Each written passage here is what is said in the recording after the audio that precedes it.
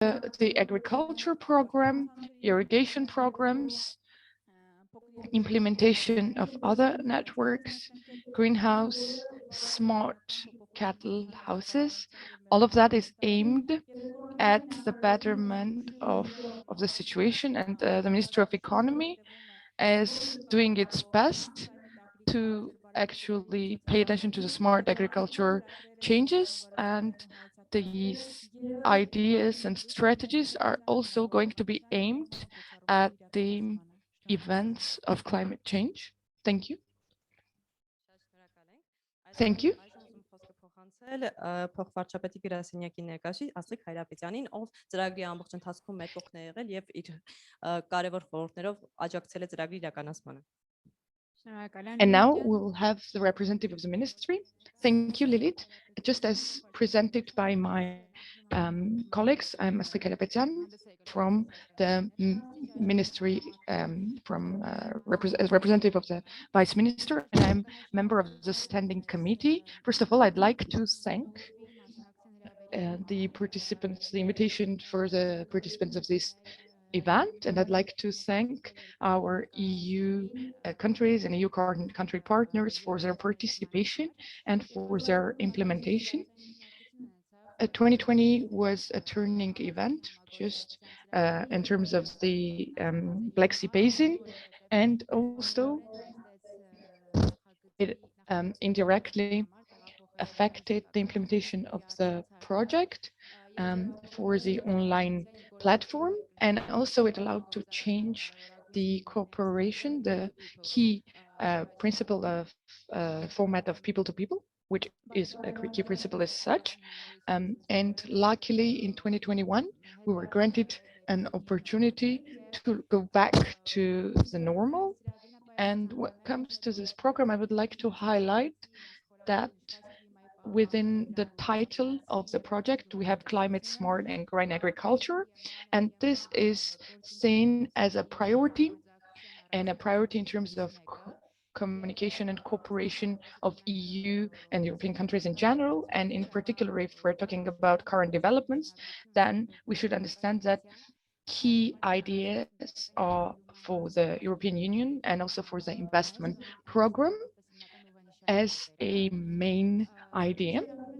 What comes to the Black Sea Basin and further cooperation, then I would say that the previous committees and being representatives of the current standing committee, I would allow myself to talk about the importance of the key strategic significance that is still being reserved. And in concluding all of this, I would just like to thank all of you thank you to our partners, and best of luck in the further endeavors. Thank you. Thank you. I would like to give the floor to the Vice Rector of Madame Movsian of Agrarian University. On my behalf and also on behalf of the Rector of the Agrarian University, I would like to greet everyone and to wish you a great and productive day. First of all, I would like to say that iCare Foundation and Agrarian University have been cooperating closely for around 20 years, and iCare is our faithful colleague, and such programs are really important both for the educational purposes and also scientific purposes of our programs. What comes to workshops, we have very actively participated in them, and both the students and the academic staff. So exchange of experience is actually really important in terms of the vision and implementing the vision. This is also very good in terms of the educational reforms that we're having as a country, because we're trying to have all of that implemented in our educational system. And when it comes to the topic itself, that is to say, the climate smart and green agriculture, and they're becoming widespread. I should say for the Agrarian University right now, this is also a dominant tendency, because Agrarian University has adopted the need to work with the goals of UN development and also national development, where all of this is seen as a priority. And in this direction, Agrarian University, just as has been mentioned by my colleague, Irina, it has had a lot of achievements. And this is also important in terms of the cooperation between the ministries. So I believe this would be really nice in terms of acquiring new knowledge and exchange of experience. Thank you. Շնորհակալություն։ Thank you. Այժմ խոսքը ուզում եմ փոխանցել Արտուր Thank you so much. Now I'd like to give the floor to Artur Grigoryan, who is the head of iCare Foundation. Artur is outside. He's not in the country, so we're trying to fix the sound. He's abroad. Can you hear me? Hello, dear colleagues. Hello, dear colleagues. I'd like to greet you on this super important event, and I believe actually it's a significant achievement that we could implement this program with partners, with a large scope of partners, and in terms of cooperation with our partners. I would briefly present ICARE and also the vision that we have in ICARE connected with this project. And for more than 20 years, iCare Foundation has been working in Armenia, implementing agribusiness education related programs with the Texas University and also with our other university partners of ours. And we have a great research team. We do also agricultural development. Our educational programs are quite different. This is greenhouse, crops management, EVN, wine academy that I'm sure you've heard of, agribusiness and marketing program, and a number of other short-term and long-term educational programs. What comes to our vision, I should be highlighting that in terms of the vision, in terms of the development of the few next years, in the province, in the community called Proscian, we're now establishing a center, and we're going to develop the idea that agricultural, educational, and work, we believe, should be done together at the same place at the same time. And in terms of acquiring practical knowledge, this is really important. So in the center that is being built in the province of Proscian, in the community of Proscian, actually we're going to implement many classes as well as this practical activities. We will have a winery, a garden, a park, and other agricultural infrastructures. And I also find it important to highlight that we will have agro-business incubator, a startup incubator, and also accelerator of businesses that are currently in place. And we already have some interest from a number of teams in terms of their business, conducting their business work in our center. And what comes to this center, the way it is connected with the AGREEN program is that we believe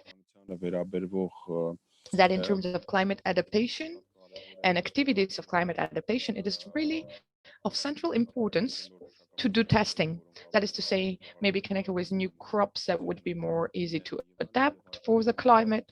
And in that respect, our Prussian Center is seen as an experimental field for businesses so that they can contribute to the adaptability of Armenian agriculture and to strengthening this adaptability given the climate conditions. Thank you.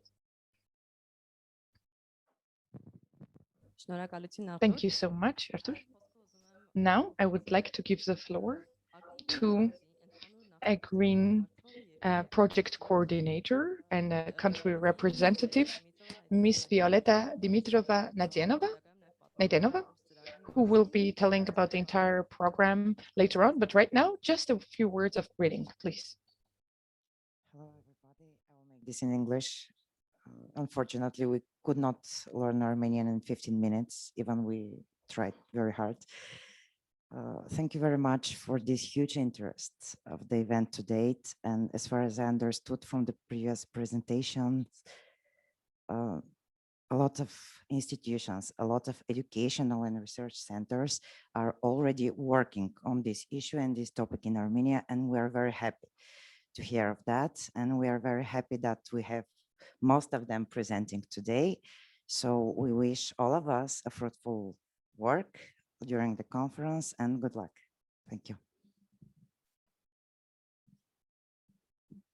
Շնորհակալություն Վիոլետ։ Thank you, Violetta. Thank you, Violetta. Նույն Վիոլետային Now I will ask Violetta to go into greater detail to talk about the projects and generally to say what AGREEn project means, because we had local events with local representatives and mostly we were centered around the situation in Armenia. And today it's already time for us to be able to understand the project in terms of the region. And generally, Violetta will be talking about the Black Sea Basin, about the cooperation, about the results of this cooperation, and also the current situation. Please, Violetta. Thank you. So it's me again. There. Will I be able to see also?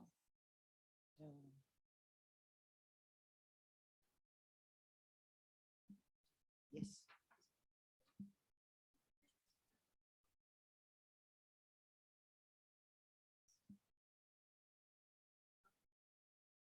So it's me again.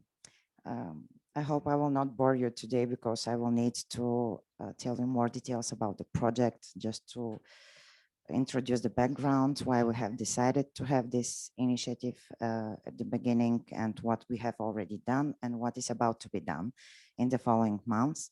So today is the first international event organized under the project. It's the International Business Conference, and this one, as first conference, is dedicated to the finalizing of the first working group of the project. We have worked already nearly 12 months under this project, and we have finished the first group of activities. We have managed to develop the original branding blueprint and blueprint for strategy. So today we're about to presenting our results. Next one, please. Yeah, but first I will tell you a little bit more about the project itself. The project is the full name of the project, even though we call it AGREEn in a short, is the Project Cross-Border Alliance for Climate Smart and Green Agriculture in the Black Sea Basin. We have chosen the acronym AGREEn because it makes some feeling of agriculture and at the same time of the green, the color related to the bio and organic producement and sustainable agriculture as a whole. So the project is funded by the Joint Operational Program for Cross-Border Cooperation called Black Sea Basin 2014-2020. The program is with the financial support of the European Neighborhood Instrument, and the priority that we have chosen to supply the project under is the priority for increasing the cross-border opportunities for trades. By the way, it disappeared here. My screen is empty. This one is empty. Okay, I will continue.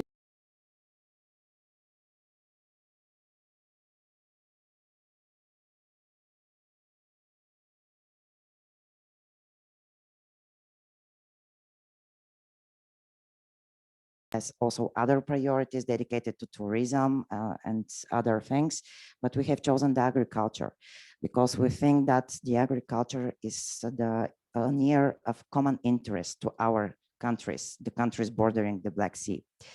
So the project is initially planned to be 30 months. During the COVID pandemic, during the last months, as you know, it was quite impossible to work so intensively.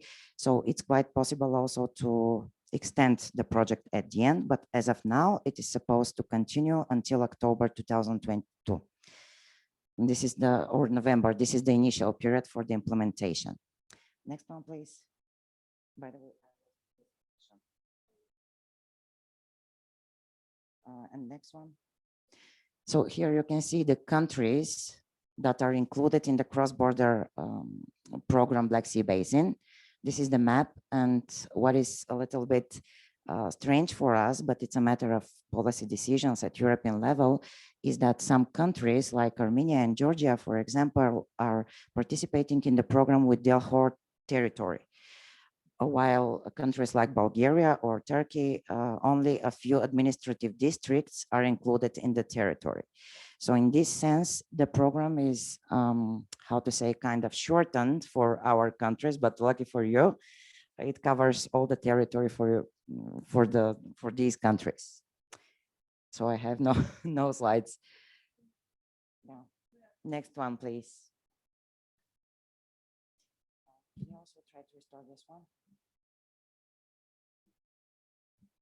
I see it now. Yeah, next one. Not working? Nope. Should I improvise? Okay, so yeah, I can tell you about the background of the project. It was, the idea actually initially was not invented, but the idea came to our management more than 3 years ago. And the period of development of the application form itself took more than 1 year because we were trying very hard to find reliable partners, and we managed, thanks to all of you, from most of the countries included in the program. So yes, this is the, the background already. We have chosen the climate smart as a topic because even at that time, it was already modern, it was a trend, and most important, it is a must. It is not a matter of following the trends and being modern and pretending to be green. It's a matter of survival, actually, because the agriculture is one of the main contributors to the pollution and to the environmental changes in not so pleasant directions, but also could be one of the greatest contributors if we manage to transfer and to transit all the knowledge that we develop meanwhile into the practice. It's quite possible that the agriculture is one of the best decisions to actually influence the environment and to help the planet. As I said, it's a matter of surviving. So yeah, okay, the main objective of the project is to build a capacity of the organizations, for us, the partners, at first place, and for the local communities and institutions at second place, to be able to transfer knowledge in this topic in the climate smart agriculture, and also to strengthen the connections and to give opportunities for all the stakeholders, from the small farmers to the universities and to the ministries, to be able to communicate together and to be able to exchange practices and learn from each other. This is our main goal. It is kind of split it to 3 specific objectives that we have set at the beginning of the project. And under these objectives, we have developed work packages to achieve each one of them. So our first goal was to design a common brand for the agricultural products that are originating in the Black Sea Basin, products locally grown in our countries and in our regions. Can you please, this one is a little bit forward. Can we go to that one? Yeah, it's you. Okay, thank you. So these products, we want to brand in some way. We want to make them distinguished from the others. We want to make them recognizable at the local markets in the Black Sea Basin countries. And most of all, we would like to promote the climate smart agriculture, not only as green agriculture, not only as let's say healthy food, but there are other benefits of the agriculture that I will, climate smart agriculture, that I will speak about later. The second main specific objective is to strengthen the cooperation between the key actors involved in the agriculture industry as a whole. And saying industry, I mean not only the farms or the corporations, cooperatives. Also, we have big agricultural cooperatives in our countries, but also to involve the institutions such as ministries and agencies who are responsible for developing the policies, because they have to hear what the farmers have to tell them, and the opposite. The farmers need to inform themselves about the current policies and to be able to influence them somehow in order to grow together with the institutions. And the third key holder, this is the research and academic centers and universities I mean, the science as a whole, because the scientists have made a lot of research, a lot of surveys. They have great findings that often could not reach the practitioners, the people working on the field. So our goal would be to make this connection, this network between the research and academy and the farmers, so they can directly apply what is already found by the academy. This was the second specific objective. And the third one, to encourage the modernization of the agriculture in the Black Sea Basin by promotion the climate smart adaptation models, like crop models, for example, and by training young professionals. These are two different, we may say, objectives combined in one. The first one is a continuation of the second goal. It means that we will develop and test crop models for raising, let's say, extraordinary for the region plants, for example, and we will transfer this knowledge directly to the farmers. On the second hand, we will develop courses how the young farmers can manage a sustainable farm, and we will try to attract more young people to be involved and to be entrepreneurs in the climate smart agriculture. So basically, this is what we have set as objectives. The next one, please.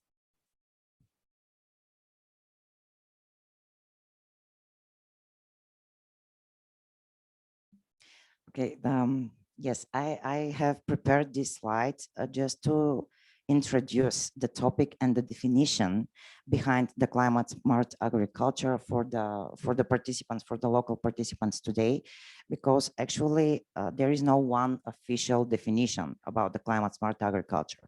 There are different researches, and since the topic is still young, not so much developed, we have decided to follow the definition that was given by the FAO in 2018, if I'm not mistaken. As I said, it's quite a new subject. So under climate smart agriculture, what we at the AGREEn Consortium do understand is an approach that helps to guide the actions towards the transformation of agricultural system. Usually this is happening through development of strategies, but our goal is these strategies to be innovative and to support innovative initiatives, and also to ensure food security in the conditions of constantly changing climate. It's quite, how to say, complicated definition, but basically there are three main pillars that are comprising the climate smart agriculture, and that the climate smart agriculture contributes to. At first place, its aim is to increase the agricultural productivity and incomes. It means that it cares for the local people, for the local communities. So that's why our main goal is to bring benefits to the local farmers. The second one is to mitigate the emissions, of course, so to be beneficial for the environment. And the third one is to enhance the adaptation and resilience to climate changes. So it's not only, as I said, to contribute to the environment. It's not only to be green. It's not only to eat healthy food, but it's also to support the local farmers, to understand the people on the field, and to give them tools and instruments to fight the climate change and to enhance their productivity. Yes.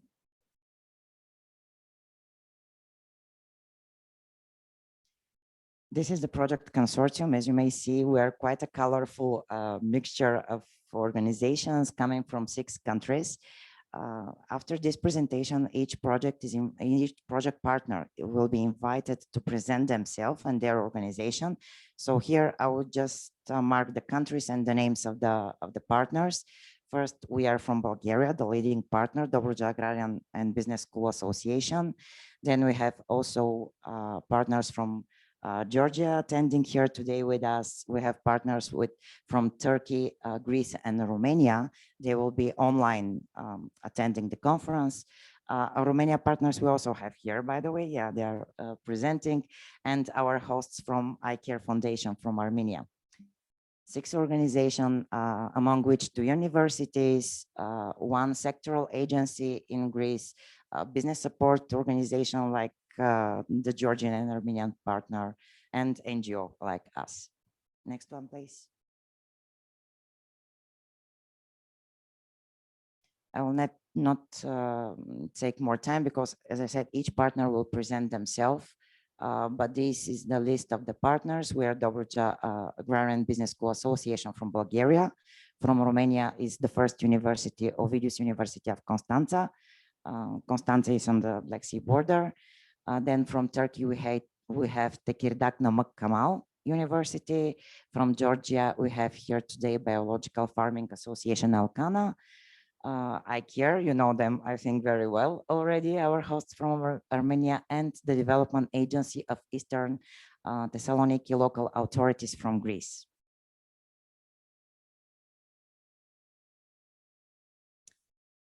These are our main target groups. By the way, this was one of the most, how to say, complicated part when we were developing the project's application form. How to make it like this so it contributes to the wider possible audience and target groups. So we have selected 6 different target groups and we thought what activities to include so each of them can benefit from this project.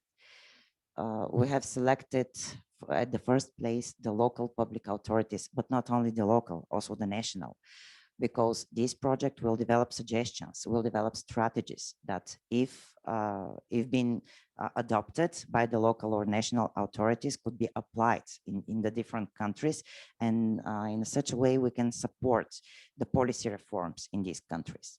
So we would like very much to work close with the local and national institutions, and if they hear us, it will be quite beneficial for the project and also for the countries.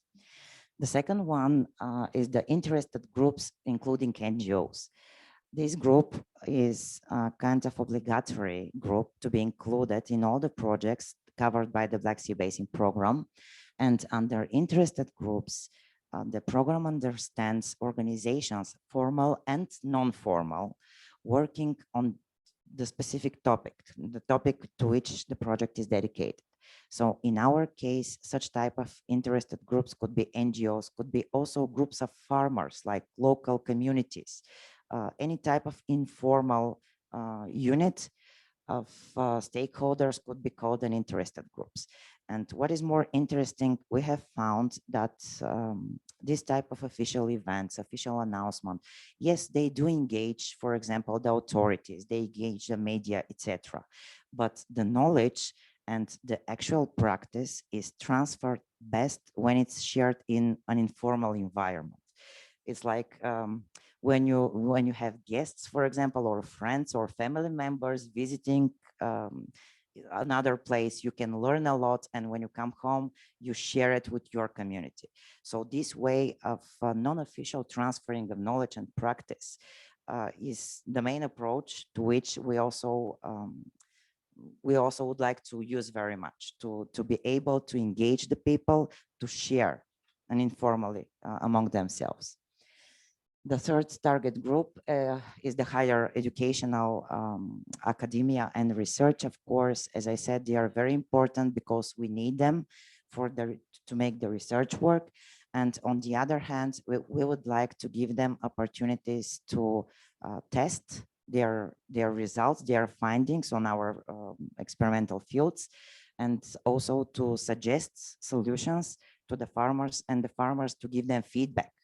Because one way approach is not enough. I mean, it's not enough to have a model to give it to the farmers and not to receive feedback. For the academia, it's very important to receive the feedback from the farmers. Is it working? Is it not? How can we improve it? So that's why they are very important parts of this project, and that's why we have 2 universities involved.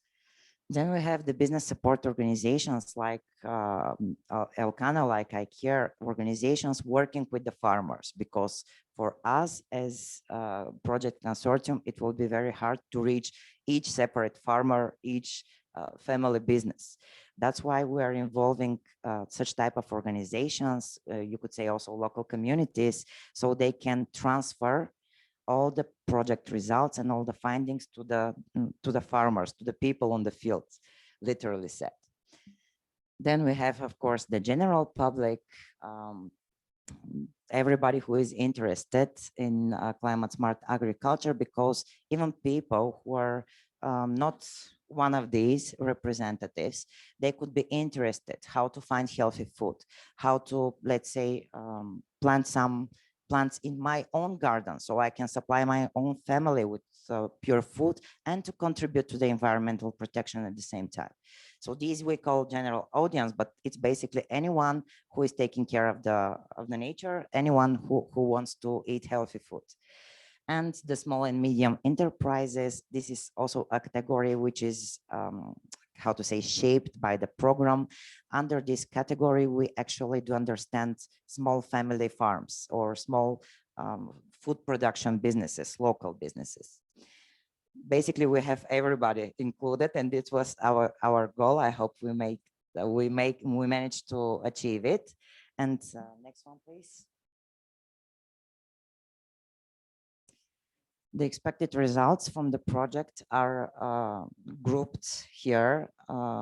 These are the indicators that we are following and we are targeting to elaborate a common brand for the climate smart agriculture produce originating in the Black Sea Basin, not just any European or only Georgian or only Armenian, but originating in the Black Sea.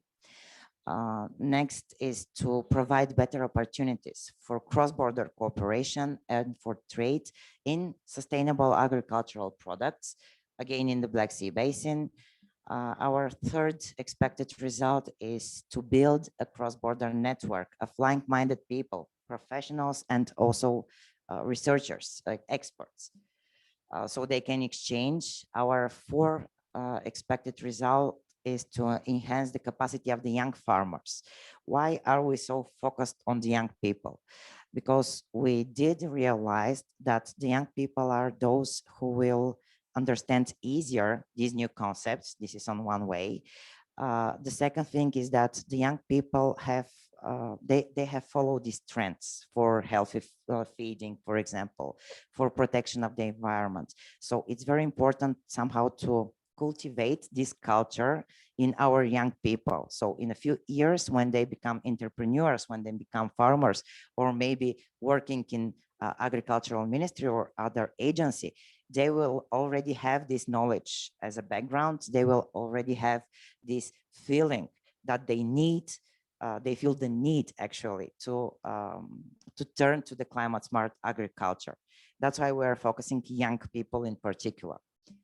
And finally, the applied innovative climate adaptation models, because we are about to develop some, to share them as good examples, to provide them for free to the local farmers in our countries, and thus to give them opportunity to, how to say, to spare some money to test themselves, literally. Next one, please. These expected results are for the whole project. And to achieve them, we have developed the project in 6 so-called work packages or group of activities. In our case, the management and communication, the first and the last group of activities, it's an obligation which the program has set for us, but the other 4 packages are developed, each one to contribute to particular specific objective. So now I will go by the, yes, next one, please. Go by the group of activities just to mark what is already done and what you should expect from us further. The first group of activities, so-called T1, is to build a cross-border network for the development of regional brand and climate smart agriculture production in the Black Sea Basin.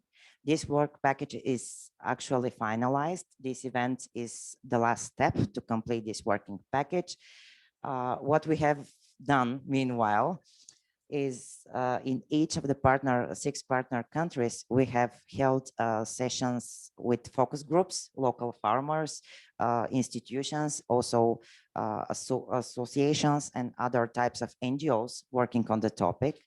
We have presented to them the concept of the climate smart agriculture, and we have asked them to contribute and to comment on how do they see the Black Sea Basin regional brand for climate smart agriculture production. After that, not after that, but simultaneously, we have conducted feasibility studies in all the countries involved in the project. After these feasibility studies, we have come up with some findings. What are the problems? What are the possibilities for developing climate smart agriculture for each of our countries, each of our regions? So we had the background to be able to say, yes, it's important, and yes, we need to do that in order to achieve our goals. These feasibility study country reports are about to be finalized maybe in a week or two, and will be uploaded on the project website in English, all of them, and also in the national languages.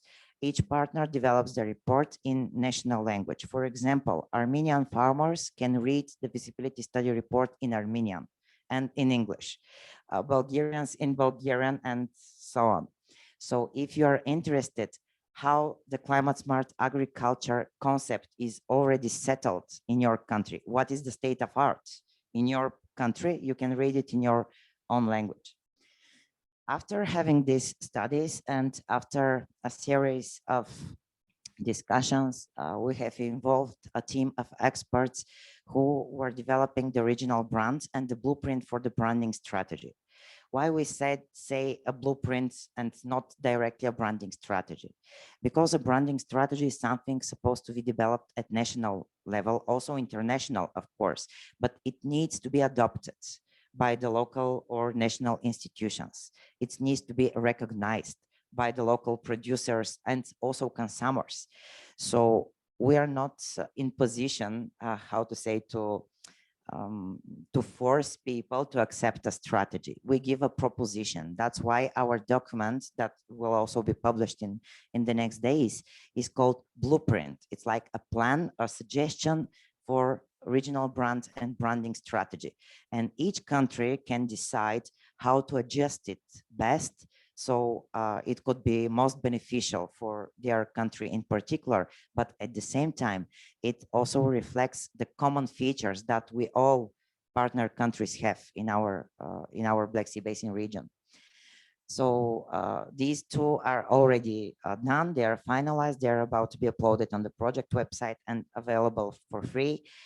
The thing that we are currently working on, and quite advanced also in this stage, is we're developing an interactive map of logistics centers. These logistics centers are organizations or places, literally facilities, that are acting as logistics centers. They could be big, they could be also small, but we are searching for local, country, national, regional logistics centers or places where you can trade climate smart agricultural production. What does it mean in simple words? It means that if I want to buy, let's say, bio tomatoes in Bulgaria, I can open the map, I can see the spots on it, I can read which is the closest center for me, and I can go there and buy. This is from the point of view of the consumer. And from the point of view of the producer, I can find the spot to which I can sell more easy, let's say, my own production, which is produced in climate smart way. So this way we hope that also the international, transnational trade will be kind of forced by this, because it will be translated in all the partner languages. So even me as Bulgarian producer, let's say, I can see where I can sell my production in Greece, in Romania, etc. And yeah, the International Business Conference, which is actually today's event, is the final event for this group of activities and for this package. We go to the second one. The second package we call Climate Smart Agricultural Practices in the Black Sea Basin. But actually this, as I mentioned, is very much focused on research activities. Our next step in the following months will be to engage agricultural experts, actual academia and research experts, who are supposed to develop crop models or models how to raise particular crops, particular plants. These plants, we are hoping, will not be so traditional. They will be not traditional plants for our regions. For example, we will try to transfer different types, different sorts of plants across our countries. Let's say Bulgarian sort of tomatoes will be tested how it will behave on the field in Georgia or in Turkey, and the opposite, you know. So the idea is to have these models of non-traditional plants and to test them, actually to plant them on the field to see how they will behave in the different countries. And this way we will have ready results, what is working and what is not. And if something is working, let's say if, I don't know, give me some strange plant, maybe tropical, yeah, something strange for here, pineapple. We can even try to plant pineapple, let's say in Bulgaria or in Armenia, and to see what conditions do we need, what soil do we need, will it survive, will it not? We can even try to develop new models, new sorts that are more climate smart resistance and to test them. This is the idea. We will have 3 plots, actually experimental plots. They're planned for Bulgaria, Turkey, and Georgia, but I know also from ICARE that you would like to test some of the models in Armenia if you have this possibility. So we will provide you the models. If you have a plot, you can test them. Why it's important? Because these results will be provided directly to the farmers, so they will not spend the time to make the research. They will not spend the money to buy the seeds and to, I don't know, to risk it. And they will be able directly to diverse their production, to try something new and to be sure that they will have the proper income out of it. This package, as all of them, by the way, will also finish with International Business Conference, which will be held in 2022 in Bulgaria. We will share publicly the results from the working package then. How much time do I have left? So half an hour, great. I'll manage. We go to the third working package, the internet connectivity and information exchange. All of us, we actually know, we were even discussing with the partners earlier that if there is no internet, let's say for a day or two, even for an hour or two, in our normal life, we are so used to it. So we feel lost, we feel not connected to the others, we feel alone. Our idea is to use these advantages of the technologies, to use the possibility to connect people through the internet, to make it able to transfer the knowledge and the practices. You already do it. I mean, we all do it in our ordinary life. For example, I can search for a recipe for traditional Armenian dish on internet. I will find it. I can cook it in Bulgaria, right? So the idea is pretty much the same, to build a platform, internet-based platform, which is connecting the producers, which is connecting also the researchers and the institutions. So if I have a question to ask, if I'm a farmer from Bulgaria, I would like to try something new, or to ask someone if you have tried this type of crop on your land, I can ask and someone will answer me. So it's a matter of sharing. This is the first main goal of building the platform, to use it as a forum. The second, yeah, mine is changed. Okay. The second main goal of having such type of platform is to host the training that we are about to develop under the last working package. So it will be available. It will be free for everyone who is interested, and it will be also adjusted for blended type of learning. I mean, not only in presence, but you can self-learn. You can take the lessons in distance mode, etc. And this package will also be finalized with the conference. It will be at the end of the project, October, I think, 2022, and it will be held in Greece. And the last working package, the last one. it's dedicated to the learning, because one of the most important thing about going further, about growing up, is to be able to learn all the time, as they say, long life learning.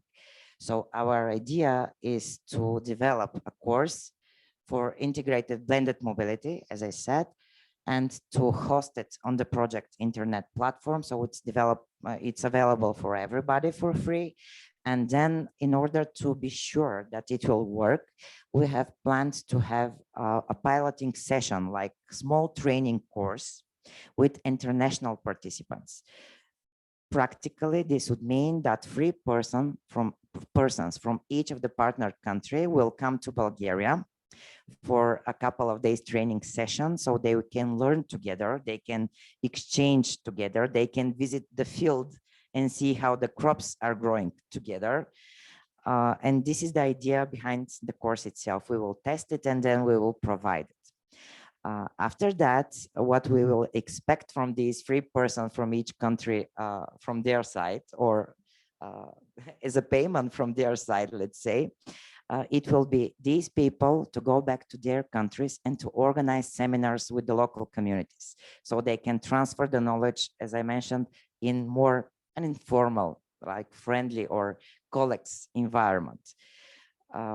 That's why we will have, in addition to this course in Bulgaria, for international group, when they come back, in each country we will have also courses, short courses for the local farmers. And everybody who is interested in entrepreneurship in climate smart agriculture for the Black Sea Basin could be participant in these local courses, even if they cannot travel to Bulgaria for the international session. So this was the last working package. I would like to say a few words about the AGREEn community of practice. Maybe some of you have seen this kind of strange phrasing, you know. Community of practice, it sounds like local community or something, you know, people getting together. But actually, community of practice was discovered around 10 years ago, let's say, as one of the most efficient way of learning. So without any, how to say, official lectures or seminars, community of practice is a group of like-minded people with different fields of expertise who have interested in a particular area.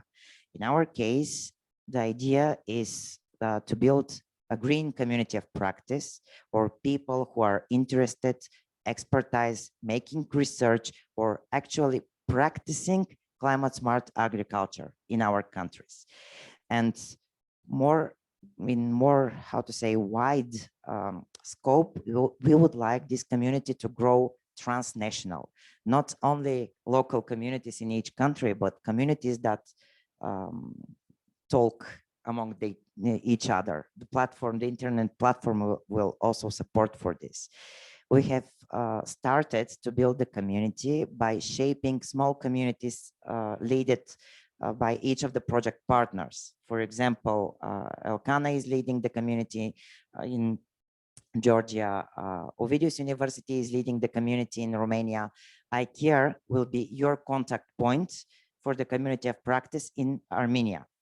The idea is to have a person or to have an organization that you know, that when you contact, when you call them, they can transfer your question, or they can answer even to your question if it's related to any local particularities, the question that you have for the climate smart agriculture in your region or in the other regions. And if you need some advice from another country, your contact point can call in Georgia or in Bulgaria to speak with our researchers and thus find a solution to your problem or your question. The other thing, it sounds like a network, right? But it's more than a network, because the idea is to learn from each other and to transfer knowledge. In a wider aspect of the community around it, let's say, we would like also to build an alliance of organizations and people, like normal persons who are interested in climate smart agriculture and who can contribute to our activities, or who can benefit from the results from the project. So the alliance will be the wider understanding of the community. And yes, as I said, each community of practice has a national contact points represented by the particular project partner. On the project website, you can see the contacts of all the partners. So this is your contact point for your country. Okay, then next, please. I'm done, and it's kind of strange. I usually talk a lot and time is never enough, but this time it was short. So I'm open for questions if anyone wants to ask something about the project in particular. Maybe I should mention that about the local participants, how they can benefit practically from the project. This is maybe good to be heard that in each of these next conferences, international conferences, the project partners may invite external experts or external participants to join them and to come to Greece and to Bulgaria for both the conferences.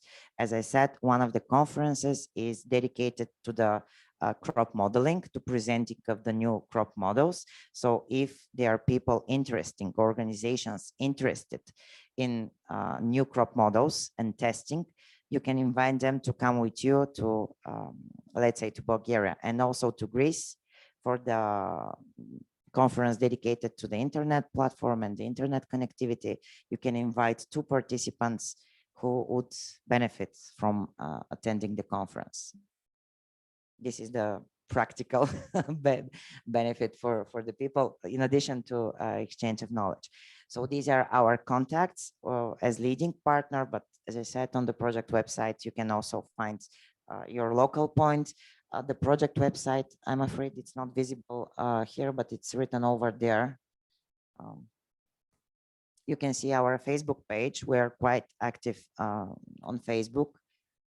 Also, we post news about coming events, and what is already done is reported regularly. And the project website is written there. I don't know if you can make it. Yeah. And no, it's not visible. Yes. So the project website is AGREEn-project.eu.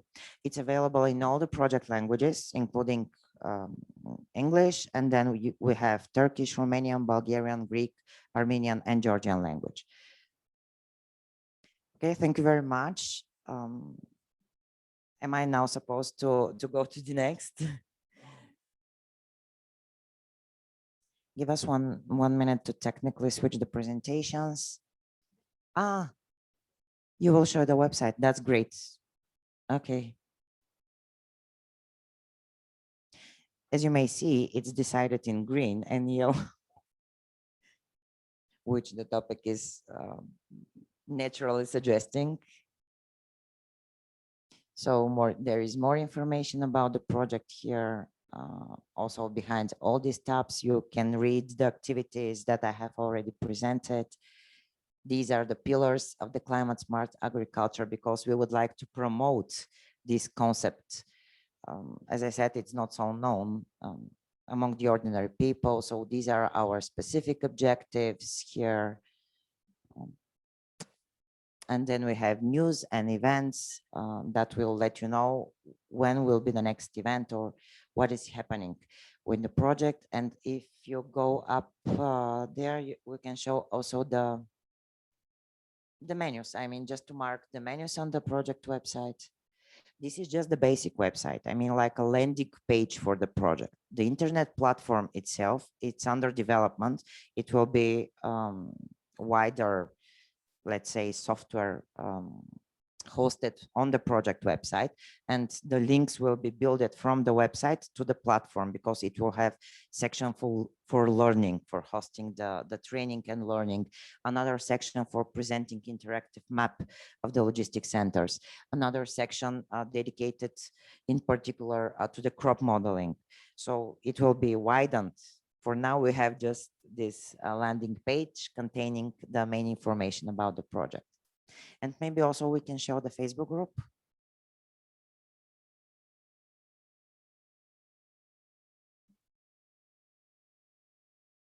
a lot of communication, as you may see. It's on a regular basis, daily basis. So this is the project web page. The information on the not web, but sorry, Facebook page. We do publish posts in all the partner languages plus English here. So you can find any interesting news on your native language, and also if you read English, you can find it in English. In addition to the project's Facebook page, we have a public group, which is called AGREEn Community of Practice.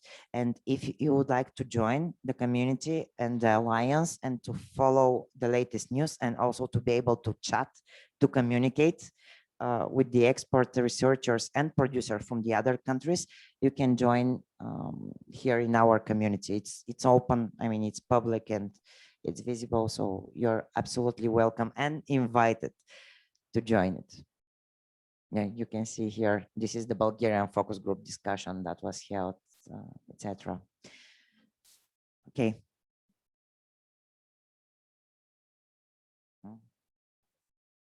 Is it a question? Yes. Can you translate it for me? And here.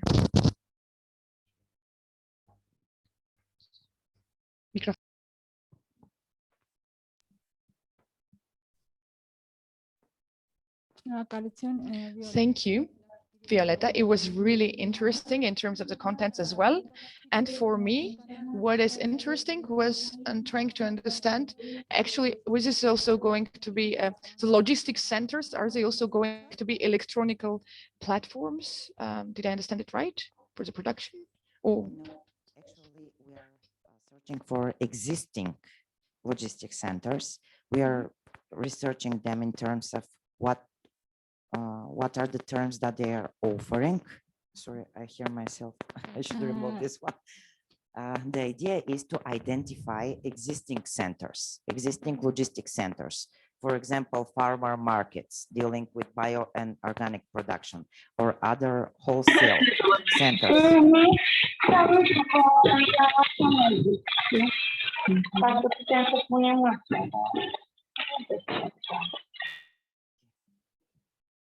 We identify logistics centers in each of the project country, at least 10 centers, working, trading, actually selling climate smart agricultural production. We identify, we contact them, then we describe them. What are the terms and the conditions for the producers to go there and sell production? What are, for example, the terms of access for the normal people or for the companies to buy from them? We collect all this information in a database. We present it as an interactive map, you know, with pins, like in Google Map, you know, the pins. And when you open the map, you see nearly 60 or maybe more logistics centers in all these 6 partner countries. And if I'm a Bulgarian producer, for example, of climate smart food or other products, I can see logistics centers near me in Bulgaria or in Greece or in Romania. And when I open the information, the database, I can see what requirements do they have if I want to sell, to give my production there to be sold, you know. I can contact them directly. I can even, how to say, to contact them to suggest that I want to sell in your logistics center, for example.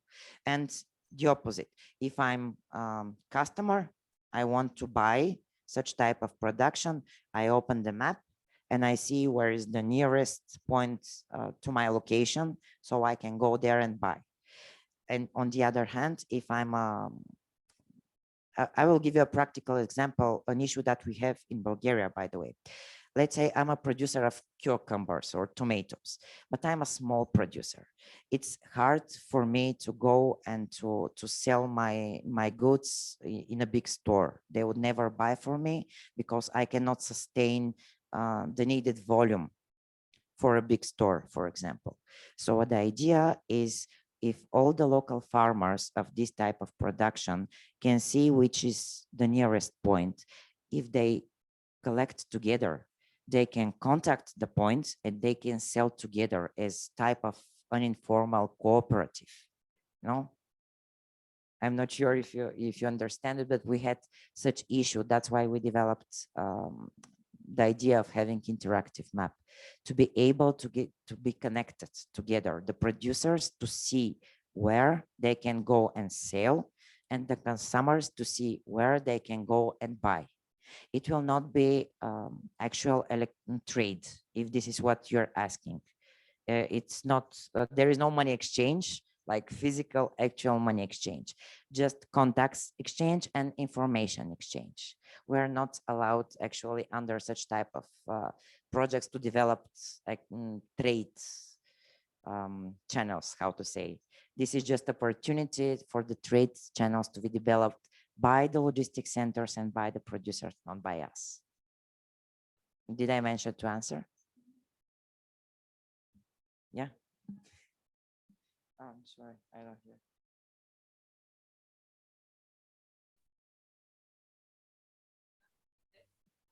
Are there any questions? If you don't have any questions, then could move on. Yes, you have a question? Please.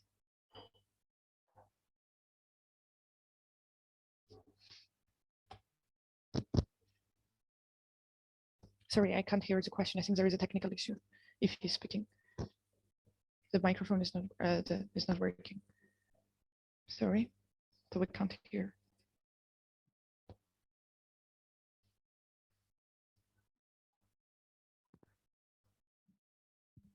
Thank you very much for the introduction and the presentation, especially the last part. My question would go into that direction. Which kind of measures do you undertake to ensure that many or most of the farmers and producers, processors are involved or included in this map? Because the idea as such is wonderful. I'm just a bit afraid that everyone who does not access or who does not have access, who is not covered, will be out of any kind of further improvements in process.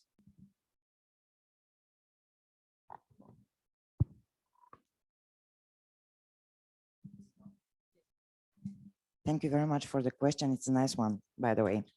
As I said, according to the project, our target was to identify at least 10 such logistics centers in each country. So there were experts engaged in researching, assessing, evaluating which centers to be included. But there is no limit. We have minimum 10 as a limit, but there is no maximum. Most of the partners even managed to identify more, like 15, even more than 15 centers. So every center which is interested, even if they learn now about this project, they can contact us. We will assess them in terms of particular criteria, if they cover the criteria to be included as a logistics centers. And if they do, we, the project partners, at our expenses outside the project, we will develop further the map so we can add more centers, more points, so to say, on the map. And anyone who is interested, who wants to be presented, you may say also advertised through that platform, isn't it? Could contact us and we will add them if they, as I said, cover the requirements, the minimum requirements that the consortium has settled. Did I manage to answer? Okay. Այլ հարցեր։ Are there any other questions? Are there any other questions? It looks like we don't have any other questions. And in that respect, I will ask Violeta to present our partners of the project. But of course, this has already been presented, but just to invite them to the floor, so that give them the floor so that we could see these people.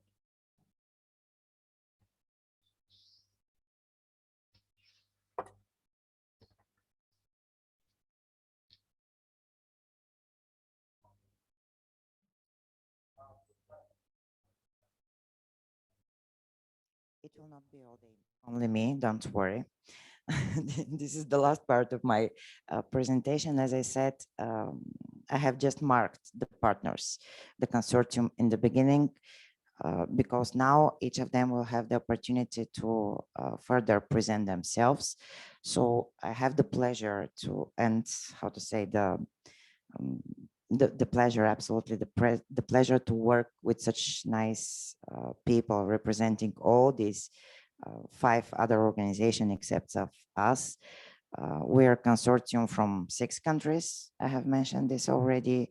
And maybe I should present our organization first, because we are the leading partner. So if you don't mind, we will start with us, and then I will give the floor to each of the partners. For us, it will be me presenting. For Biological Farming Association Elcana, we have our guests here. I suppose Mikhail or Mariam, it will be after me presenting. Then we have for Ovidius University of Constanța, also we have representatives here. Tekirdağ Namık Kemal University will be presented online by Duygu Dogan, and then Anatoliki, which is the sectoral development agency of local authorities of Thessaloniki, will be presented by Vaso Papadopoulou, who is actually in Greece, but will be joining us online. And finally, ICARE will be as a host. They were kind enough to be the last presenting organization. So I will start now with ours. Can we have the next slide, please? We are Dobroja Agrarian and Business School Association. Actually, our name is quite misleading sometimes, because you can say that we are school or university or other type of training institution. And this was the idea back then in 2004 when we were established. This NGO, it's actually an NGO association, was established with one mission: to accreditate agribusiness university in our region, because Dobruja, when we come from, it's over there on the map. We call it the granary of the Balkans. You know, our region is very much agricultural oriented region. Most of the lands are actually cultivated. A lot of people are working in this industry, and we think that it's very important to have university exactly in our city center. Back then in 2024, we have developed the project for accrediting Dobruja Agrarian and Business School as university.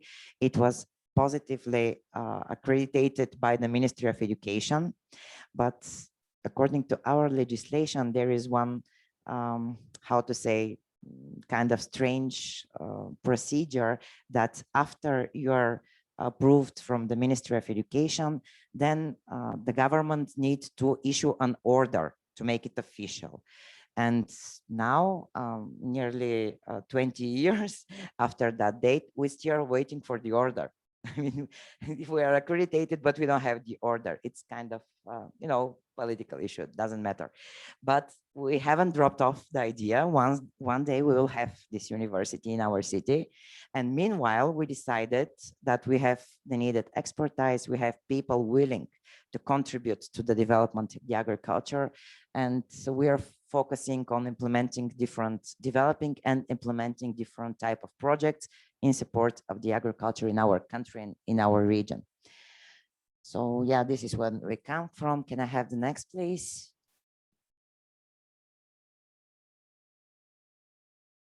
I can't.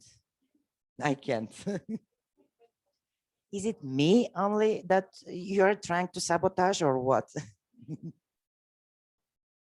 Okay. So we are involved in different activities until we are waiting to become a university. We are making some research, like scientific research in the agriculture and the agribusiness, also ecology and tourism. It's a very close topic to our region.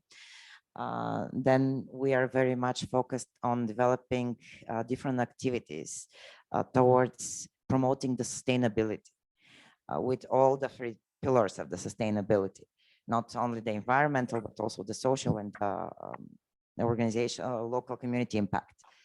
Then we are trying also to support the local food producing industry, because we have realized that back in the times, like 20 years ago, in our region, we had a lot of state factories that were processing the food coming from the fields. After the democracy came, all these factories, they were closed. So now we have production, we have actually food, but there are no factories to process this production. I mean, big factories. And that's why we're focusing on the local small, medium enterprises to support them to build facilities to be able to process directly our local foods, not to export the food, but to process and to sell it directly to the local market.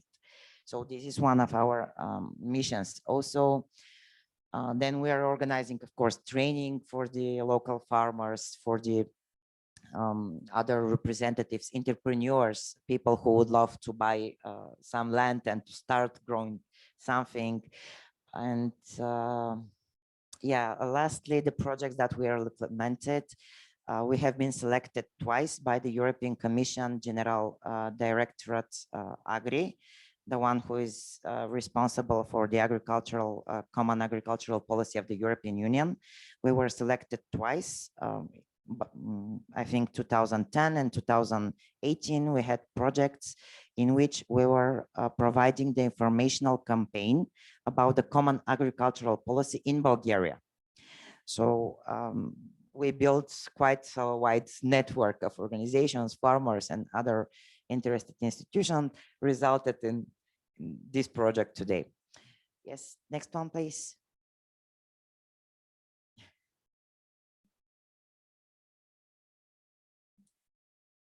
Yeah, our objective, as I said, is to implement different type of activities according to our background and expertise to develop the agrarian science in our country, also the agribusiness and the related ecology and tourism businesses.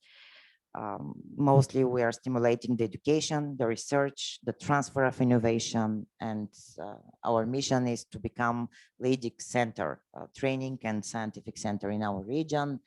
And by the way, this is a real picture of Dobruja, of our region. It looks like Photoshop, but it's not, it's actually that. Next one, please.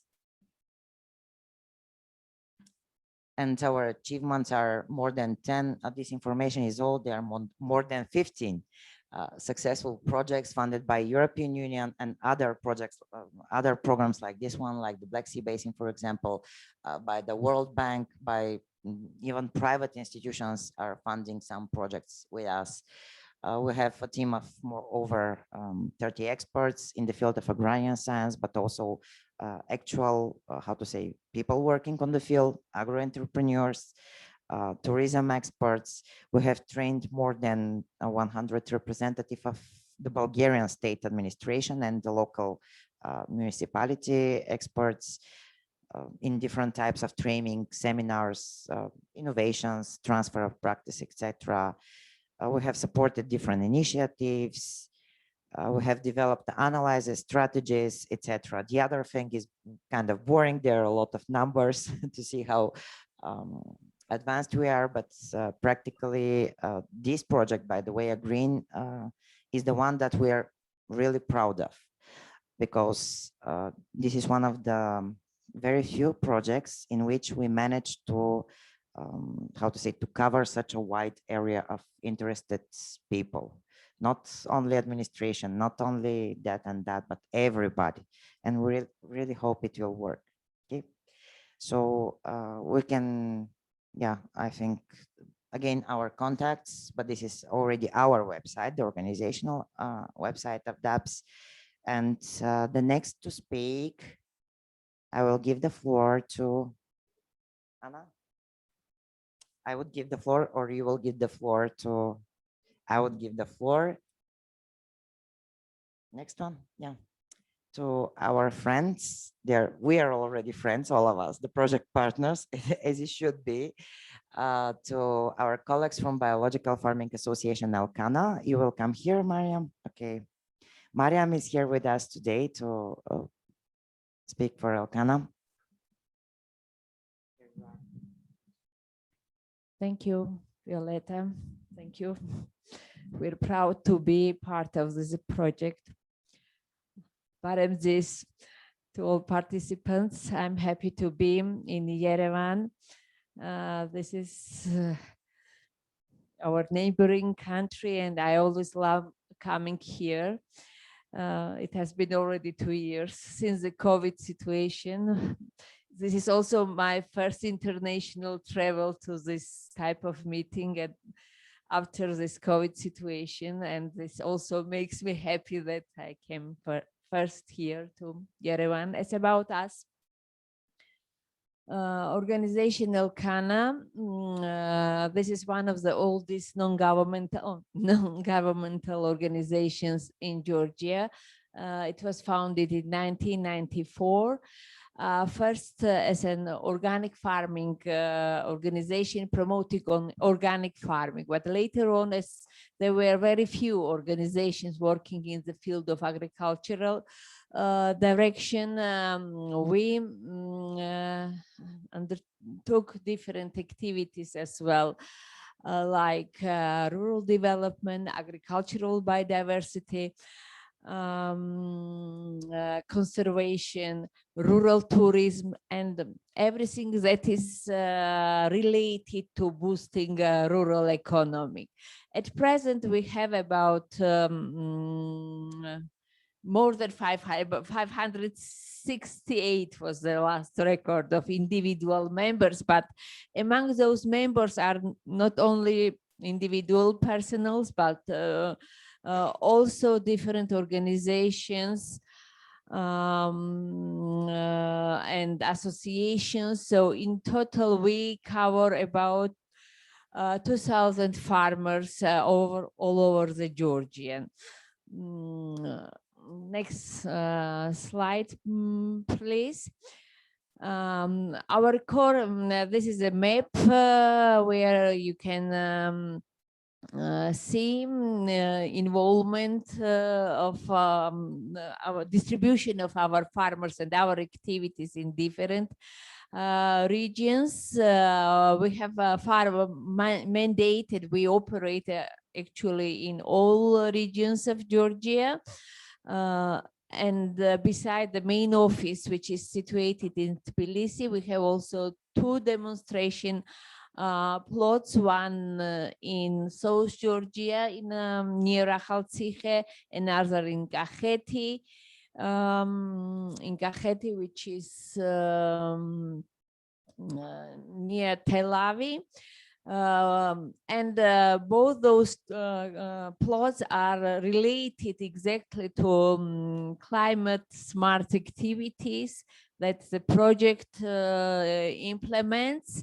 As often we say that everything new is forgotten old. So we work there with local breeds and local crops that are well adapted to local conditions and have better chances in having first of all, giving stable harvest and all stable breeds in this changing environment, or also provide good, healthy, interesting, also with the regard of tourists coming, food and environment for business development in rural areas. As I mentioned, our core mandates are providing extension support to farmers, also somehow helping them in maybe next slide, helping in business planning and business activity. This is and main scope is sustainable organic farming extension and value chain development, conservation and sustainable utilization of agricultural diversity, rural tourism, and the valorization of traditional production. Actually, this is in short, what can I say? We are happy to be contributors to joint work, and later my colleague Michael will present those activities that we are implemented within the frame of this project by our organization. And for if you have any question to me, I will be glad to answer, or we can you can join our team during lunch break for social networking. Thank you. Yes, contacts are also on the website. Thank you. Thank you very much, Mariam. Now it's Vasiliki Papadopoulou who is supposed to join us online, I think, to present Anatoliki. Vaso, do you hear us? Yes. Yes. Hi, Violeta. Hi, everyone. Vaso, hi. I'm really glad to see you all there, having such a nice time and sharing your experience. And I wish we could also be there, but hopefully next meeting we will join the next conference in Bulgaria, and hopefully we will also be ready to host one of the next conferences here in Thessaloniki. And we will be really glad to have you all here. So Anatoliki was established in 1995 as a Center for Human Resources Development and Strengthening of the Local Authority in the area of Eastern Thessaloniki. And ever since, it has been operating as a development agency for supporting local authorities in Eastern Thessaloniki. However, lately in June 2021, it was transformed into an organization for local development. So somehow changed the status, its legal status. And next slide, please, if you can. So now it has somehow expanded the range of its activities and possibilities for supporting the bodies of local government, mainly technical projects. And so the key policy in its operation is to combine parallel interventions in all sectors of society and to combine elements for integrated development. And in this direction, it is very important, the role that Anatoliki plays for the local area with its participation and activities in projects that are co-financed by EU programs such as AGREEN.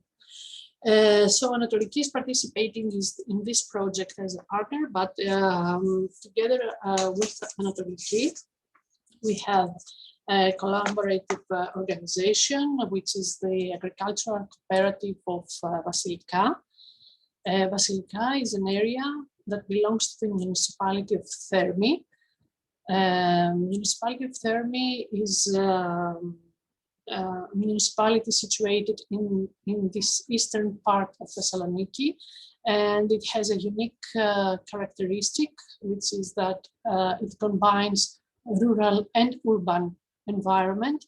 So it is very close to the city center of Thessaloniki, but at the same time, it comprises a great rural area with a great agricultural activity. So we thought that this project would be a great opportunity for this area because it would involve producers of the area, but at the same time, it would have an impact to the consumers of the urban area. So we are working on this project together with the agricultural cooperative of Vasilika. And we are conducting together with them the range of activities that we have undertaken in this project. And as regards the axis in which Anatoliki operates apart from agricultural development. We are very active, particularly active in environment and infrastructure, circular economy, energy, sustainable mobility,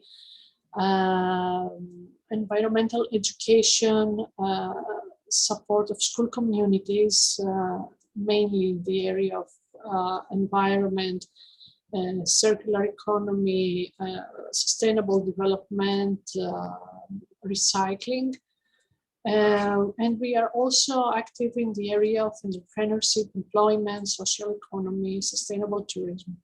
And of course, in the area of promoting innovation and new technologies, and also this kind of collaborations and networkings between rural and urban environment. So we give special attention in sustainable management of natural resources, strengthening forces of deployment, especially human resources, ensuring quality of life through the promotion of infrastructure. And we want to change consuming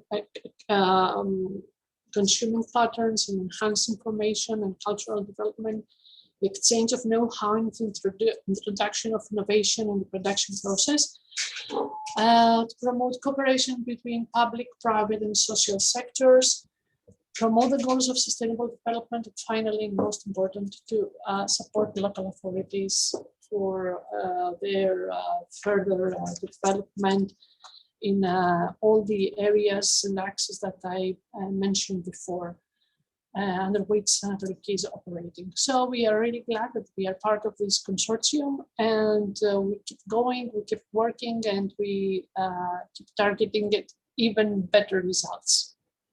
So thank you very much. Thank you very much, Vaso. You can stay with us. Yes, of course. Yeah. Yeah, this is one final slide. Sorry, this is some indicative programs in which we are involved. And we have a great range of a number of Indirect Europe projects. This is our first Black Sea project. And apart from that, we are involved in indirect AGREEn cooperation programs, and also life projects. Well, this is just an indicative number. And there is a full list of our actions and the programs in which we are involved in our website. So thank you very much. That's all for me for the moment. For the contacts, I would also mention that all the partner contacts are shared on the project website in the partners section. So if you are interested in the activities or would like to build cooperation or to discuss new ideas, new project and initiatives with our partners, you can find their contacts on the project website. In addition to that, each partner has appointed a community of practice coordinator. In this case, Vaso is the community of practice coordinator for Greece. Mariam is for Georgia. Anna is your local community of practice coordinator. So these are the people who will address your questions. Next in a row, we are about to join Diego Dogan. Diego, I hope you're online and hearing us, who will present the partner number 3. You know, in the projects, the partners always have numbers instead of names to be easier for us to remember them. Joking, of course. So for Tekirdağ Namık Kemal University in Turkey, we have already Duygu on the screen. So Duygu, this is your first slide, and please be welcome to make your presentation. Thank you very much, Violeta. We send our greetings to all local and international participants in Yerevan, Armenia, and also to our colleagues who are attending online, like us.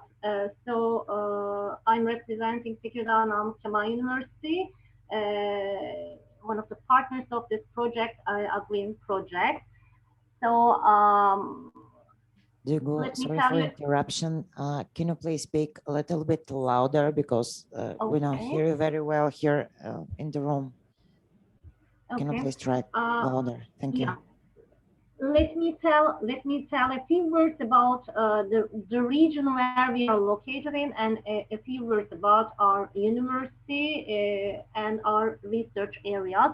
So, Tekirdağ Namık Kemal University is a public higher education institution, a public university, and located in the central district called Süleymanpaşa, within the province of Tekirdağ. As you see in the map on the right, the province of Tekirdağ is located on the northwestern part of the country, and it is very close to Istanbul on the coastal part of the Marmara Sea, and also very close to Greek and Bulgarian borders to the west. So the region is very well known for its development. It's in fact developed region in commerce, in industry, and also in agriculture. The next slide, please.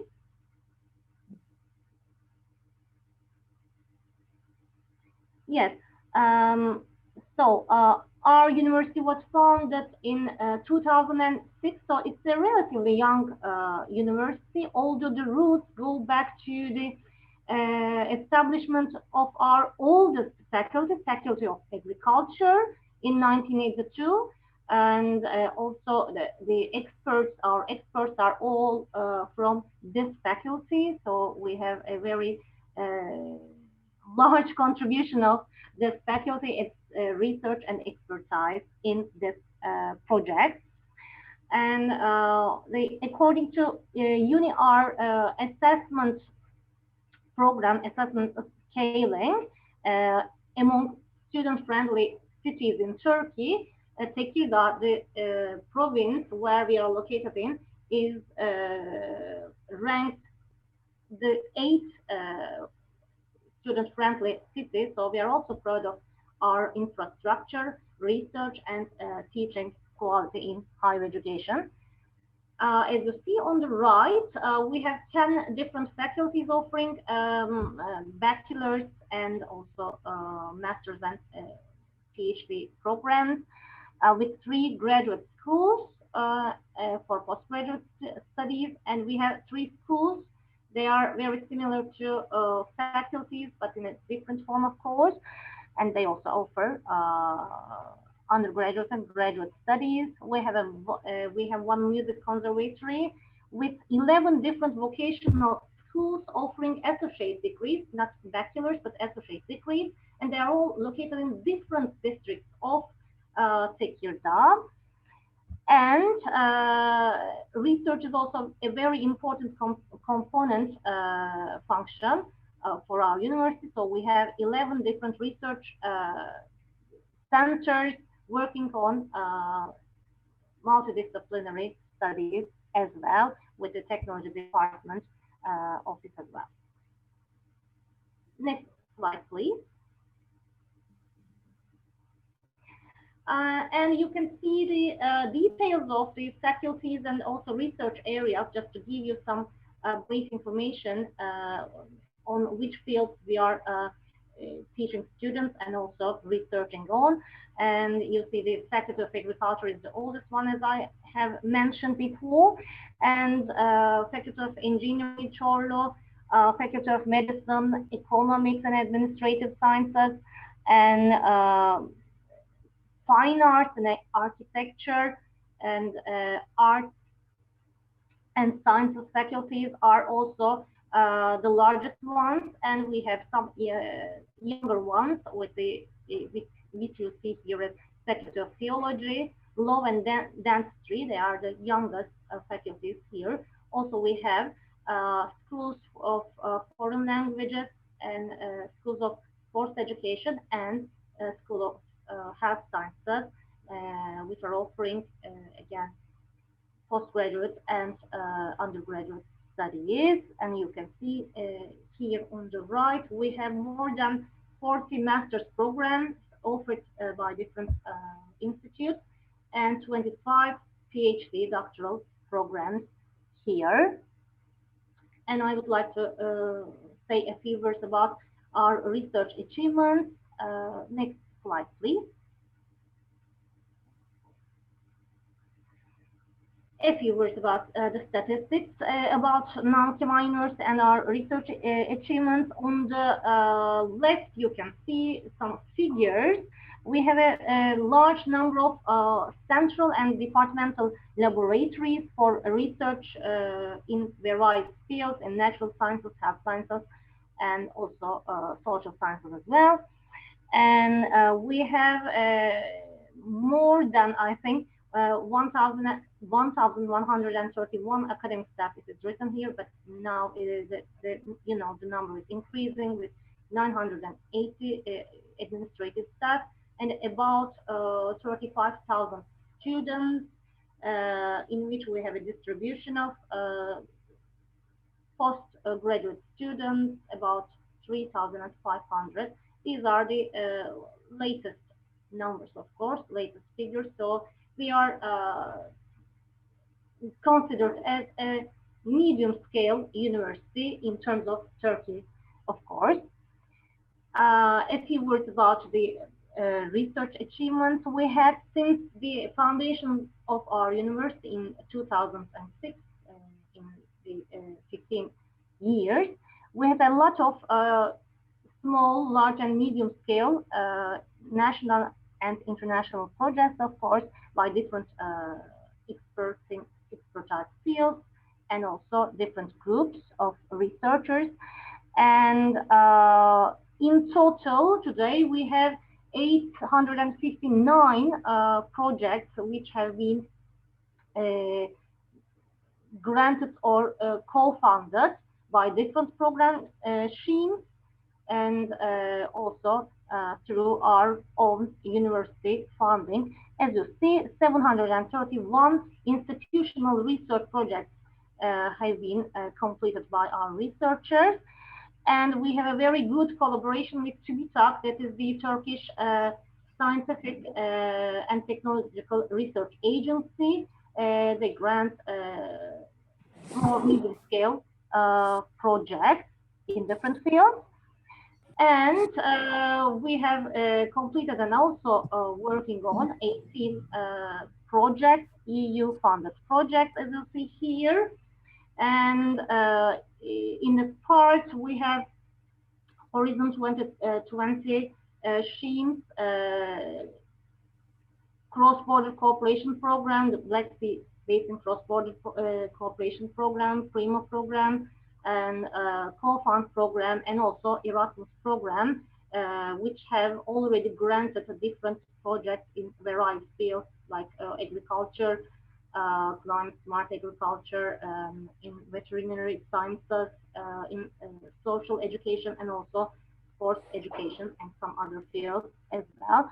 So we are also proud of AGREEn, because it has created us to share the expertise and long years of expertise and experience of our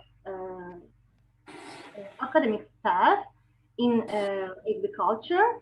But also we are proud of this program because it is our fourth project in the stream, Black Sea Basin cross-border operation program. And my last slide is about our team. As you see, I represent a university as a AGREEn Community of Practice Coordinator, and we have a project coordinator, Professor Dr. Tolga Erdem from the Faculty of Agriculture, and our project accountant, and also our 4 experts, 3 of whom will be presenting today. They are all affiliated to different departments of Faculty of Agriculture. You can see the contact email for further collaboration here, and you can also reach us through AGREEn website. Thank you very much. Thank you very much, Duygu. And now I would like to invite our Romanian friends to come and please maybe in front. I just want to say a few words. I will come with you. Liliana Panaitescu, who is also online with us. Hi, Liliana, is the project coordinator for Constanța Ovidius University, but since it's more complicated and not so, the quality of the connection is not so good to be presented online. So if you don't mind, I will ask Valentina Pomazan, who is actually presenting here, to say a few words about the Ovidius University of Constanța. It's okay, right? Okay, thank you very much. Hello to everybody, your target people. My name is Valentina Pomazan. I'm a full professor at Ovidius University from Constanța, Romania, an expert within the AGREEn project. I'm extremely happy and grateful to be here to benefit from the great work that our colleagues here in iCare did, and as a representative on behalf of Ovidius University from Constanța. This is a university with 60 years life up to now. It spreads over all the fields of knowledge. We have 16 faculties, like a dynamic number between 15 and 17,000 students. And we have including agriculture, politics, history, engineering, polytechnics, social engineering, and theology, arts, sports, and you name it. So it's obvious that such an interesting approach needed an interdisciplinary team, which we did. So in AGREEn Ovidius University team are involved engineering faculty and biology and agricultural sciences faculty. Our university is very eager to present you the values. So because everything is based on values and principles, we have unity-based respect for diversity, honor, reconciliation, and competence. On this pillar, we built an, I should say, excellent educational structure. We are a national higher education aligned with the European standards, and our diplomas are recognized in Europe and elsewhere. We are aligned with the credit system of Bologna, so just join us. We are involved in a lot of Erasmus programs in K1, K2, K3. We are eagerly to participate and actively participating in all the FIPs, the frame programs in 6th, 7th, and Horizon, and what's coming already. So we have also the means to publish our educational program and our research. We have a library, we have a printing office and everything, and edition. We have also the means to disseminate. We have a press bureau, which is very active. And yes, you're all invited to come to see and to cooperate. Within AGREEn project, we decided to make it a little bit scientific. So I think we are responsive with the research part. All what we did in the AGREEn project was based on a research approach with results, with thorough statistics. And here we are in front of you presenting our research resources. We have research centers in all the faculties, and two very important at university level. The Institute for Nanotechnologies, a center for entrepreneur and technology transfer. And also we have the means to corroborate with all the universities that are involved in navigation, sea, shipping offshore and all the stuff that that is implied by the vicinity of the Black Sea. So, and yes, no, it's not beautiful because all the resorts now are enlarged. Now we have like 300 meters beaches width, and that's why all the entrepreneurs are now on the small region in Constanza, and everything it's colmated. So now it's not beautiful. It will be like in 2 years, once again. Yes. So our university is very dynamic. I am a vivid proof of it because I was involved as a director of projects in FIPI, name it 6-7. And I'm very grateful here to recognize the work of our Bulgarian partners. We have several attempts to corroborate. This was a successful one.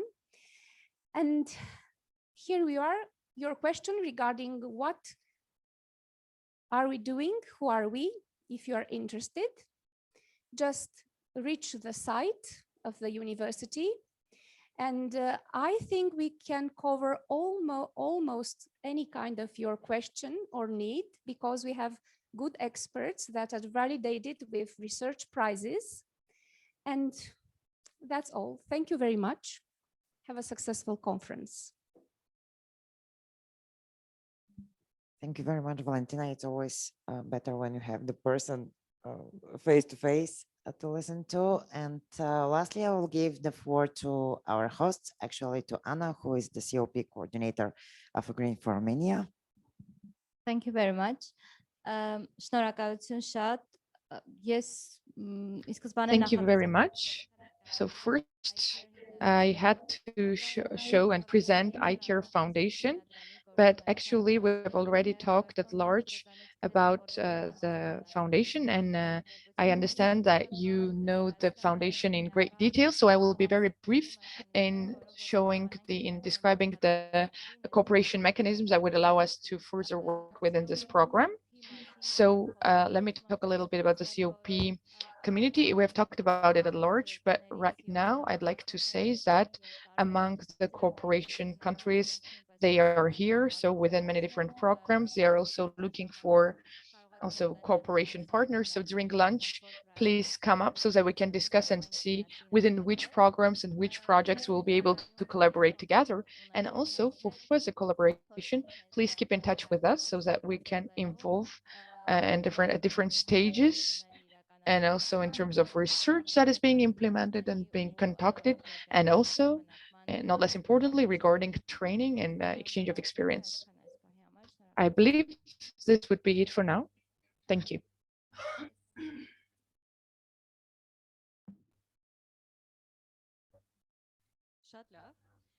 Great.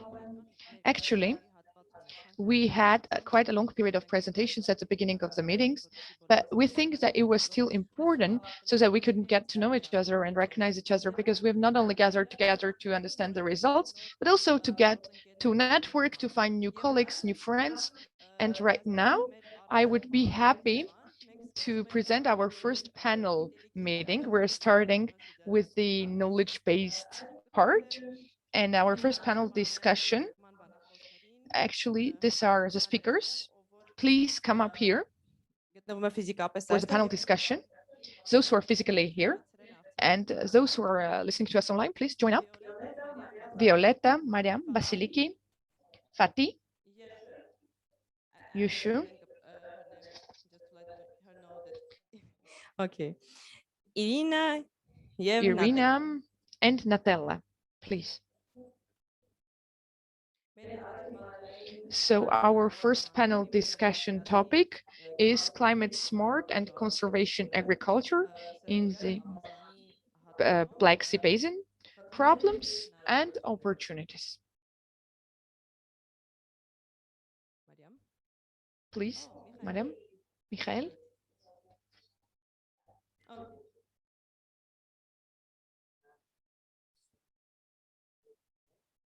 Irina.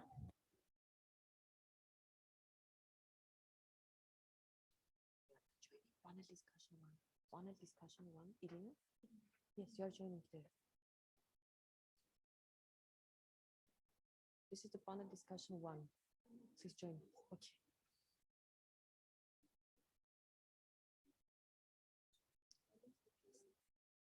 So maybe you can introduce. Okay, great. Come here.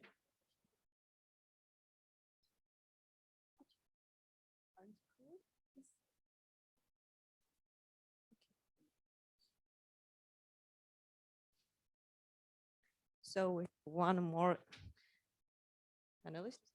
I can be a pianist. Okay. We're starting. Violeta, yes, we are starting.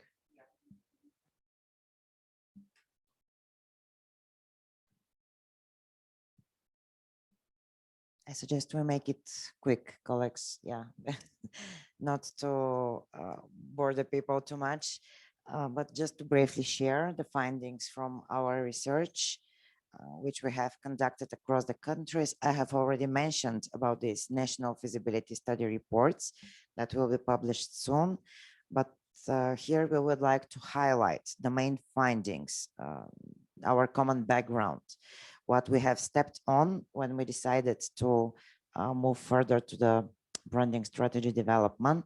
So, for example, I have extracted some data from our feasibility report made in Bulgaria. Maybe this is the place to say that our study was not covering the whole country. Our study was covering only 2 administrative districts of Bulgaria, because these are the only regions participating in the Black Sea Basin program. So even though we have studied, of course, all the country in national scale, and what we have seen in terms of numbers is that we have nearly 5 million of hectares on the whole territory of the country, which is actually cultivated agricultural land. Some of it, not so much, not so big percentage, is unfortunately abandoned, but most of it is quite intensively exploited. And let's say average for the country, the percentage of the agriculture industry in terms of income, in terms of total gross value, is approximately 4.5%, comparing to our regions, the specific 2 regions where the percentage is higher, it's nearly around 6. And so what is most important is that nearly 6% of the Bulgarian population is actually engaged in and get the salary or get his own food thanks to the agricultural business. Next slide, please. Who is switching the slides? We're not switching the slides.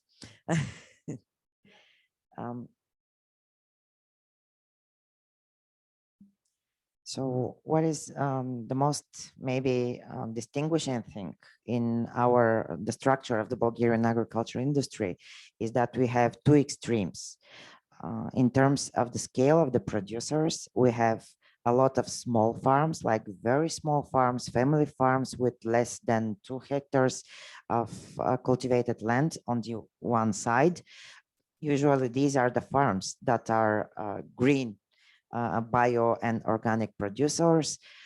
Actually, they're small, but they're accounting for 82% of the total farms in terms of numbers. But in terms of land that they're actually cultivating, it's less than 40%. On the other side, we have these large commercial farms remaining from the communism, you know, back then in the years. Nowadays they are private, but the cultivation and the intensification of the agriculture, especially in our regions, is very, very sensitive. And we have a lot of big farms with over 100 of hectares cultivated land. And it's strange, but these farms are representing only 2% of the total number of farms, and at the same time they cultivate 60% of the land. So you can imagine we have these enormous like states farms, and we have a lot of small family farms around them. Next one, please.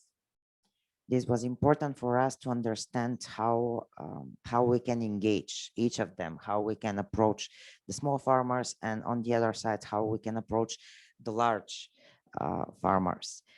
So yeah, here are the two regions. The gray one and the yellow one are the regions covered by the program. The others are left outside the Black Sea Basin program because they are not near to the sea coast. So I will not speak a lot about the structure.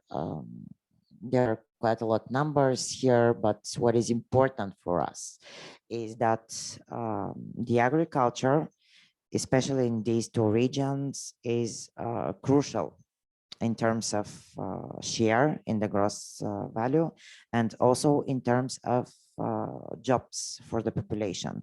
A lot of the people in our regions, they basically do not work at all during the winter. They work only on the fields, only during the summer, and probably part of the winter, part of the autumn and the spring.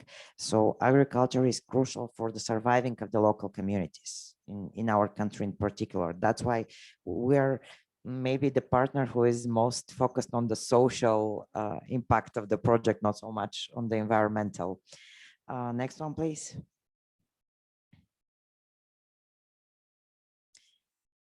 Here are the scary pictures. Actually, our research showed that you can see these pictures, the rising temperatures, thanks to the climate changes, of course, and the shift of the weather pattern in the last few decades, and the forecasts that our researchers in our National Academy of Science made for the forecast. This is the map of Bulgaria, the blue one showing how the precipitation and snow melt will decrease in the next 30 to 50 years. And this is an actual real forecast. I mean, it's quite scientific. It's not something that we just say to make people scared. So actually, we already feel the disappearing of the water in our regions. There is a lack of drinking water, which also means lack of water to water the crops. And this is what is waiting for us. So we have to urgently switch to different types of crops that are more not so requiring water, let's say, in order to be able to secure the food production. Otherwise, we will not be able to, how to say, to feed the people even in the region. The other map is showing the average annual air temperature. The first one is presenting the temperature average between 1960 and 1990. The second one is the current one, and the last one is in 50 years in the future. It shows that the country will become hotter and hotter, so we will definitely need new varieties, new sorts, maybe new plants even that can resist on these high temperatures. That's why for us it's urgent actually to take actions now if you want to survive, and if we want to contribute also to the environmental protection and to the greenhouse gases also minimization if it's possible. So yeah, these are actually really scary pictures if you if you look at them. Next one, please. Who is changing? Yeah.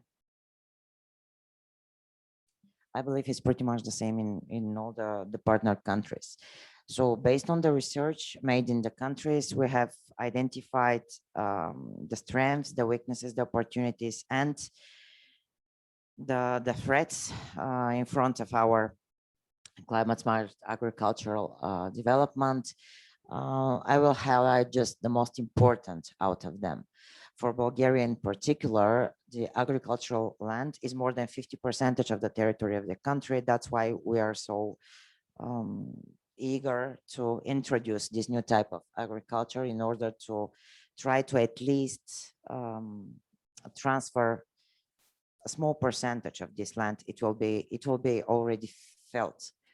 Then we have diverse and fertile soils for now, and long-term traditions in crop productions. Agriculture is something we do for a living back from the centuries, but it's mostly the same also in the other countries. We have a good network also of institutes, universities, other research and academia centers that are conducting nowadays and current research even about the climate changes, about researching new methods to fight it, and to research new methods to crop development also. We have excellent conditions for organic food production and farming in general, because we have a lot of land which is not so intensively cultivated, abandoned, as I said. It could be recultivated and to be used as, how to say, clean land. And on the other hand, also it's a growing demand registered in the country for bio-organic or any type of clear and local food. By the way, the get local approach is very popular nowadays in our country, you know, to consume food which is locally produced and things like that. So we have various types and farms, as I said, from the largest to the family small farms with small gardens.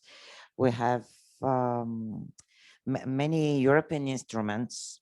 Thanks to the European Union membership, we have access to different tools for supporting the local farmers, and especially in the field of developing green farms. So these are our strengths identified. Speaking of weaknesses, the decreased precipitation, as I said, also the rising temperature. In general, the climate change is affecting us all, and also our farmers. During the last even 5 to 7 years, a lot of natural disasters happened in our region, like floods, like major fires, even like naturally caused fires, a lot of storms. So the crops at some places were destroyed, like totally destroyed. Others could not survive because of the very cold winter or very hot and dry summer. So in our case, it's considered a weakness because we have a lot of big farms. As I said, they are planting one crop only. They count on this, let's say, wheat or sunflower, in order to survive. And if the year is not good for the sunflower, they absolutely have no income. They are starving, and they after that they close. So yeah, in terms of weaknesses, what else is important? The chemicals and pesticides are often used, especially in these big farms. So this is considered a weakness. Career paths in the agriculture for the young farmers, as I mentioned, become less attractive in the recent years, because of the agriculture itself is not known for a very profitable business, let's say, in our country. The small producers that are actually producing bio and organic could not, how to say, sell very well in Bulgaria, because they cannot provide the needed volumes to the big chains and stores, and this makes them less compatible.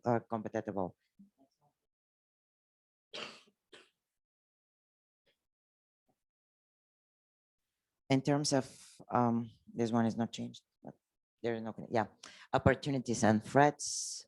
We have identified a major list of opportunities, and there is a light in the tunnel. I can summarize like this because I have to hurry. In terms of threats, again, the bigger threats in front of our mission and our initiative is the climate change, the actual happening climate change, and the bad weather we're experiencing. Then the market trends and the market development, because even we have growing demand for organic products, we have also the big international stores and chains that provide cheap and affordable products, nonetheless the quality of them. Next one, please. The presentations will also be available on the project website, right, after the event, so you can read everything. Thank you very much.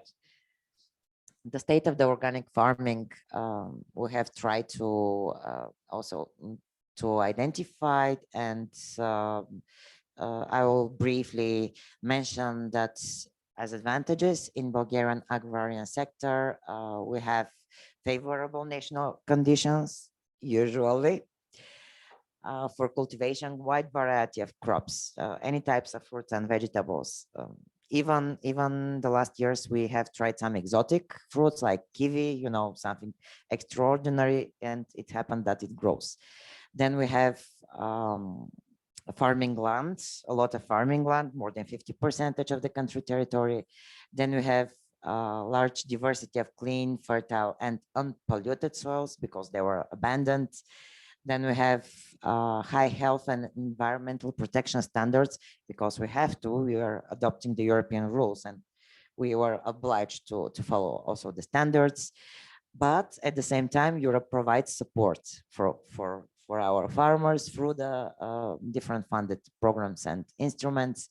And finally, we have a network of public and private research and academia centers and experts supporting us.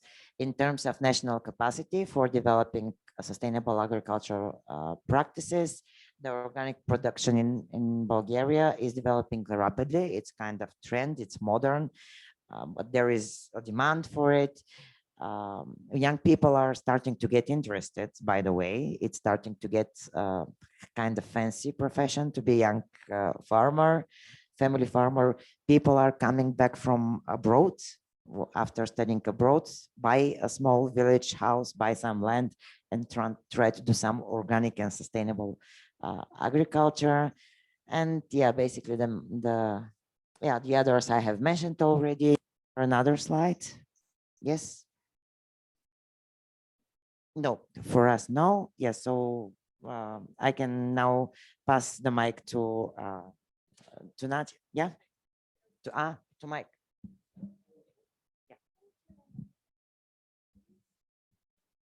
I'm Mikhail Pakatsoshvili from the Biological Farming Association of Ghana, Georgia. I was told a couple of times that Mikhail is Armenian name, so I'm half Armenian, and it's a pleasure to be here and sharing this room and presentation with you.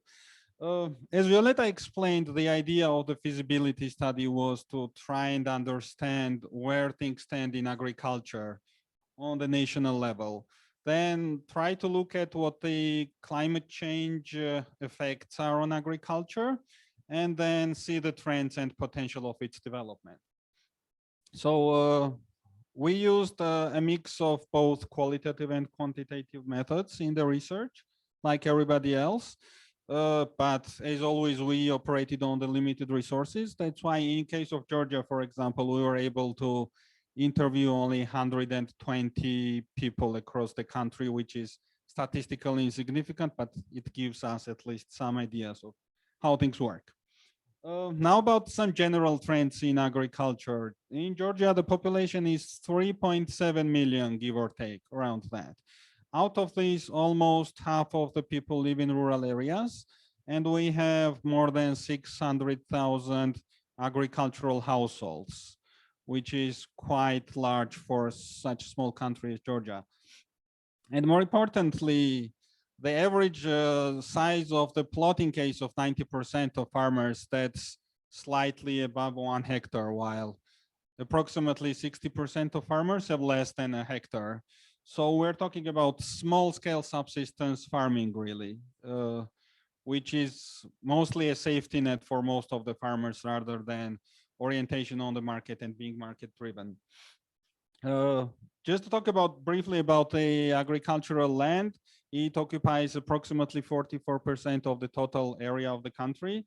and only 5% out of this is irrigated, which represents a huge challenge, especially considering the climate change and the poses it and threats it poses towards the country. On the other hand, the positive side is that generally there is a trend of decreasing use of fertilizers. People have been understanding lately, at least that's what the statistics show, that overuse of chemicals is bad both for environment and human health. That's why there has been a slight shift in the mindset of farmers, at least on the paper. I mean, we all know some farmers overuse chemicals, but generally there seems to be a trend that things are being changing. But since we're talking about subsistence farming and really small scale, less than a hectare, they supply only some surplus, which is small amount to the market. That's why Georgia largely depends on imported products. Next slide, please. So about the climate change, I think Violeta scared us already enough. Yes, I will just add a couple of things. There are some things that are not visible. For example, the level of Black Sea is rising. That's what they have been telling us. We cannot really see it or feel it, but that's what the scientists tell us. And then there are some results of climate change that all of us feel. That is changing precipitation, including in Georgia, droughts, and scarcity of water resources, as well as the landslides and land erosion. So you just name them. When we talk about the climate change, we also need to think about the greenhouse gas emission. In terms of global figures, Georgia is really a small contributor, which is 0.04% of total greenhouse gas emission. But on the country level, it still is significant, and of course, it's growing constantly. So we also need to think about that when we think about the climate change and how we need to tackle it. Next slide, please.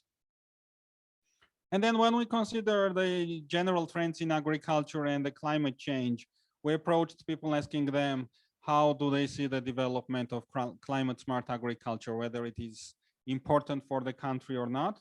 And fortunately, 99% of the respondents think that, yes, we need to work on this and we need to develop climate smart agriculture. The reasons for it, why we need to develop is, first of all, the most important aspect is improve ecological conditions. Approximately 60% think that if it's well developed, the climate will change to the better. Another reason why people think that we need to support this area is people will be able to buy healthy food. As we said, overuse of chemicals and pesticides have been poisoning us for quite a long time, and people now see the value of buying healthy food. Unfortunately, it's not always available, and that is why we need to think in this direction, that the more organic or climate smart approaches we apply, the healthier food we get. And that's what approximately 40% of the respondents have been saying in Georgia. Another reason is it is going to increase farmers' incomes. As we said, there are small farmers. They sell only surplus, which is really small percent of the Georgian market. So if they sell small amount, they need to make more income. And the better food they sell, the higher the price will be. So the idea is that if the climate smart products hit the market, farmers are going to increase their income, which is going to be important for them. And lastly, if we focus on this area, we are going to support agricultural biodiversity quite a lot. As Mariam said, Elkana operates 2 conservation farms in Georgia. Unfortunately, and many projects start with a statement, after the Soviet Union collapsed. So after it collapsed, things went really in a bad way across the former Soviet countries, including Georgia. And unfortunately, after planned economy, we didn't know what to do. We lost a lot of indigenous resources. And if we support climate smart agriculture, there is a chance and hope that we'll be able to preserve some of the crops and domestic animals that our ancestors have been developing over the generations. That is it, basically, just briefly about where things stand now. Thank you very much. I will be happy to answer the questions later on. Right now, I give the floor to...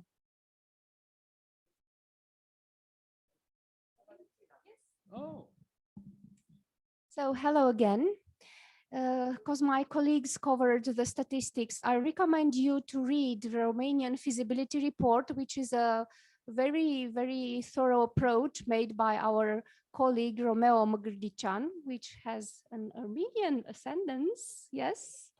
And my colleague here, Irina Moise, they are the specialists. I'm only the pianist here. Yes, and I will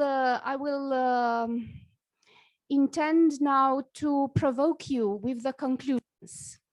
So all the statistics, all the numbers regarding the area, the surfaces, the cultures, yes, in southeastern Romania, more than a half of territory is arable, and our main crops are maize, barley, wheat, sunflower, and so on, so forth. Yes, we are prone to the peril of desertification. Dobroja, the upper part of Dobroja, yes, is prone to desertification, and a lot of ecosystem is heavily changing now. So what is the response?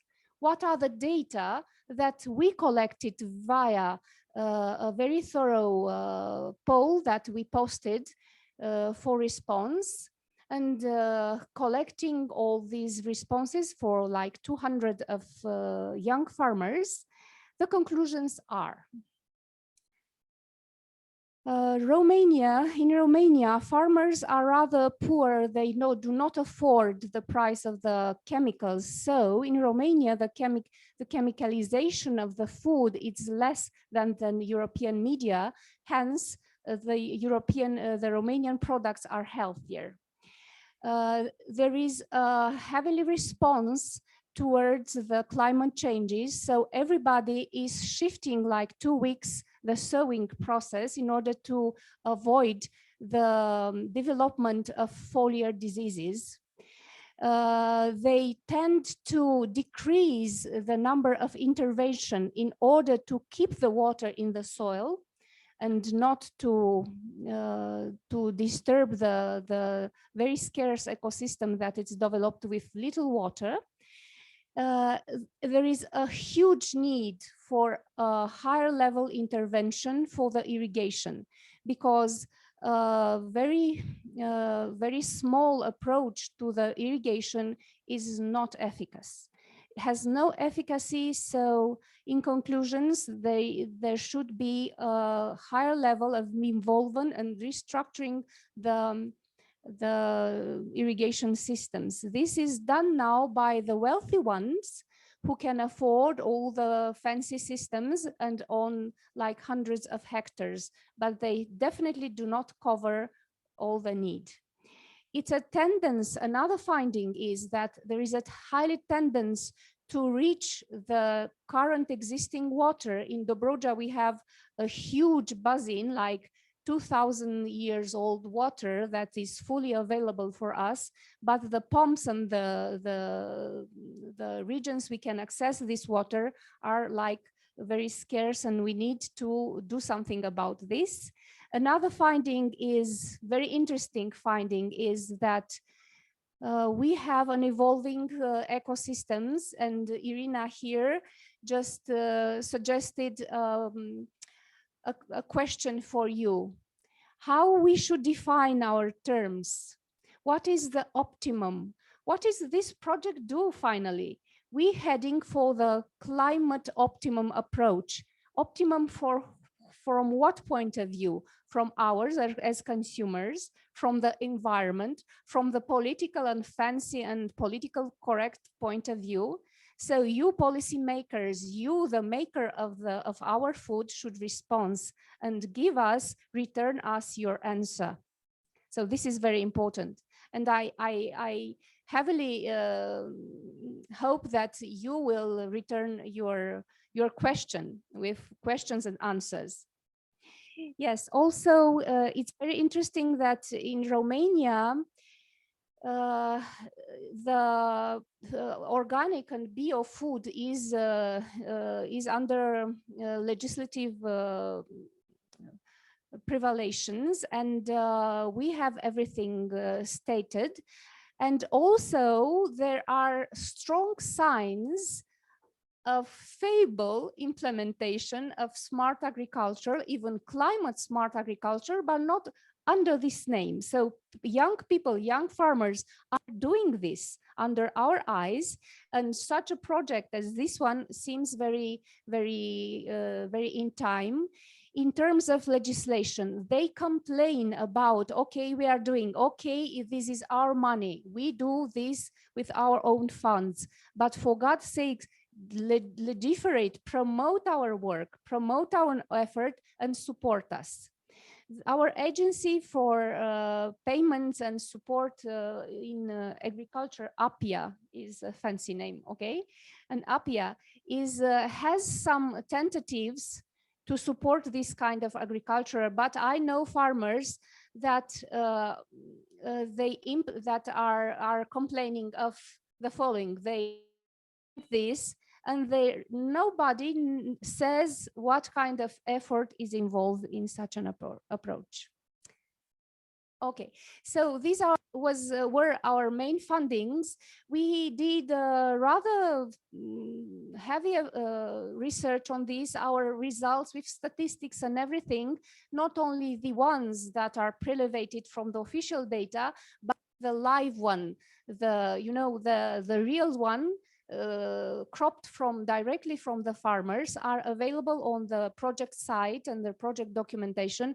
I strongly recommend you to enter the feasibility study in Romania and see all the conclusion. Romeo did a very, very thorough approach, and Irina and Romeo had very thorough and very, up to life conclusions. Thank you very much.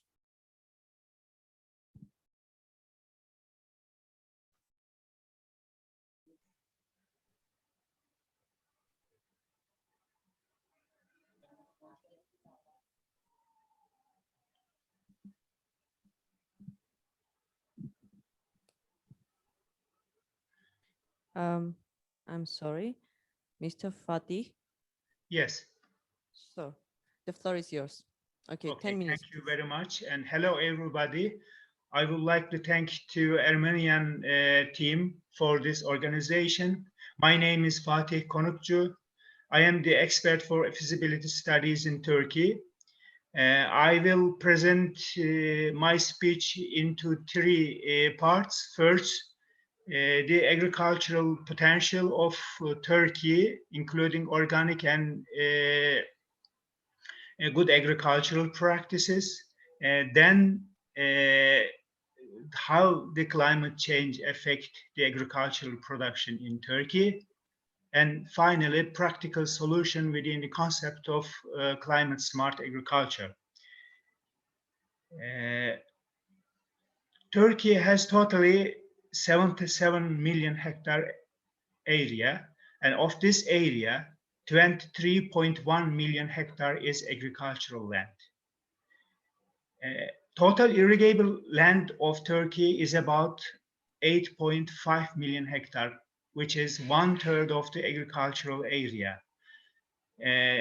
However, 6.6 million hectare is under irrigation now.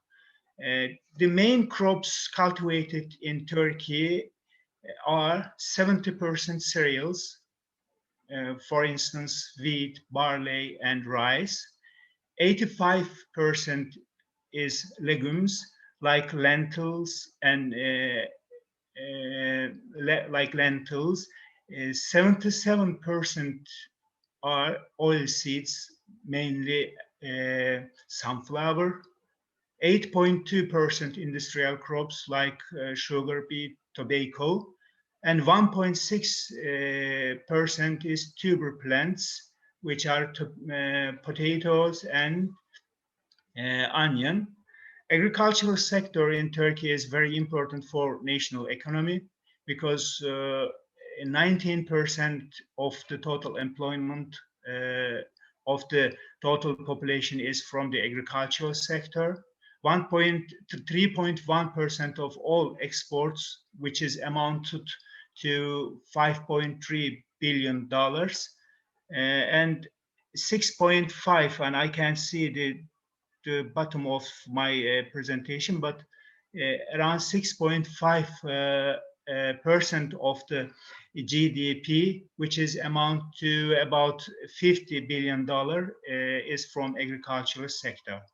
Next, please. Next slide, please. Okay, as for the organic farming, it is started in 2002 in Turkey. Presently, the number of producers in Turkey is about 68,000, and the production area is about 500,000 hectares, and the production is about 2.5 million tons. Similarly, the number of producers for good agricultural practices is 55,000, and the production area is about 500,000 hectare, and the production is about 5 million ton. And next slide, please.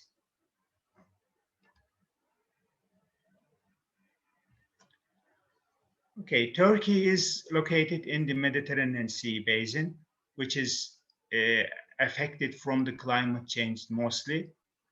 The climate forecasts show that Turkey's temperature will change at least 3.5 degrees towards the end of this century, and maximum 6 Celsius degrees for the pessimistic scenarios. The average precipitation will decrease averagely 660 millimeters, and in some cases or in some regions up to 250 to 300 millimeter decreases will occur. This will cause decreases in sustainability for agricultural production, for instance, decreases in yield and quality of all crops, but particularly decreases in cultivated area of summer crops such as corn, sunflower, legumes, fruits, and vegetables. From now, we have shortened these crops, particularly oil crops, legumes, and fruits. By the climate change, it will create, I think, difficult days and big problems in the next decades. And also double the amount of irrigation water because of increasing temperature and decreasing the precipitation and the other extreme climate events, such as compared to today. Increases in extreme climate events will increase the risk in agricultural production, such as increase the disease and pest in agricultural production, decreased biodiversity, loss of genetical resources, soil erosion, and other, risk will increase by climate change. Next slide, please. Okay, within the concept of climate smart agriculture, the solution may be categorized into three: adaptation, mitigation, and resilience. For the adaptation to climate change, improvement of varieties to resistance to extreme climate events should be activated. Turkey is very rich in genetical resources. These genetical resources may be used to improve new varieties to resistance to drought or extreme climate events. Then organic carbon contents of the soil should be increased to save water, and new crops rotation or diversification plan should be made. Sowing date should be adjusted to benefit from the precipitation, escape from the drought and disease and pest. For the mitigation of the climate change, organic farming, good agricultural practices, precision farming, and climate smart agriculture should be encouraged. and supported within the country. Farmers should be supported financially and technically by the government to apply this farming system. And finally, for the resilience of the farmers against the adverse impact of climate change, farmers should be provided with financial support for production and insurance. I can't see the last. Okay, this is my presentation. If you need detailed information, you can find our feasibility study for Turkey. Thank you very much for your attention.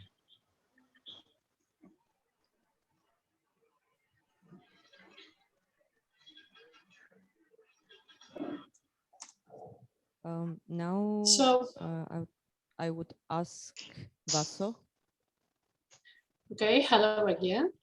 So I am going to be rather brief with the presentation of our research results in the eligible areas in which we applied this research. The eligible areas for the Black Sea program, which were the region of Central Macedonia and the region of East Macedonia and Thrace. So we followed the pattern of the project and the template provided to us for conducting our research in order to depict the current status of agriculture sector and organic farming in these areas, and also how the climate smart agriculture branding would be perceived by producers and consumers. So you can find all the statistics and numbers in our study as well, which is provided on our website. Following the previous speakers, we also pointing out in our results the great impact that the climate change is having in the agricultural sector in Greece. Greece is it is well known that it is an agricultural country, apart from being a touristic country. So the impact of climate change is great on arable areas and on cultivations. And especially this year, this has started to be visible. And the problems have started to be rather harsh on the farmers. So the results that we extracted from the study are the identified problems but also the opportunities for promoting climate smart agriculture in Greece. So regarding the problems, we saw that and additionally, just to say that the research was conducted among a large number of agricultural cooperatives and farmers, local authorities, regional authorities, research and educational institutes, central vegetable markets, and some the regions of Central Macedonia and East Macedonia and Thrace, and also the municipal district of Vasilika. So that was the stakeholders, the main stakeholders which received our questionnaire and answered to our questions. So based on the answers that we received, we saw that most farmers are somehow, they are understanding climate smart agriculture from the sense of smart agriculture. And this means that they need to invest a serious amount of money for changing their cultivation practices. So they have to be well informed and educated what climate smart agriculture means and which cultivation practices it involves, and whether this is directly linked to investment costs or could be something else as well.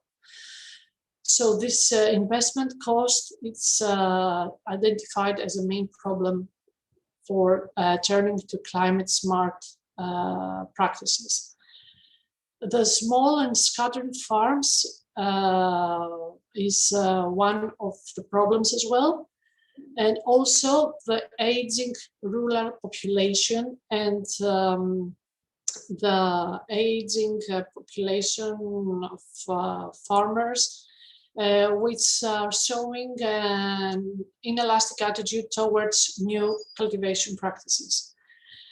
The limited dissemination of data and information, and also the inability of farmers to get access to the new information, innovation, and new practices. The lack of applied research, limited funding and funds, difficulty in coordinating actions at different levels and among different stakeholders, and also the not very clear legal framework for the protection of agricultural land. So these were the main identified problems through the research that we conducted.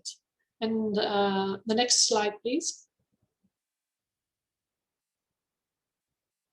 Okay, so regarding the identified opportunities, the new common agricultural policy, as previous speakers also pointed out,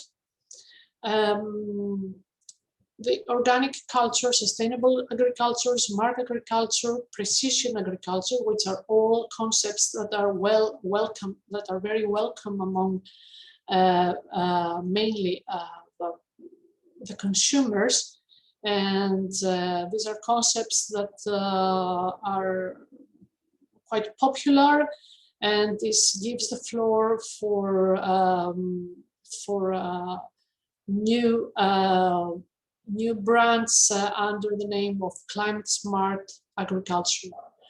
The available technological tools, the university research, the opportunities that is given through projects like AGREEn for dissemination of information, data, and research results, the production of high quality products from consumers, and also bio and organic products, the applied principles from farm to fork, product branding, which is quite popular and widely accepted among Greek consumers, the possibilities for great networking, and within this concept of networking, the further empowerment and cooperation among agricultural cooperatives in order to have bigger and stronger synergies among them. The development of agricultural infrastructure, raising awareness in the society, strategic cooperation with bodies and organizations, and also the commitment of funds for climate smart agricultural implementations through the various available funding instruments. So these are the main results extracted from the research. And of course, further information, as I said before, can be found in the study itself. So thank you very much.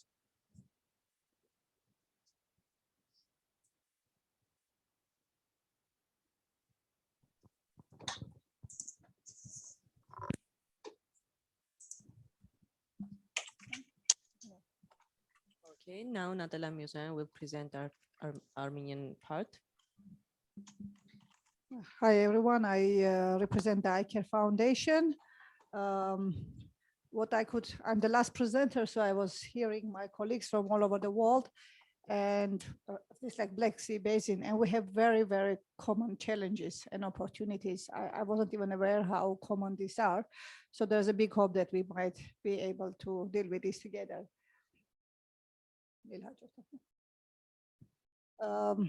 I have some figures. I'm an environmental scientist by education, so I'm heavy on environment.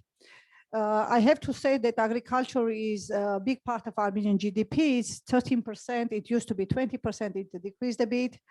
Crop production is 47%. The rest is animal husbandry. And most of the farms are subsistence farms. 40% of the farms produce food for themselves.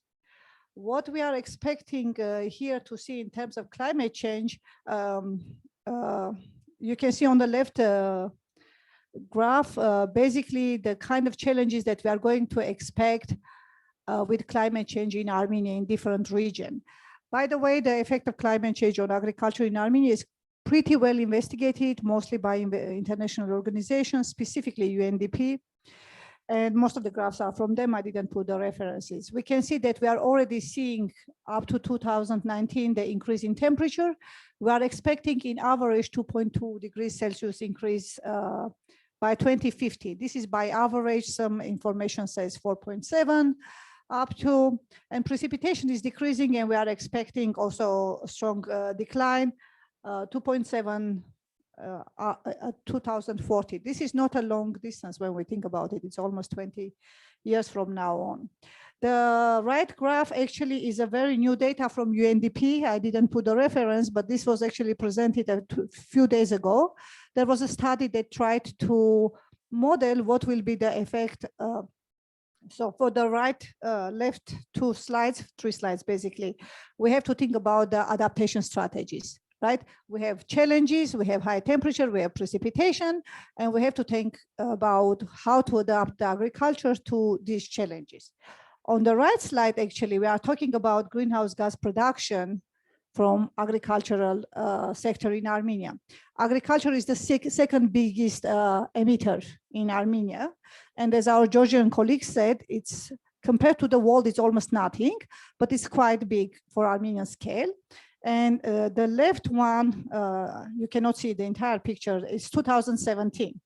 And the right bar basically is modeled for 2030 under a very conservative scenarios.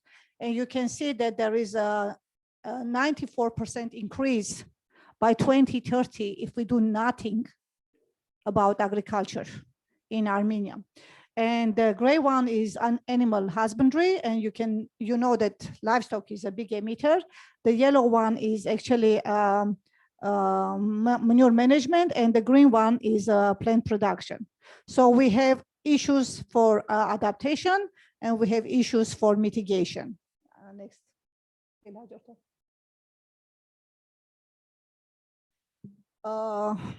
When we're talking about climate smart agriculture, most of my colleagues put an accent on organic agriculture, although we talked about other types of agriculture. In Armenia, we also have, we don't have this terminology of climate smart agriculture. When we're interviewing the farmers, they knew the concepts, people were quite well read, they knew the adaptation mechanisms, some of them even knew the mitigation part. But it's not only organic agriculture in Armenia that is actually representing the climate smart agriculture. Although organic agriculture is one of the quickest growing sectors, it had increased 6 times from 2006. But up there, you can see the greenhouses. Greenhouse production is having a huge boost in Armenia. And for now, we have like 1,300 hectares of greenhouses, and it is increasing. Anyone who lives in Armenia, we can constantly see new greenhouses being actually built, and the export from greenhouse production is quite high. These greenhouses are different types. They can be land-based, but recently it's very fashionable to make hydroponic greenhouses.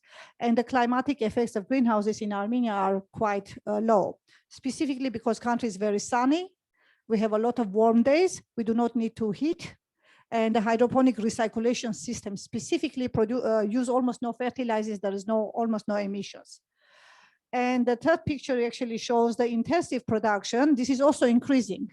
There are many projects and fundings that are actually trying to kind of push the farmers to have intensive production. And intensive production also in 10 years increased by 65%. And this is also a type of climate smart agriculture. And also we have climate smart agriculture elements, drip irrigation, anti-hail systems, mulching, cover crops. All of these are being used in Armenian farms one way or another. Maybe one element, maybe a few elements, depends on the funding, depends on the financial support, but we have all of this in the country taking place now.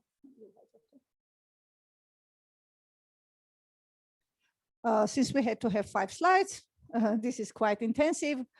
What we have here is that from 2 million hectares of agricultural lands, 40% is currently not used. By the way, 55% is actually irrigated.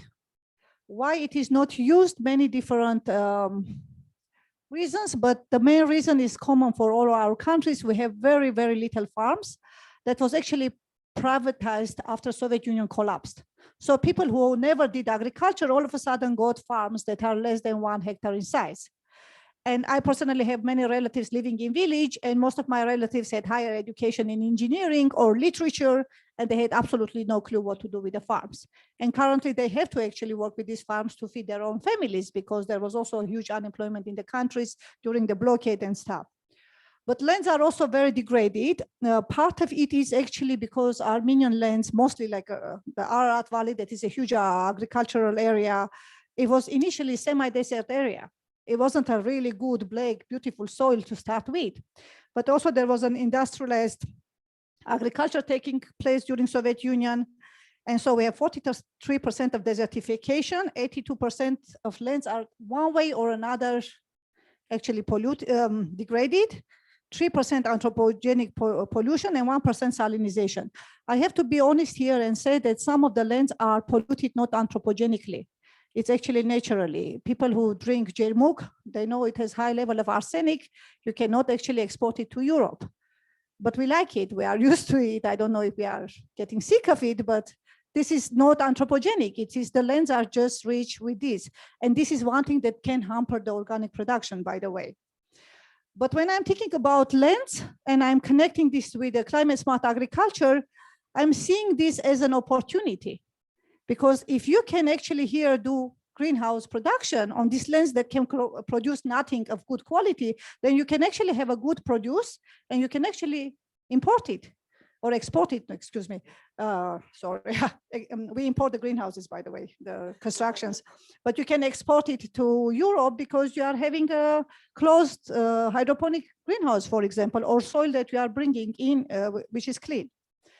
Our markets are not that big. The domestic market is actually developing, but people are not, when we did the interviews, a lot of people were saying that they would love to use organic production, climate smart production, this and that. With organic, they understood why are they using it for health.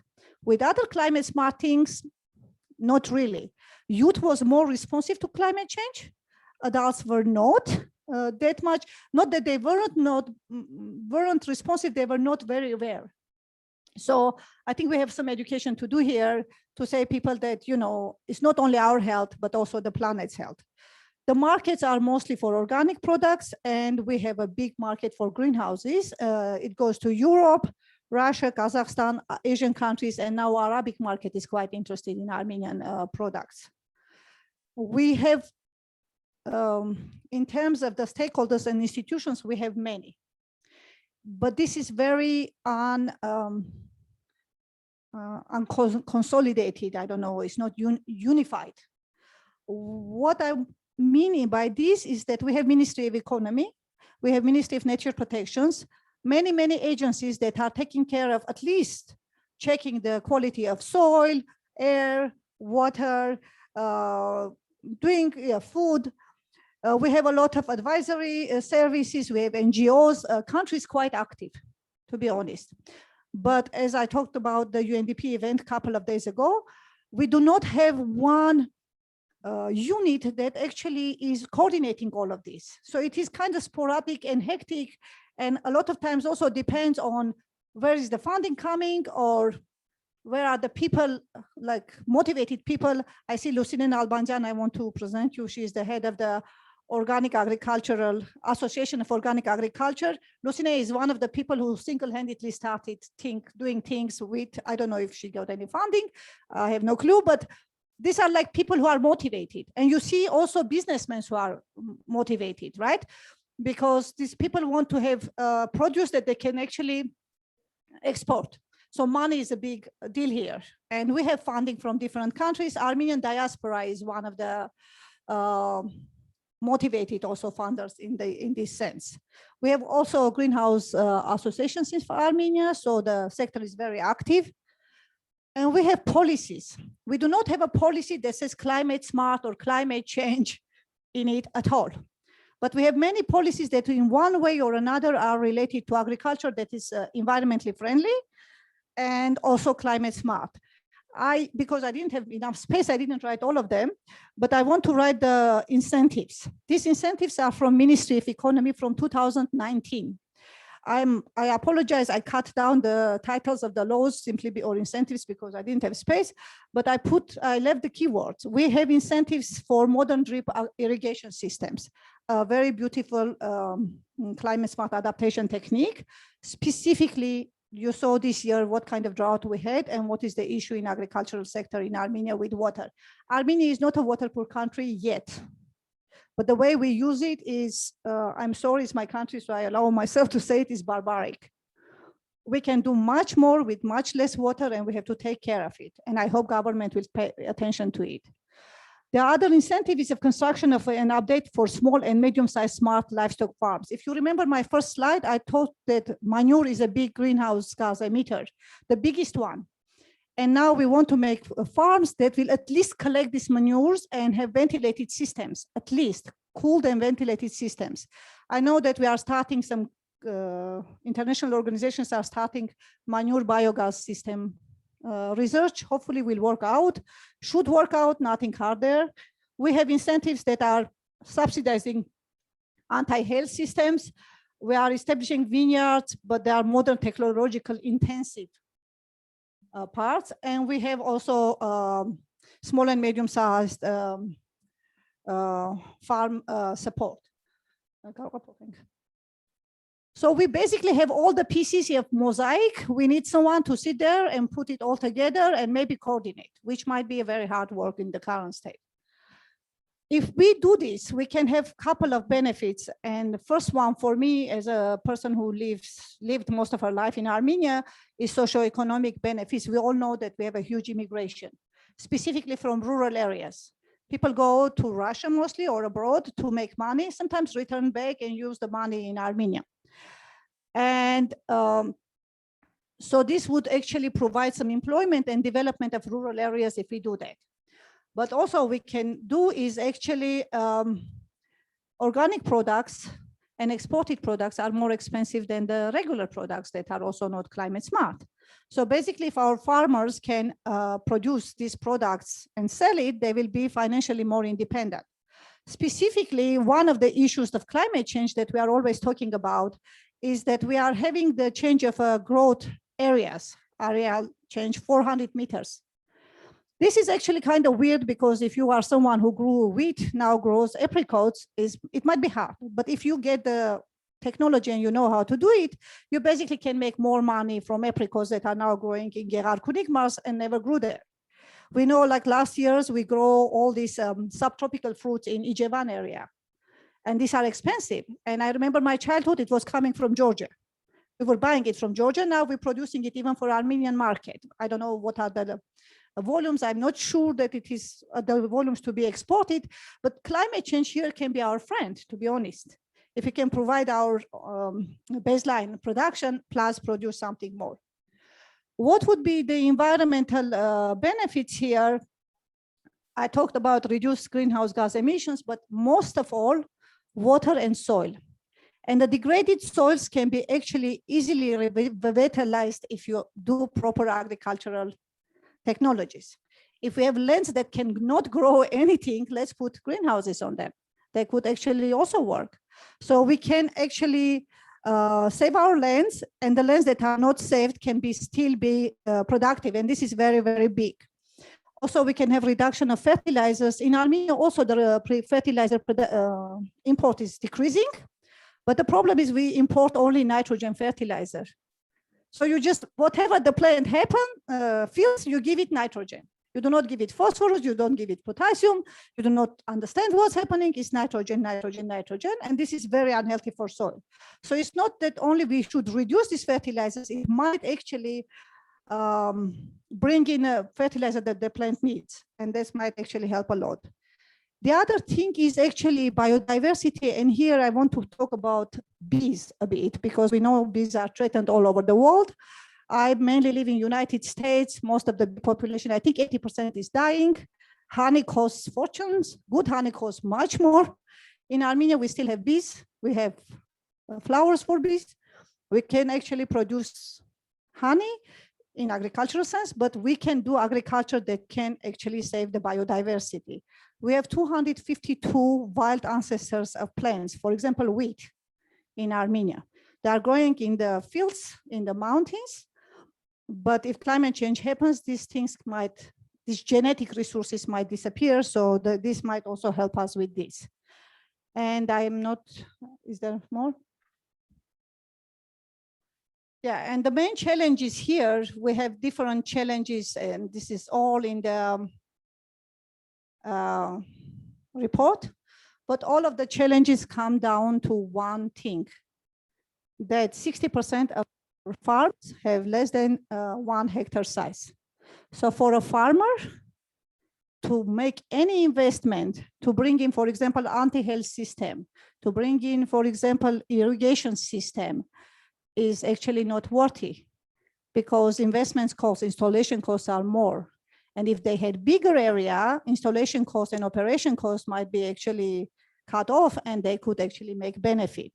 So this might seem like the biggest challenge that is affecting both the market, availability of machinery, weed management, fertilizer use, the use of crop residues.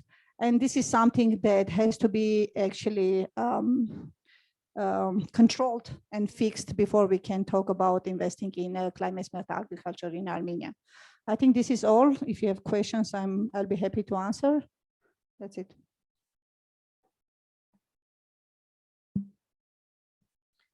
Okay. Դուք ունեք հարցեր ու նաև Do you have any questions? And also those who are online, if you have any questions, please voice them, please write them, please just turn the microphone on and you can be mentioning them. And you could be voicing your questions, any questions that you have.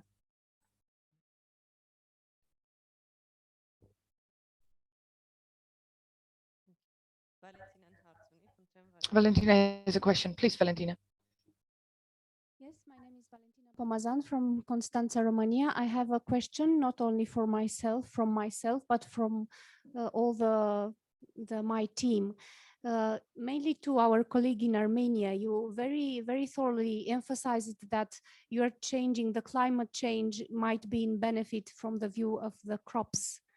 We have the same idea. We in Romania have a continental climate, but now we are thinking to crop like more Mediterranean, more southern plants. How can you, or during the project, can bring your knowledge to our farmers? How we can instruct and bring your technologies or the references, or at least advice to our colleagues in the southeastern part of Romania?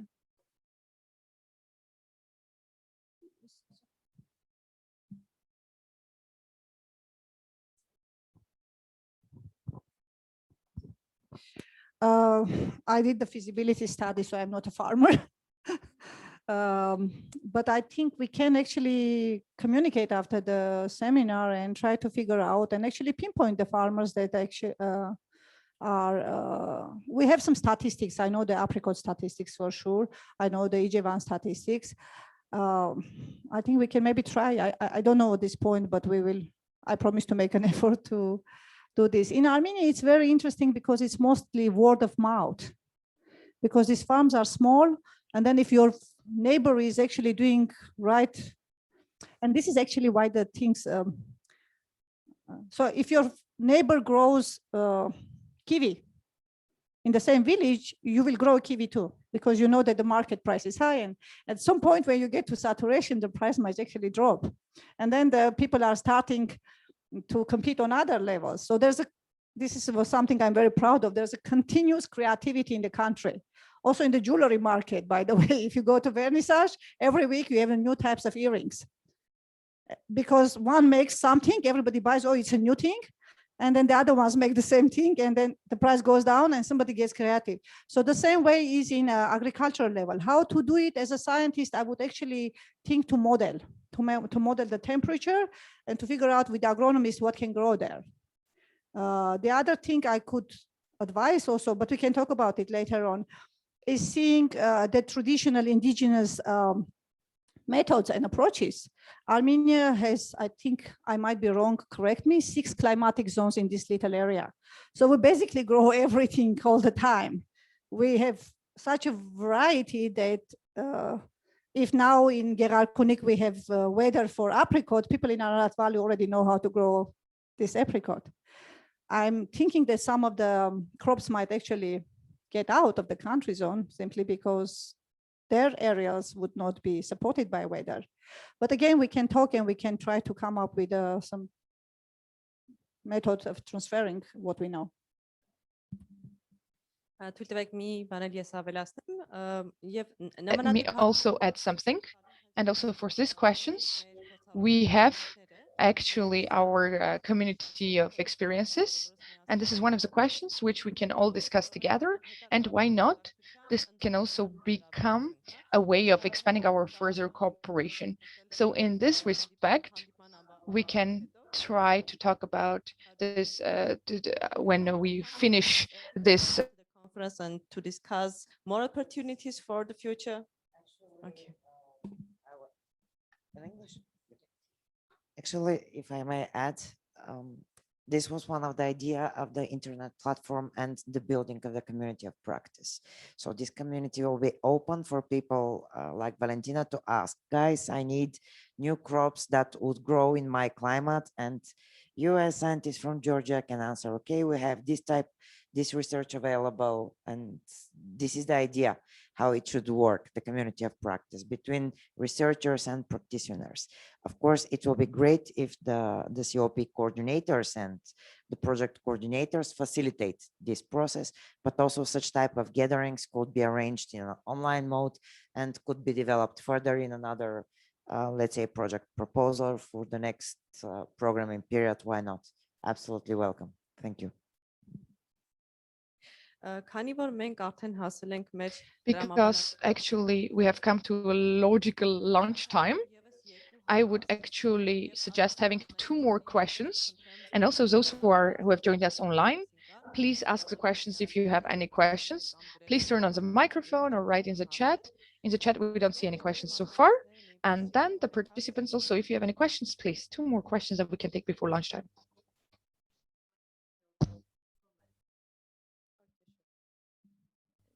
Just it was about how to convey this knowledge that we have to farmers. So very important is to make kind of models in different regions and make models with farmers. It was mentioned by Armenian colleague here that our farmers know growing different crops and they are used to grow different crops and have biodiversity in their plots.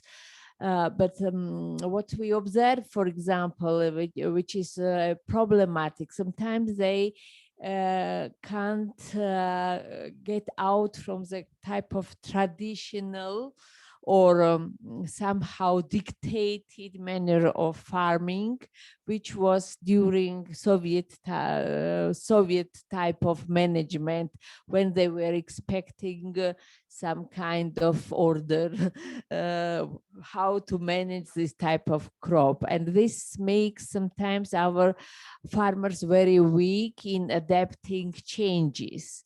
That's why it's very important to arrange models of best practices at farmers' fields and then through farmer communication and contact, it goes faster, transmission of such knowledge to other farming systems.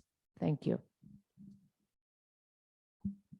Ինձ հուշեցին, որ վերջում հարց ունենք, հա։ Actually, there is a question from the back. Please. Hello.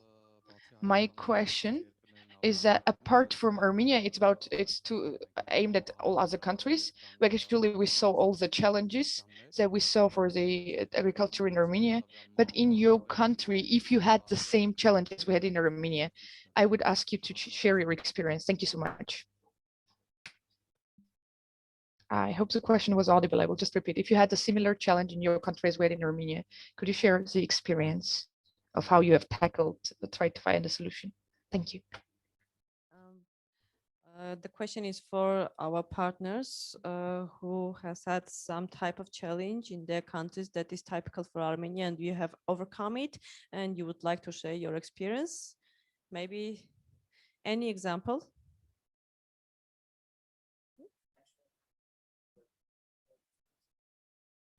Okay, Mariam.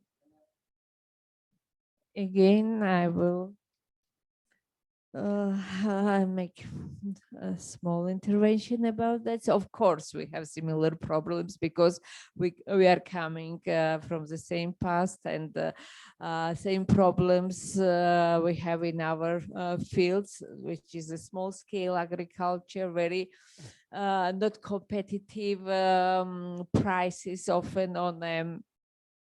For international market, also irrigation systems are outdated or not working at all. Many similar problems, and most of it is how we can enter into bigger market when we have such a small plots. And I would like to share with you our experience with establishing group of farmers that work under same standards. And this is, for example, in hazelnut growing, which is one of the commodities that Georgia exports. And during Soviet times, this crop was like just in every garden, in every farm, but just 2-3 bushes for own consumption and small local market, while now under independence it became a main commodity, export commodity from Georgia. And we're starting cultivation of this crop on bigger plots. Of course, on all related problems came up, like how to manage them, how to fight pests, etc. And they're also very important is what we do, this model pruning, model use of different organic, and we do that in organic way, or in some areas, as the plots are very small, we follow another standard, which is also well marketed in the world. This is Rainforest Alliance,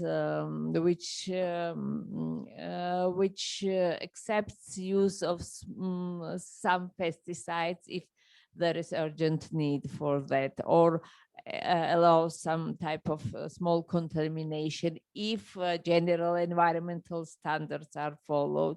And in this case, grouping those farmers, common-minded farmers, in one group, so that they have a common market, they make processing together, and then they sell, actually they make drying together and then sell this to the factory that makes cracking and sells the product abroad. So this short value chains, when the farmers and the groups are directly connected to the buyer, This helps overcoming of the problems the small-scale farmers help. And one more I would like to mention also, as I told, we have introduced this new standards, and certification is, as all us know, is very costly. We introduced also internal control system, which makes this certification costs also reduces costs and makes it affordable for paying. Thank you. Thank you very much. Եվս մեկ հարց, ով մեկ հարցի տեղ ունենք, եթե հարց կա։ We have one more question. There is a question in the chat. I wrote it in the chat. Miss Anahit Razanchian has a question that is addressed to Natala Mirzoyan.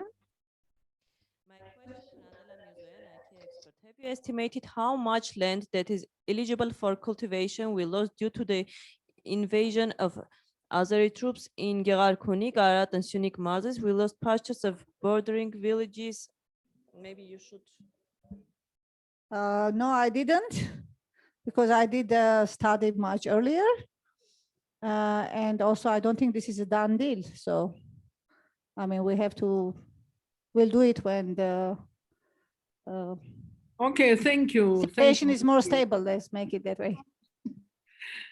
Շնորհակալություն Նատելա ջան. And we have continuation here. We lost patches of bordering villages. Probably we have lost also land that we or could be under cultivation of climate smart varieties of plants. Do you have any estimates of this loss? No, we do not have. This is at least AGREEn project does not have. This is in addition to the data on non-used land in Armenia. Okay, thank you for the question. However, we cannot answer to this question. Yes, Natala. Okay. Okay, sorry. So now is the time for lunch because it's already late and we are Sorry for keeping you so long here. We just couldn't arrange it differently, the agenda. And as you see, we're 6 countries, so we have a lot to say. Still, all the participants are invited to the 3rd floor for lunch, 3rd floor for lunch. So we will see each other in 45 minutes so that you can also calculate according to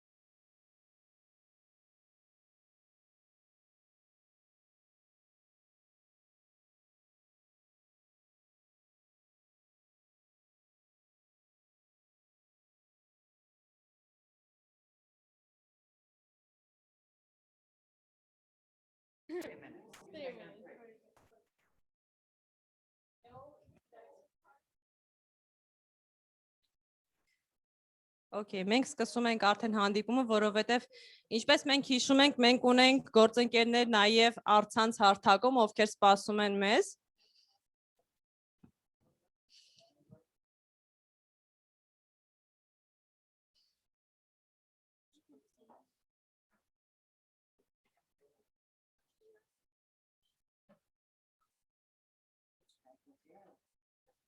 Let me know.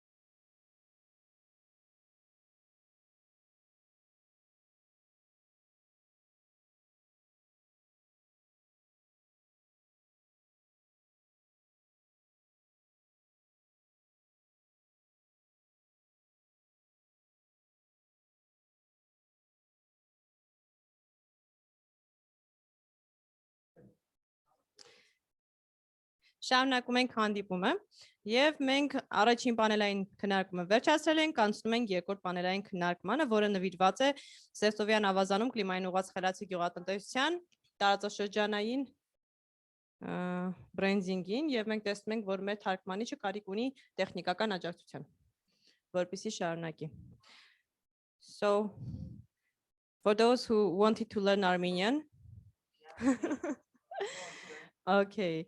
While our translation technical aspects are being solved, we are starting the panel discussion number 2, regional branding for climate smart agriculture, which will be really 1 minute.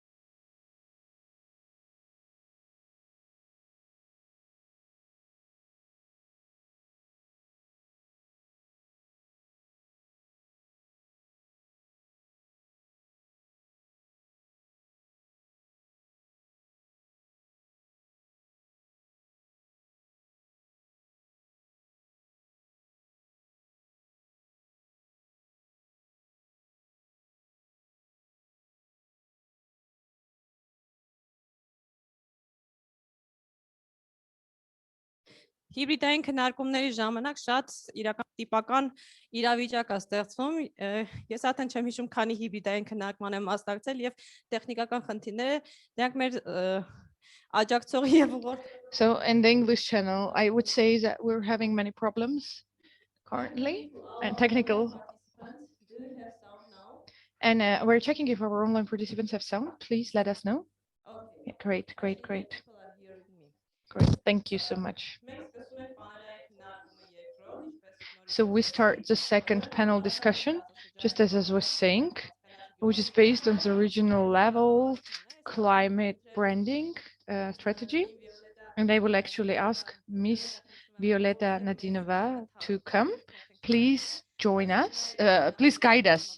We will go through the slides, but according to the strategies that we have adopted, let's show what we had, the parts, I mean. And you would be the first again. Again, I will ask if people can hear me. I hope they can.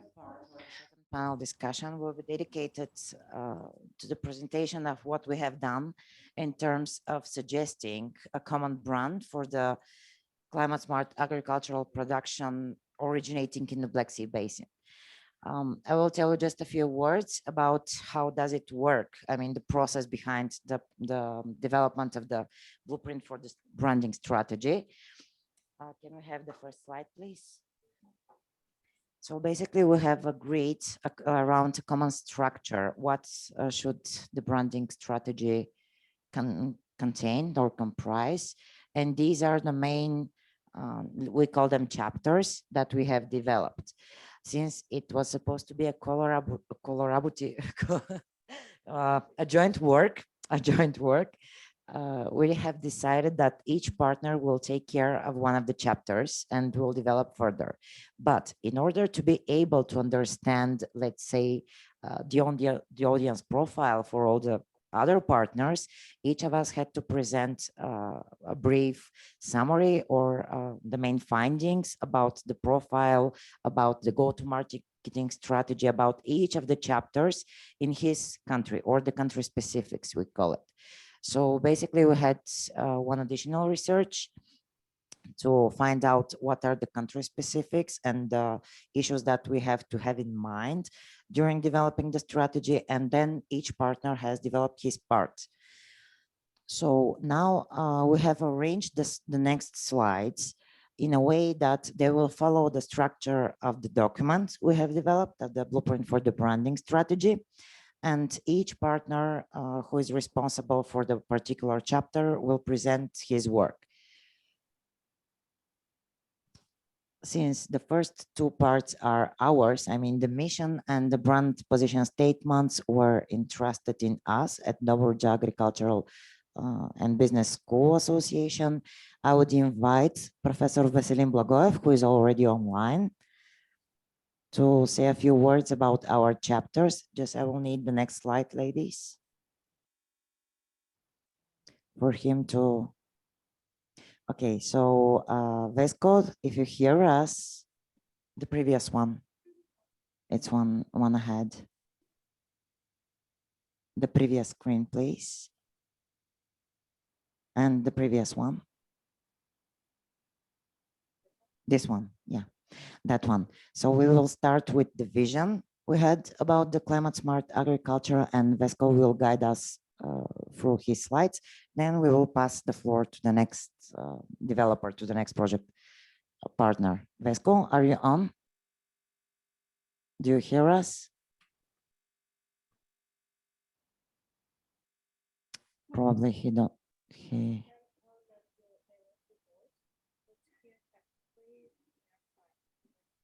Vesco, you do not.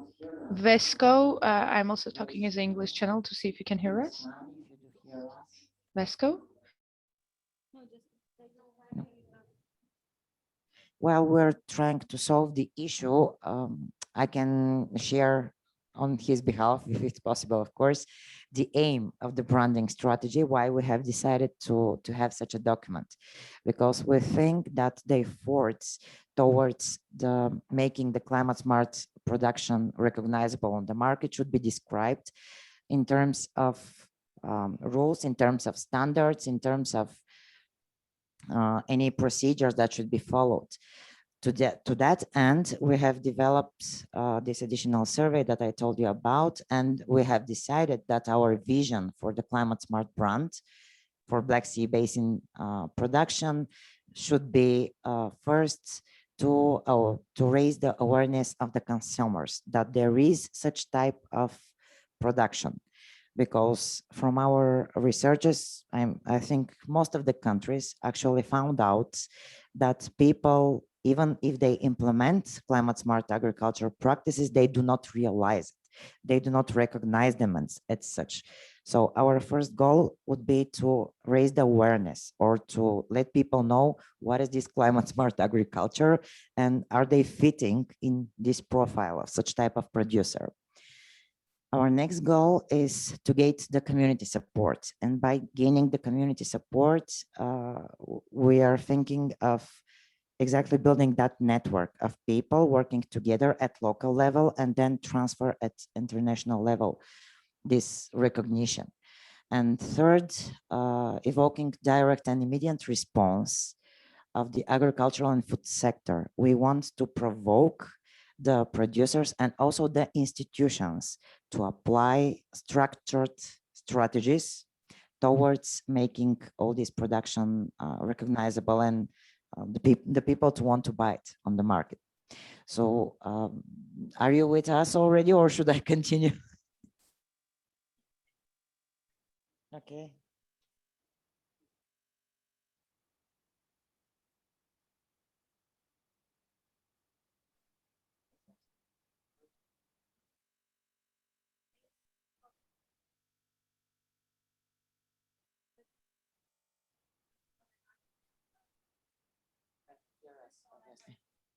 You do not hear us, obviously. Yeah.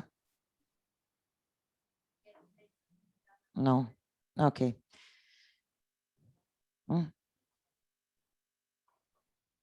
Okay, I will continue then. Can I have the...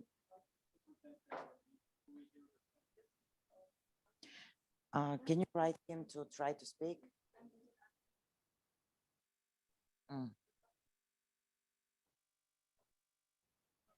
It was okay during tests this morning. I don't know what happened.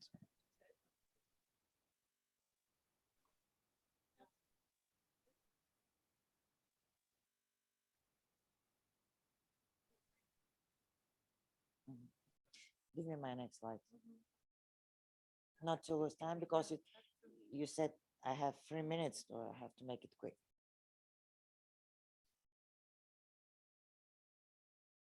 Next one, please.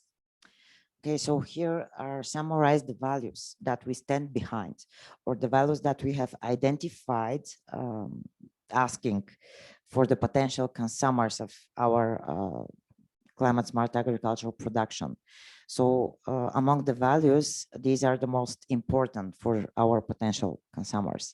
The first one is the comparison between the taste of the organic production versus the GMO treated products. And actually, it appeared that people do realize, even by the taste, when they're having healthy and pure food produced in a good way, and when they're having food which contains a lot of fertilizers. So people do appreciate the healthy food. Do you hear us now? Yes, I'm okay now. That's great. Thank you very much for coming for me. So I started to speak about the values. I have mentioned the first one, and from that point, if you see the slide, which is shared on the big screen, you can continue, right? Yes, because of these technicalities, these problems which we see, would you mind if I switch to the next slide and comment first the Yes, important things about brand positioning and how important it is? Because if I get lost, the rest will be seen, but I wanted to add a few more comments. That's great. So it's you from now on. Why this project is extremely important. There are many reasons for that, of course, many factors playing in our favor, so to say.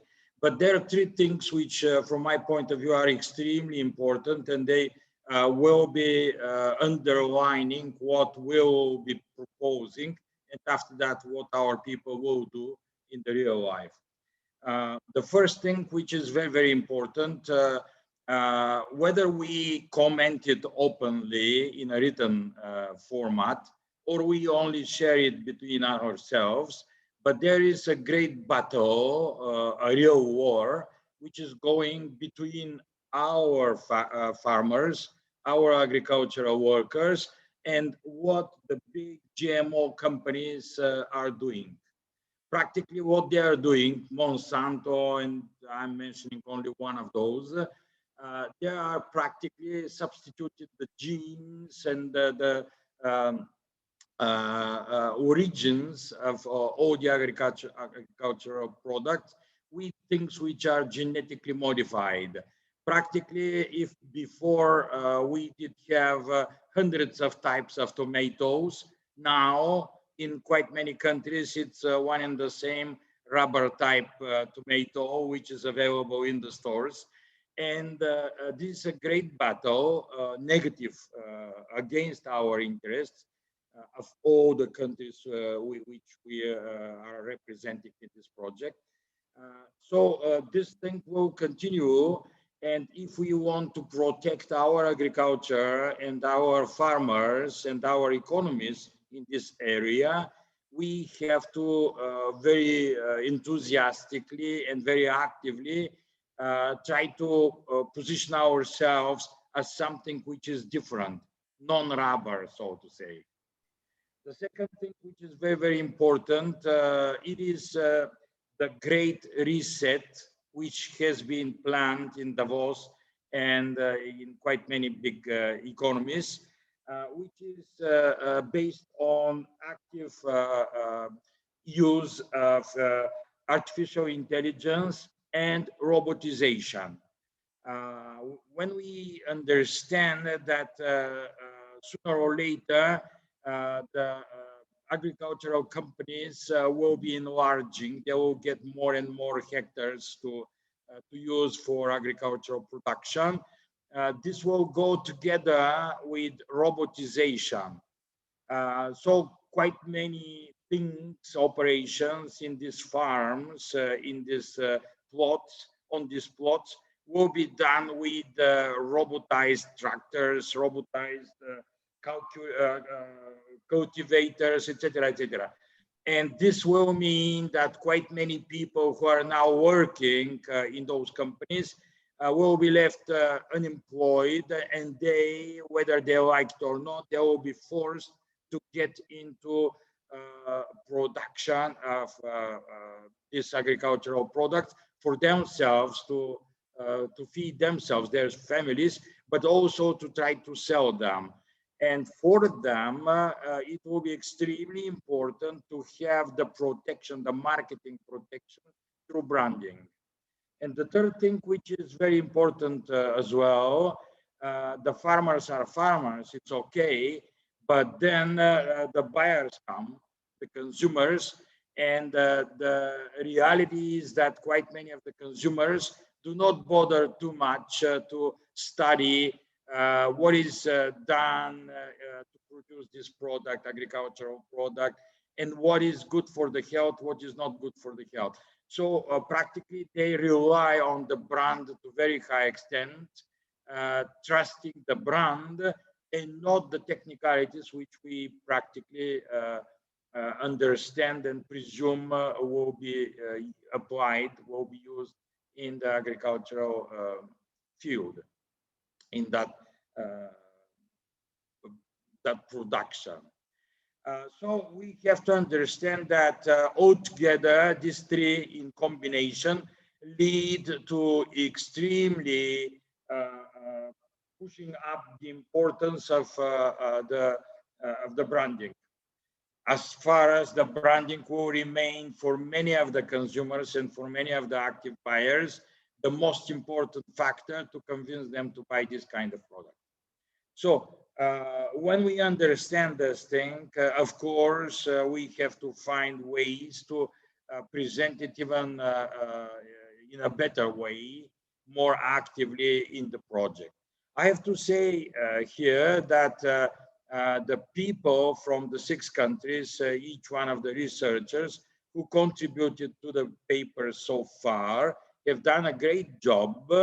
And with the combination of all these facts and information which were presented so far, we have a good ground to develop the part of branding, brand positioning in a workable way and in an efficient way.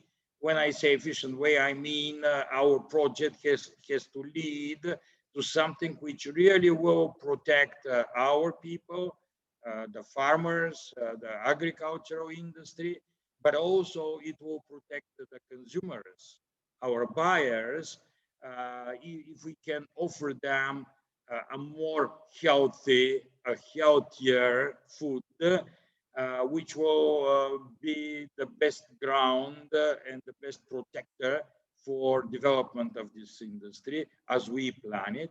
And also it will be the great protector against those guys who want to substitute everything with GMOs. Now we can go in more details, on the slides, but I believe that the interpretation of these things as we understand them so far is more important compared to the facts which are listed on the previous slide, for example. Yes, by the way, I was about to ask you if it's possible just to list, but literally to list the main Yeah, okay. values, if you think that they're important. Ladies, can we have the previous slide? Yes, can you please go one slide back? Yeah. Just to list them without a lot of explanation, the presentations will be Yes. provided Yeah. further because we are kind of out of time. Sorry. Yeah, indeed. So the market demand, I connected it already with the branding as a great trusting factor, and also as something which will convince the customers that they are getting something different from our countries, from our agriculture. Then the taste, which we discussed already, anti-GMO taste, if you want it that way. The specificity of the taste in this land is something very important as a factor. Let us not forget that Bulgaria was #1 exporter in Europe of many agricultural products like tomatoes, for example, and many others. Then brands we discussed already. The traditions, we have traditions in agriculture in our countries, which because of the common history, the joint history, led to a lot of joint traditions linked to taste again and linked to healthier products. And all together, these things will contribute to achievement of the results which our project is aiming to achieve. Thanks so much. Sorry for being, pressed by technicalities. Thank you very much. Thank you, Professor Blagoev. I hope you will stay online, right? And now we're about to invite the degree partner from Anatoliki. I hope Vaso is also hearing, to tell us a few words about the common audience profile that we have identified, or how do our potential customers and buyers look like. Vaso, you do hear us? Yes, I'm here. I'm here, Violeta. So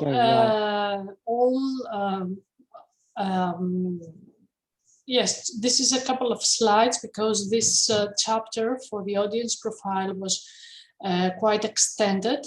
So in order to present it briefly, we decided to use this joint diagrams, showing first of all the age group who tends to be more positive against this potential branding, the one that we are proposing through AGREEn project. So this is,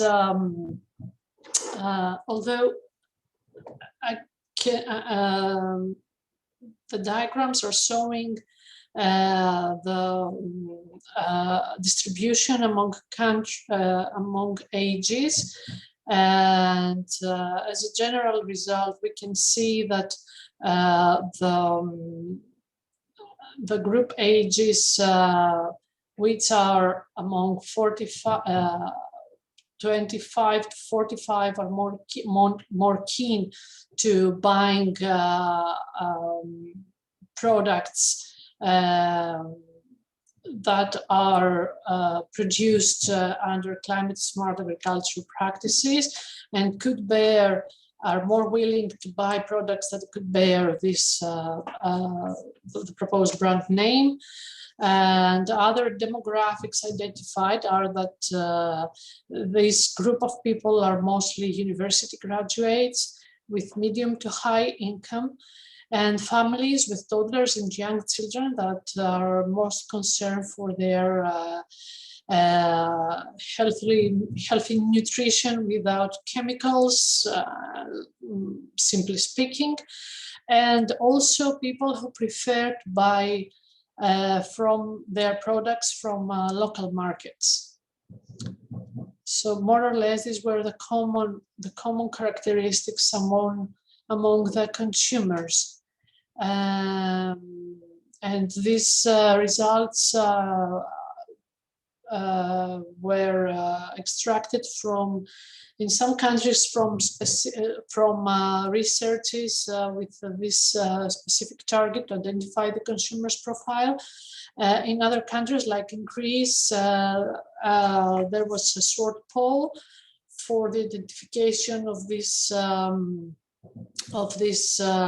consumers group, but also based on literature review regarding the consumers that are buying bio and organic food. So I don't know if there is another slide related to this issue. If we can change and see. Okay, and for the Greek reality, compared to the common results, we can see that more or less we have under the consumer's profile, mostly families with children, that is up to 64%. The age group born between 1982 and 1994, and consumers who want to avoid chemicals in their food. So this is related to the Greek reality and Greek experience. Actually, if I may add, the results are pretty much similar across all the countries. Yeah. That's why the diagrams summarized at the beginning look Yeah, like this. indeed. Yeah, there will not be time, unfortunately, to present Yes, I each know, country's profile. We Sorry made it for brief. that, but we're Yeah, quite okay, advanced. okay. We hope Okay. that you got an idea of our ideal customer or the people we are targeting. So I will ask now Lily to switch to the next slide.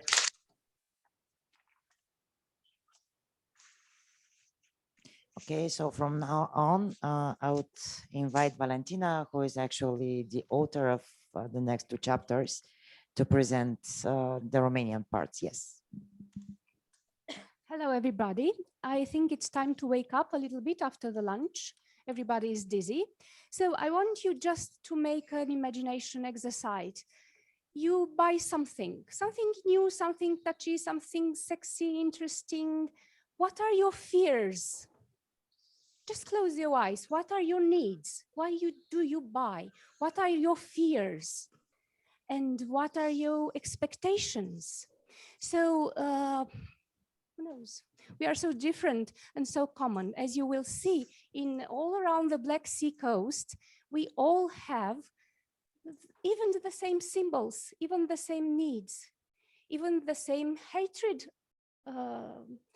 habits. So promising a brand means for AGREEn, increasing territorial competitiveness and building a joint territorial, value. And that's why labeling such a product, a CSA product, means raising the interest towards bioorganic food raised in intelligent, modern ways. Okay? So as you have seen up to now, young adults, mature, informed adults are interested in such products. Next slide, please. Okay, so such kind of brands should refer to national representation, because yes, I'm Romanian, you are Bulgarian, you are Turkish.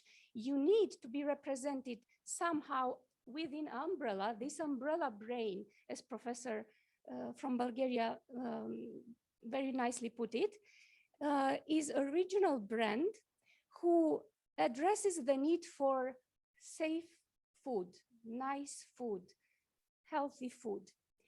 So the main problem addressed by the brand is the scarce visibility. We all have nice people, working people, who are willing to sell, to produce and sell their product, but they are not visible. So this is the main problem we, in our research, find that it should be addressed in this project. Next.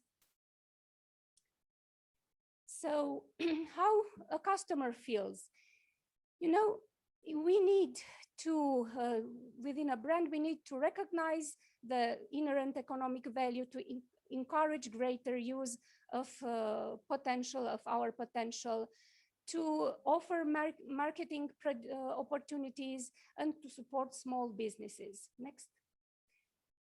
Also, elements. So I have a product. What should this product reflect? Because, you know, we buy a product with a story. They say nothing sells without a pretty woman's face, you know? This is a brand, so what is the face of our presumably vulnerable product? The performance, efficacy, and abundance. This was the first thing emerged in our research. Integration of the new technology, because it's fancy, because it's useful. The controlled and guaranteed quality of the product, the need for clean, healthy food, and the capacity to know the food origin, how the food was cropped, produced, and so on.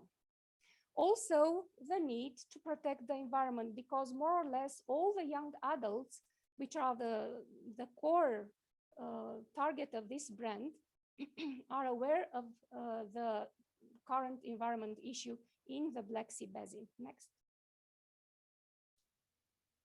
So a short survey, you will find this on the report. Vast majority prefer to buy healthy products.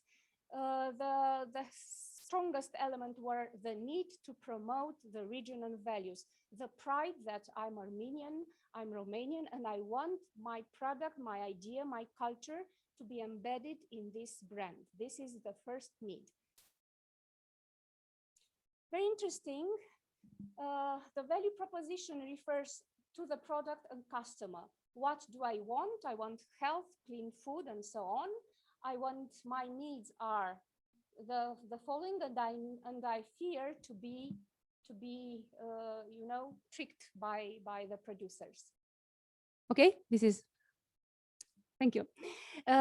Just before with the images, I let you with the idea, because the talk about the branding, I hope I gave you the main ideas. The brand, the next one, previous one, with I lead you with the images. What you see here is an Armenian symbol. Is an Armenian symbol. Do you find? It's a Georgian symbol. It's Armenian. It's Georgian. Turkey? From Turkey, somebody? So these are Romanian rugs and Romanian ancient portals in the countryside.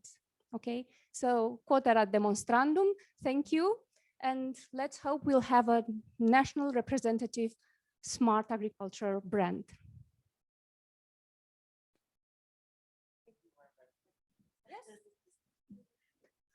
Thank you very much to Valentina Pomazan. And now we go to the chapter dedicated to go-to-marketing strategy developed by the Tekirdağ Kemal University. I see Omer is already online. Yeah. Do you hear us? Do you read me? Yes, we hear you very well. So this is your part. Yeah. I would like to say hello to all participants from Turkey, and thanks to Armenian team for the effort and the host. My name is Ömer Azabaoğlu. I am the expert on branding strategy at this project. At this stage, I would like to highlight how to go to market strategy for Black Sea Basin brand. First of all, ask a right question in a right order from a successful go-to-market strategy. And also a well-planned strategy will have focus on connecting with the customers. So what are the originated Black Sea Basin branded climate-smart agricultural products target markets? Feasibility study shows that the target market of our brand products is primarily the countries in the region. In the second place, we can consider the near European countries and other European Union countries. There need to be positioned in the target markets. It should be decided how to segment the market. Market segmentation is looked for common characteristics such as shared needs, common interests, similar lifestyles, or even similar demographic profiles. Segmentation is the process of dividing the audience to reflect specific characteristics that may influence purchasing decisions. Segmentations help develop the strategies that will target customers based on their needs, values, and behavioral characteristics. Factors to segment customers include demographic factors, locational factors, behavioral and psychographic factors. You know that the demographic factors, prevalence study have shown that the most important indicators for the potential customer of our branded CSA products are in age, income, and education. And also studies show that the location,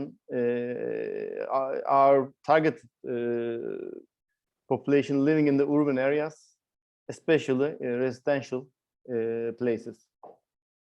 The greater driving force for the future customer of Black Sea Basin branded products is they tend to purchase greener and ecological products. Currently, living in a harmony with nature attracts more attention from consumers. Therefore, our target market will consist of these types of consumers. Level of motivation of consumers has a certain product is the major psychological factor, such as perceived quality, reference groups, pressure, learning and beliefs, and emotions are triggered the purchasing process. Our branded products should be motivate the consumers and emphasize ecological environment friendly living. And secondly, what are the BSP branded CSA products target customers? Previous slide, sorry, thank you. Yeah, firstly, BSP brands should understand the customer. New products as climate smart or greener product, biological, environment friendly products are born every day, and they also fail every day. A go-to-market plan can help avoid these problems if it includes certain elements of research and action.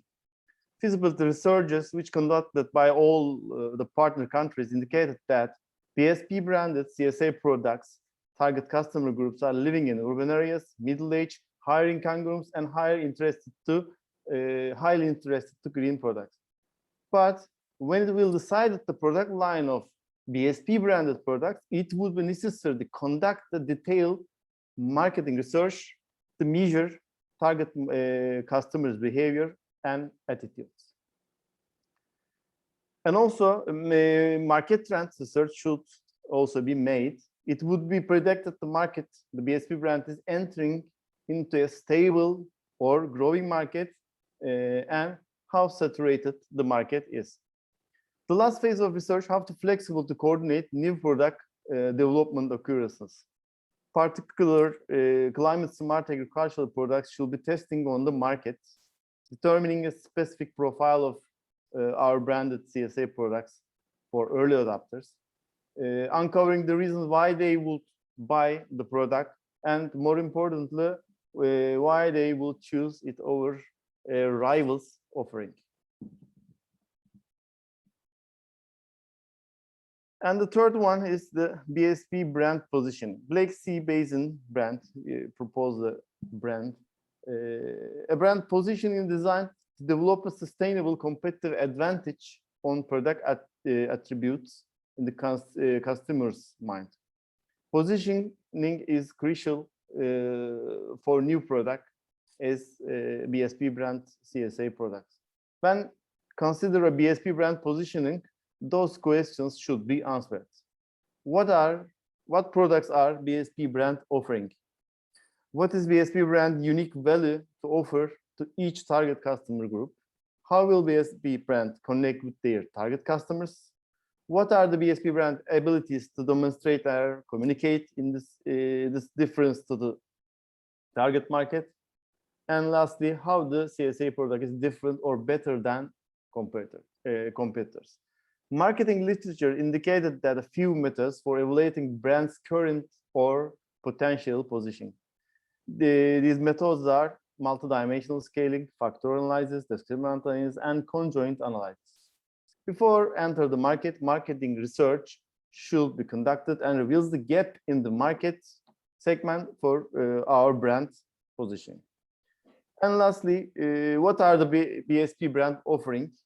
At the market, mainly three segments we have: conventional produced agricultural products, conventional products, controlled and labeled agricultural products. In Turkey, good agricultural applications name, and organic certificated products. Last decade, global consumer trend is environment-friendly, sustainable produced green products. Research find that green new product introductions can indeed improve brand attitude, and both the brand category position influence the introduction of green new products. So our Black Sea Basin branded climate smart agricultural products should highlight the agricultural products they produce in a sustainable and environmentally friendly manner. It should be supported by labeling, packaging, and commercial. Thank you for your attention. It's a very short time. I just shortly brief about the go-to-market strategy. If you learn too much, we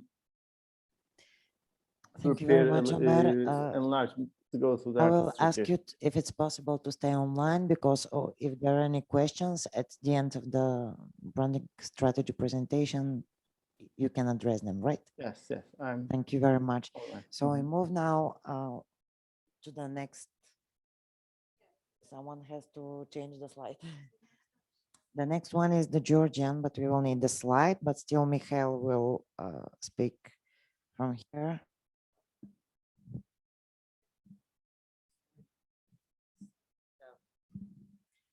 I'm so sorry, we have made some kind of, so it's Greece again. Chapter number 8 was, as far as I remember, the communication channels selected by the expert. And since this chapter was prepared by Anatoliki in Greece, I would like to ask Vaso again to appear. Yes, here.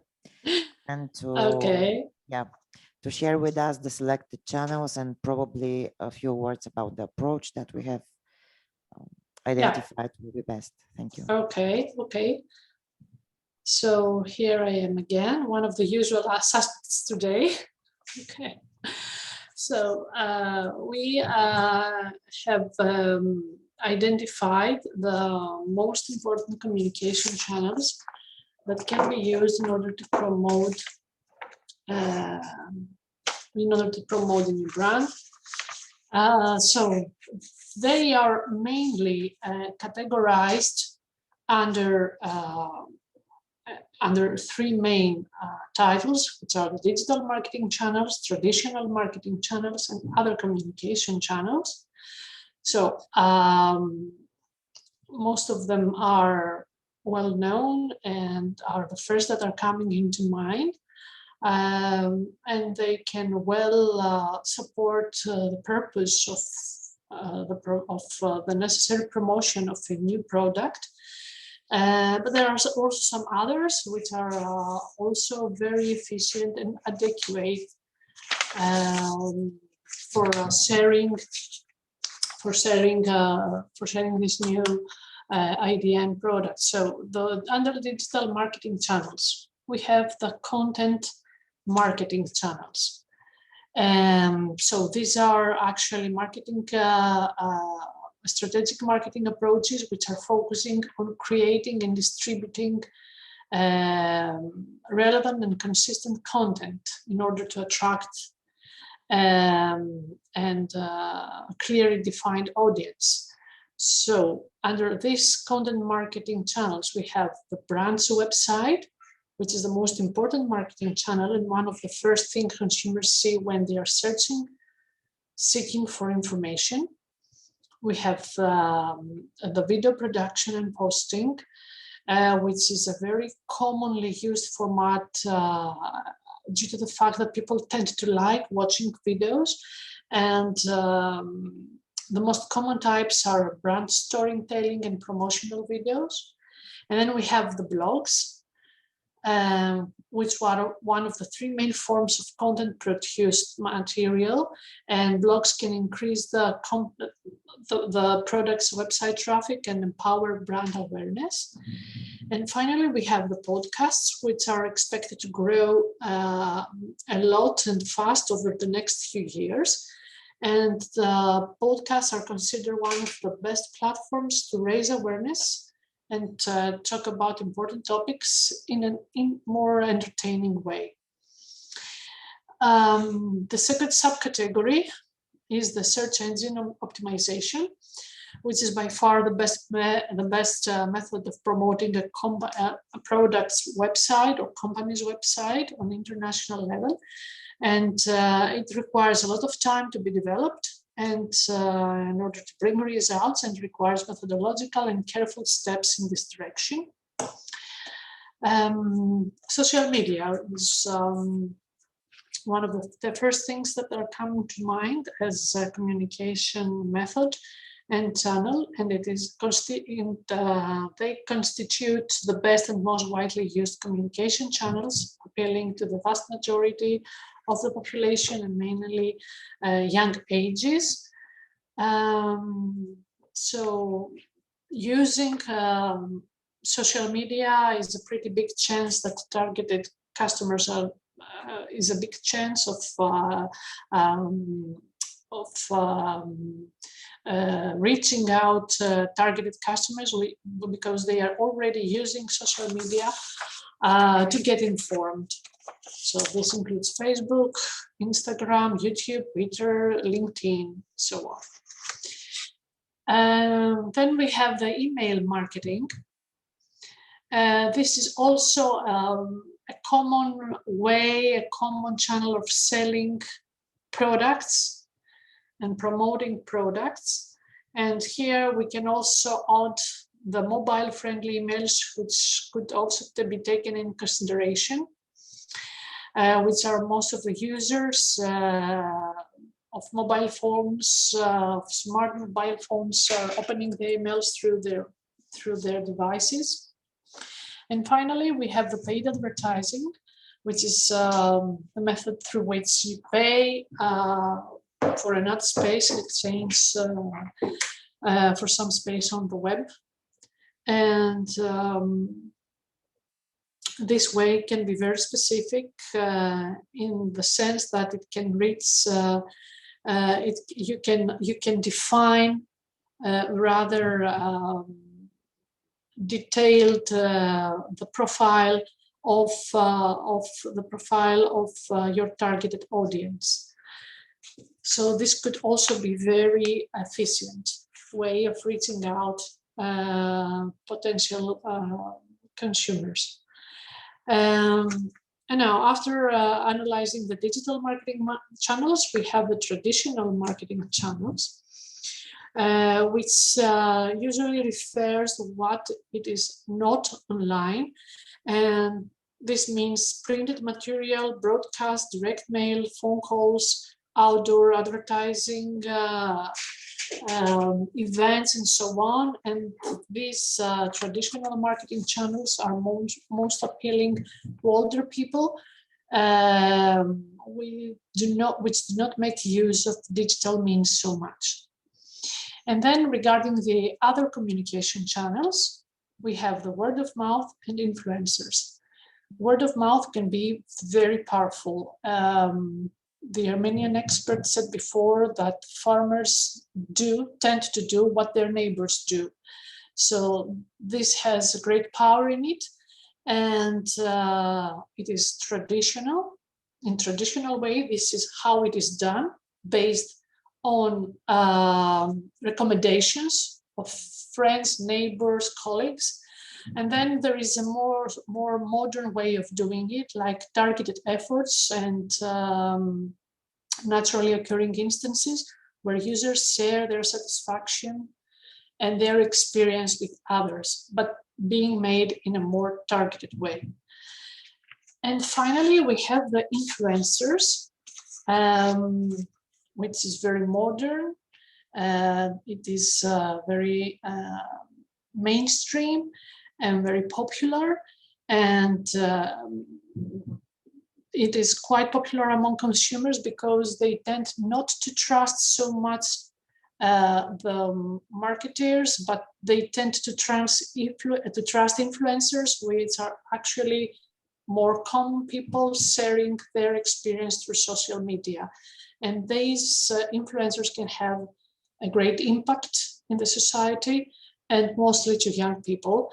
And as Violeta said before, AGREEn has a special interest in young people and will work with young multipliers in the framework of certain activities. So these are the communication channels identified and the way they can work in favor of our project and Thank you very our much. targets. Okay. Thank you very much, Baso. Basically, we have covered most of the existing communication channels, probably different with different intensity. They will be exploited, but most of them will be in favor of promoting our brand. So next in a row should be the Georgian presentation. Lilith, can we please change the slide? It's Mikhail again here who will present it. 4 minutes, yes. And I want to start my 4 minutes with referring to Valentina's question when she woke us up.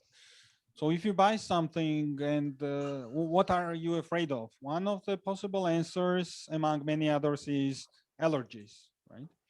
So in order to avoid it, one of the instruments is having labels, which provide detailed information about what is in the product we're buying.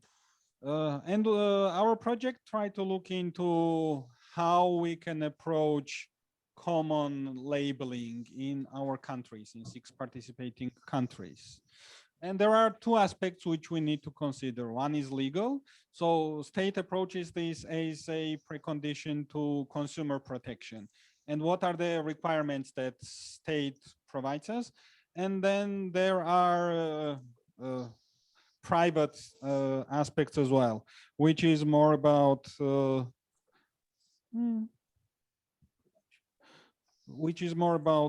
sorry for this, quality marks. Yes.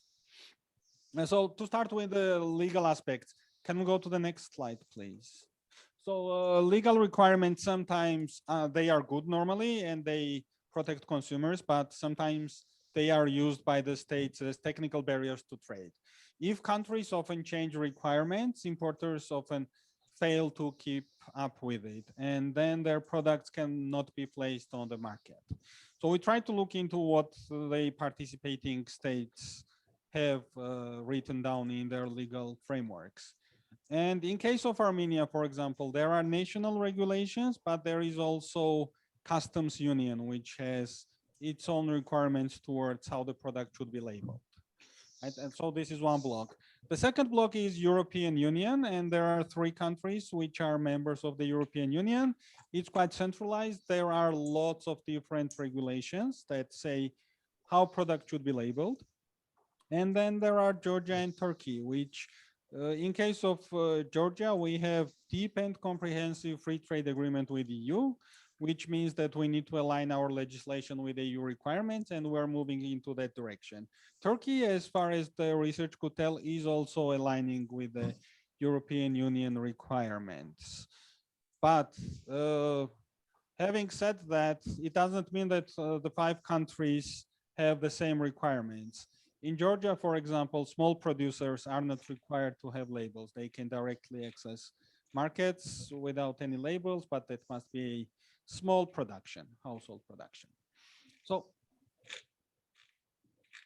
labels on products, jars, for example, which says what product you're buying, what's the content, what is the shelf life, just standard labels. So these are the legal requirements, which might be quite similar, but there are still some significant differences, which means that if we think about common brand, that will be quite hard, and we need to think about country-specific requirements. And then next slide, please.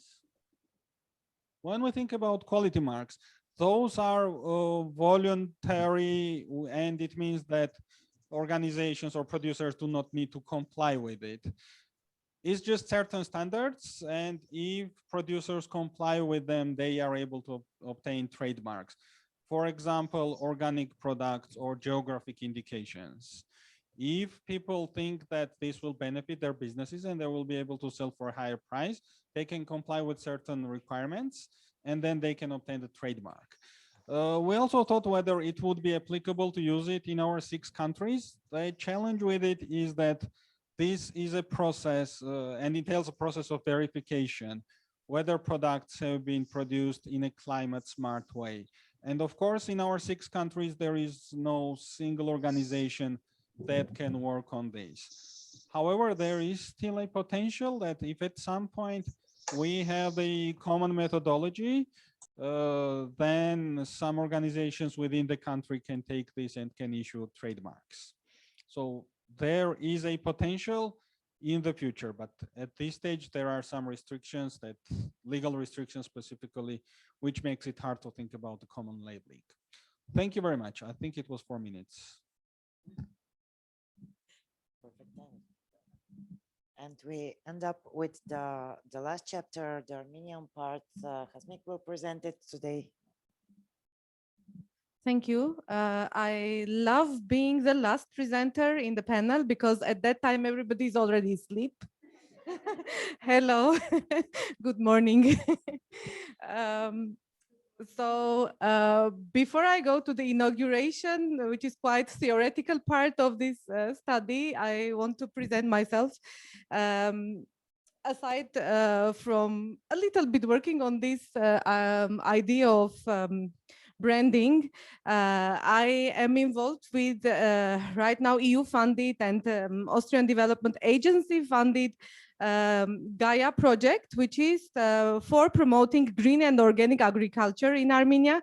And also before that, I have been involved in OASI project, again EU and ADA funded, which was again for promoting organic agriculture in Armenia.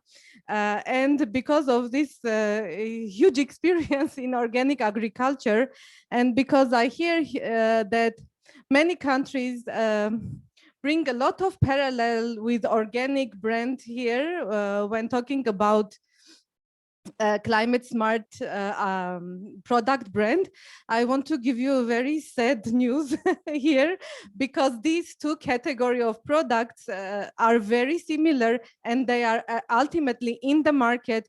These 2 categories are going to compete rather than kind of, because they are very similar, and it's very easy for people who want to buy organic to mix it with this the climate smart agriculture product brand. So here, when we jump to the marketing session or brand promotion session, we really have to think the project which promotes this brand really have to think to about this nuance and kind of make the customers, the government, and other stakeholders to understand the difference between these 2 categories. Why not organic and why not branding?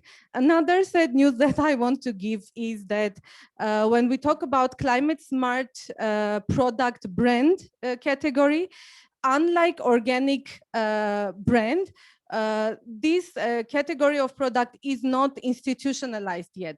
Like, for example, for organic product, we have certification bodies, we have already developed standards where like organic producers know when they go and are allowed to, when they are allowed to use the organic labeling or organic this logo, right? They already know they have to follow certain production standards.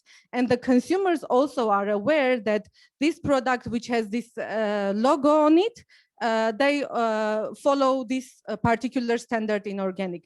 In climate smart agriculture and climate smart product, we have only theories yet. And when the project is promoting a new brand, new category of product, then they really have to think for sustainability purposes. The project has to think about institutionalization of the whole thing. And or more to put it more easier way, who will later on, after the project ends, who will take the role of certification, following that the like producer which calls itself to produce a climate smart agriculture product, who will follow all this? Who will be responsible for this? Who will be certifying? Who will be responsible for the quality of the brand, of brand products? And whatever we are talking here now would remain, I think, as a theory if we will not really think about this at this stage already. The good news is that all products categories get developed like this. These stages are for all kinds of product category introductions, and the project started really great, and I think there is a huge potential for this product to for this product category or this brand to get really successful in the market later on. So I will talk about like a couple of slides here is about brand inauguration, and it follows certain steps. Like here you can see the planning stage where we have to define our audience. Basically, okay, I will just list and then we can go one by one. Then we have to do brand inauguration communication plan, create that plan. Then should be the stage for key stakeholders meeting and targeted awareness raising events, roundtable discussions, etc. And only after these steps are taken, we can go for brand inauguration day. After that, seems like brand inauguration is done and everybody knows what it is, but here where everything starts, and here where all these institutions who will be responsible should be following, should be doing the monitoring of of the whole thing. So to understand that, to follow that the brand really performs well. We will now talk shortly one by one, all this stage. Can you please change? Thank you. Okay, so in the planning stage, we are going to identify the key stakeholders, not to ignore the role of NGOs, the role of influencers and everyone else, media, etc. Our key stakeholders here to whom we need to kind of communicate what climate smart product is, or this brand is, or promises. These are government in the Black Sea Basin countries, agriculture producers and processors in these countries, consumers in these countries. So you see, these are basic things. So the government, we don't have this category of product, and even now when we go sometimes to the Ministry of Agriculture and talk about organic products, we still need to communicate the value of organic to the ministry, especially when the ministers change very frequently. All new ministers need to understand the value of organic agriculture in the country. Agriculture producers and processors, they also need to understand that when they go under this brand, if their products will be labeled like that, then there are certain values for them. They should be motivated to go and produce under this brand. Also, the consumers should understand what does it mean to buy a climate smart agriculture branded product. The second stage is preparing communication. I just want to mention in this planning stage that each country, aside these three main stakeholders, can decide which other stakeholders they need to communicate with before the inauguration day. to make some events with them, invite, make explanatory works, etc. So they will be motivated to participate on this big event date where you really introduce the brand to your stakeholders. Preparing communication plan for brand inauguration. Here we talk about brand promise and key messages, where before this date, all these stakeholders need to really get, because in one day, in a couple of hours, in one event, it's impossible everyone to motivate on this. Can you please go to the next slide? For the brand promise, for like there are a couple of examples, like for example, for government, we need to make them understand in our communication that climate smart products or products which are produced under climate smart technologies are sustainable, contribute to the sustainable growth of agriculture sector in the country. They increase food safety as well as security. They slow down the climate change process in a way that they are produced, and its negative impact on environment. Yeah, the other one goes, okay, we have some certain problem in the slide, but that's okay. These kind of things which might interest the government to really buy the idea and want to support the sector further, right? For producers, what producers are interested? They are interested that their assets are sustained, like land, resources, water resources, etc. So persuading them that if you will follow these technologies, then your assets will be sustained in a longer way, and you can be more profitable later on. If you will produce under this brand, will be certified or whatever, then you can increase your profitability because this brand promises additional added value to your product in a sense of popularity, etc. Consumers also, they need to they need to be communicated that this brand, that the quality of this of the product under this brand are controlled, and our technologies are used, are safe, and they do not really harm the nature. Then they also need to know that the products are healthy when you use it, that the products had when producing those products, it had very little or almost no negative impact on your environment. These are the key messages, and even more that other countries also can add to this. But before the inauguration day, these three main groups should receive this information, so that to be motivated to participate to your day. Can we go to the other slide? The other side are steps, tools, and channels. Actually, I don't want to go too much into this because our partner from Greece talked about that in a very detailed manner. So to save time, let's go. Okay. No, so the third step would be the inauguration event already, and it is highly recommended that that would be, because this is a regional day, that would be one joint event to give the stakeholders the impression that this is a regional, not country-wise event, but also in the countries at the same day, the same moment, can have smaller events in each country also. Then, as I stated in the first, when explaining the first slide, everything starts after the inauguration day, when we need to understand if our brand really is performing well. And we have come up with certain indicators which would really speak about if the brand is performing well or not.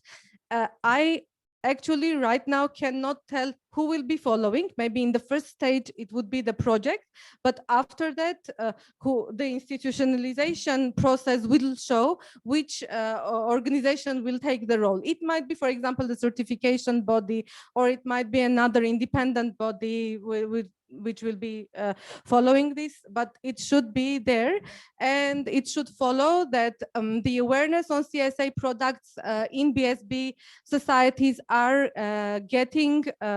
increasing with time and not decreasing after the event.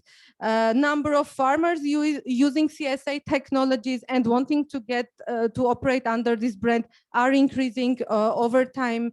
Number of companies are willing to operate under this brand, etc. There are a lot of other indicators as well which are there, and you can later on be acquainted with it. But also these are just how to say it, advised indicators. There might be when it will be institutionalized and an institution will take the role for monitoring of the CSA brand, then they can put certain goals, and based on their goals they can have targets and follow their targets over time.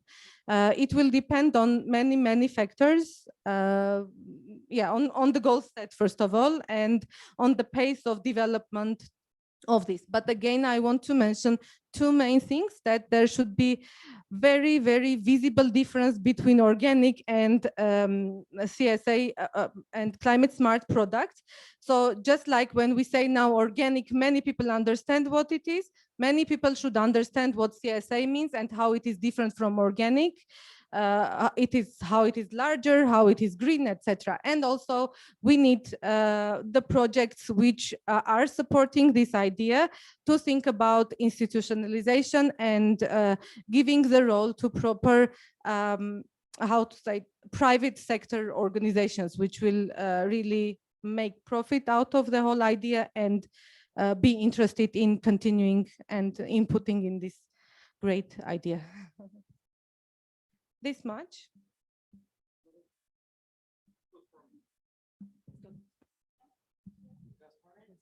Thank you very much to all presenters. Մենք ունենք հարցեր երկրորդ պանելի մասնակիցների։ Do we have any questions addressed to the participants of the second panel? Because we have a limit of time, let's do 5 questions. And I can see 2 questions coming. I apologize, I have a comment and a question. Sorry. Comment is because I might not be in the project, but when you start doing the branding, but during our interviews, a lot of people asked, how do you define CSA? Is a product that has only one CSA element a CSA product or not? For example, if somebody grows non-organic product with drip irrigation, will you brand it as a CSA or not? Will you have a range of practices? What is the score? So a lot of people were asking this, like, how do they know if it's a CSA and how many practices or approaches are in it? And I think this has to be getting attention on the next stages of the project. And my question is to the Bulgarian expert. I agree intuitively that organic products are tastier than GMOs and stuff. Do we have any published data about it, like peer-reviewed articles and stuff? Are we talking just as a consumers or as scientists with references? It's very interesting for me because I hear a lot of arguments about the topic. Thank you.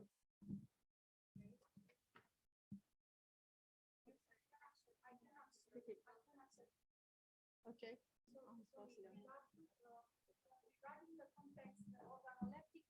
Sorry. I'm sorry very much. Can you speak into microphone? So regarding the organoleptic properties of the organic products and bioorganic products, there are thorough studies with very solid science and statistics. So this is, I can guarantee you, I will send you the references maybe, but they exist. And even more, they are followed by studies regarding like even personality traces linked to the consumers who are focused on organic.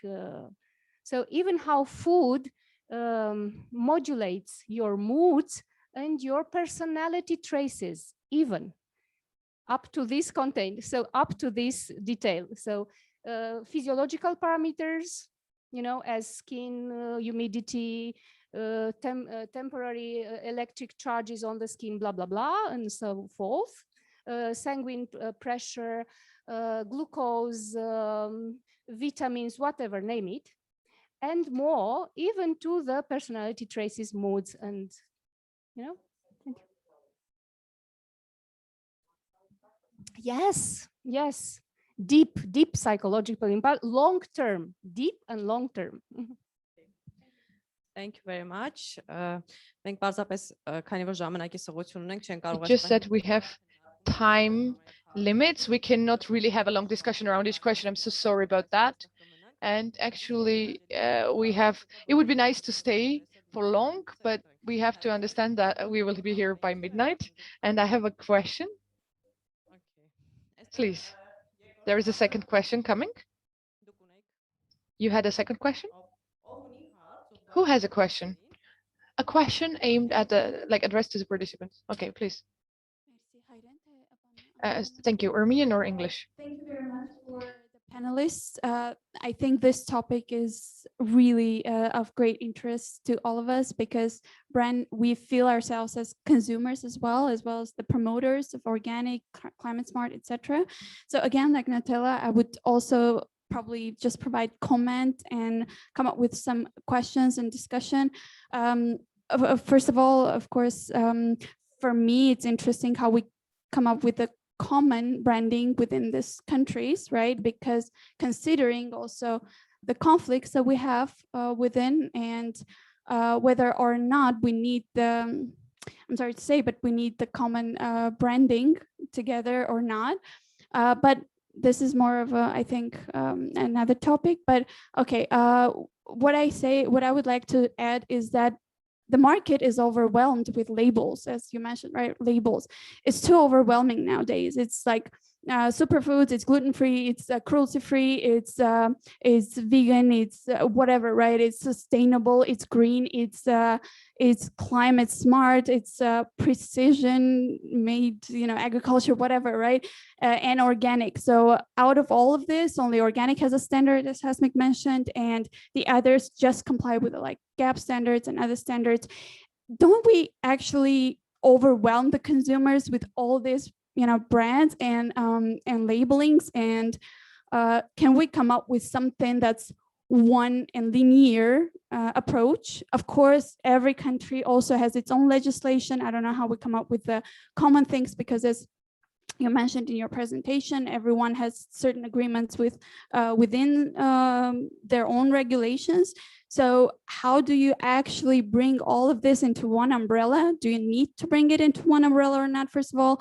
And how not to confuse the buyer, which in the developed countries, the consumers are more or less aware of the, you know, sustainability factor, whatever, right? But here in your countries probably as well, there is a lot of lack of awareness and understanding. Like they can be aware of the label, but not know exactly what it comes from, right? What it pertains to. So how not to confuse and come up with one approach together, you know? That's kind of maybe confusing question, but yeah.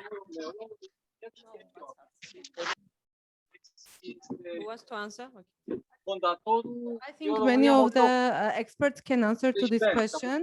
When you come from consumer point of view, you are very right, and I agree with you. And that is why I told if we need to differentiate, we need to understand that even though organic is great and have great values, and you know, as a brand, but climate smart agriculture also. But when you come from the need of the environment and global challenges, we need to understand that climate, like organic agriculture, organic certified products are not always use climate smart technologies.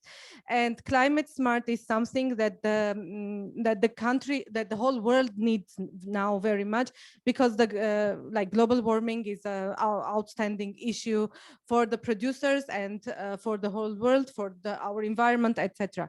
And it comes from this side. In this sense, climate smart agriculture products have broader,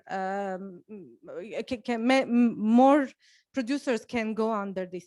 But we should be very careful when promoting this, not to overlap, even though these are similar. When promoting it, when entering and starting to communicate with the consumers, that should be, this will be very, very difficult. And we need to start like both approaches are green, first of all, which is great, but the need for climate smart now is really outstanding. That's the point. And not to hinder each other. We need to, that organic and climate smart will not hinder in terms of awareness and publicity.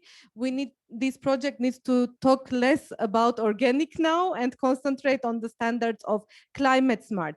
I understand they are similar, but the differences are very, very big as well.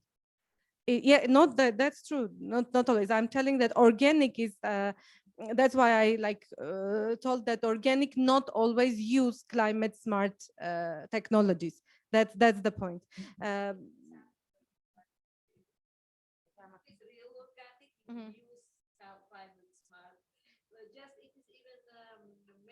Real organic is many organic producers even argue that climate smart is not the right term, because this also allows big players to come in and also claim that their production is somehow similar to organic. Therefore, because actually if you really follow all organic principles, it's does that make any adverse effects also on climate. So organic, if you don't practice so-called partial organic for experts, but keep it local, which is real organic, keep it local with local sourcing, etc. It is real climate smart agriculture, I would say that. And as about, I fully understand your question and agree there are many different labels, but actually labeling is one of the methods to give a very clear understanding to the consumer where what you buy. And if we are smart enough, we can invent something for that. And there is different things. There was talk about that maybe somebody uses only drip irrigation and others much more methods which are related to climate smart agriculture. This can be also somehow put into the label. For example, when we buy refrigerator, you can see there about efficiency, how efficient they are, and also green. So there is a possibility to play with it. And then about awareness of those marks, we have to do something. So this is about bringing more people into the climate resilient, I would say, more than smart practices.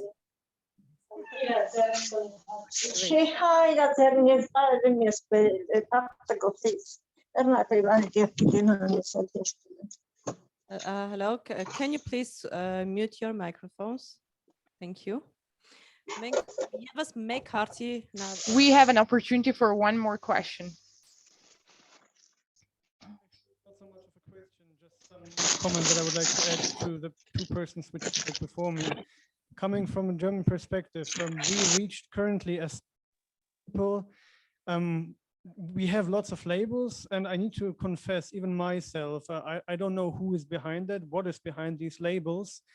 And now again, or shifting back to the Armenian perspective, it needs definitely any kind of mechanism or body who controls and monitors the right dealing in the right way with these labels, because but it's not that difficult basically to create or to print or to copy and paste such label and put it on product. So if there is no control mechanism in place, okay, Yerevan city, for example, or SAS or Norzov, I'm sure they wouldn't even want to risk any kind of penalties or punishments for this.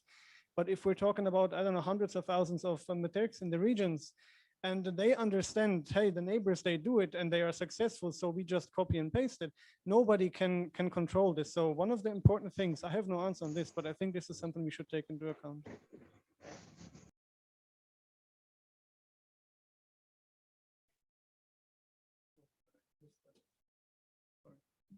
Thank you. I actually talked about the monitoring and that was the final slide of mine, that it needs certain, there should be certain indicators and certain institutions behind to monitor it. We should understand that just like organic producers, climate smart producers also will be various, and they will be various products under this, like all range of agricultural products can be or cannot be organic climate smart. And to kind of give this permission to use the label, there should be an institutional and moreover, because this is a regional brand, it's going to be a regional brand, then a regional international institution should be following it, and each country should have a certifier, so to say, which will take care of for the control, exactly what you mentioned, should control the situation. And the monitoring are here, the number of indicators that can be indicating if the brand is doing well or not. But anyway, this can be defined by the institutions, like specialized and defined, because these are quite theory-based, how many want to enter. Why should a person choose being climate smart rather than organic? What will be the difference? What is the standard for organic and what is the standard for climate smart? This also is the question is raised by Natella. I think there should be a work group, first of all, which will come up with defining the standards for climate smart products. Who is allowed to use the climate smart label? And these institutions and together with the project should do.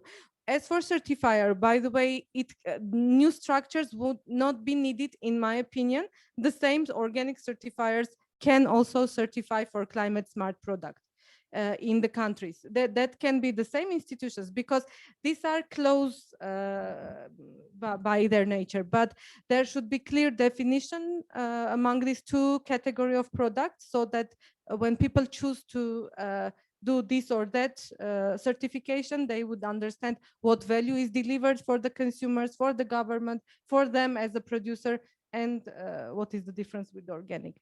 And the indicators are there, which can be common for all, like areas under cultivation with climate smart in the countries increase with time. Producers that want to go under the brand also increase over time, etc. Many indicators can be indicating that the brand actually is doing well or not.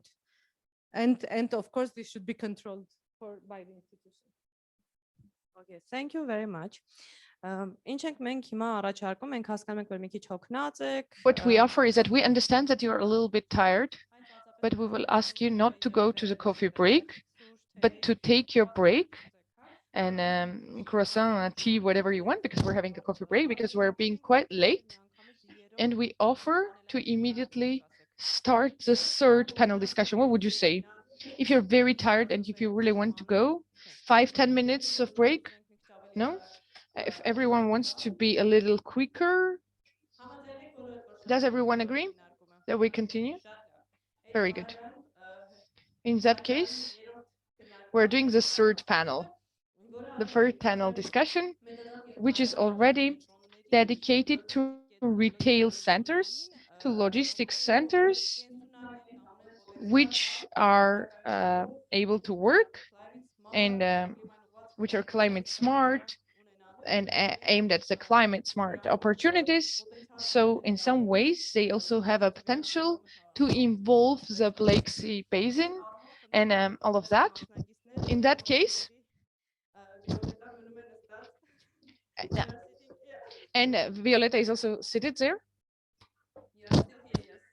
And Violeta is in the panel. Mikhail, please.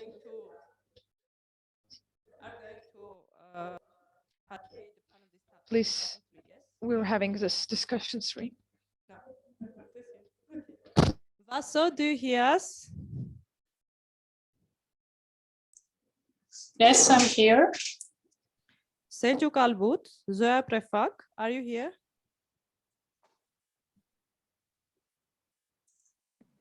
Yes, I am here.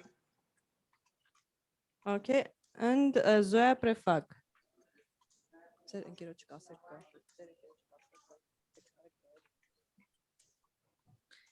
You have Emil Stepanyan. And also Emil Stepanyan on behalf of Armenia, please. She's online? Zoya is online. Okay. Okay, great. Emilcan, enter. I'm online. I'm Zoya Prefak. I'm here. Okay, thank you.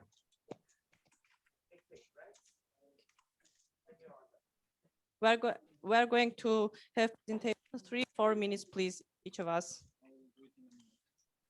I will do it in half a minute. We are bargaining already. Just I will need the slides, please. Can we go to the slides? Yeah. We skip that part.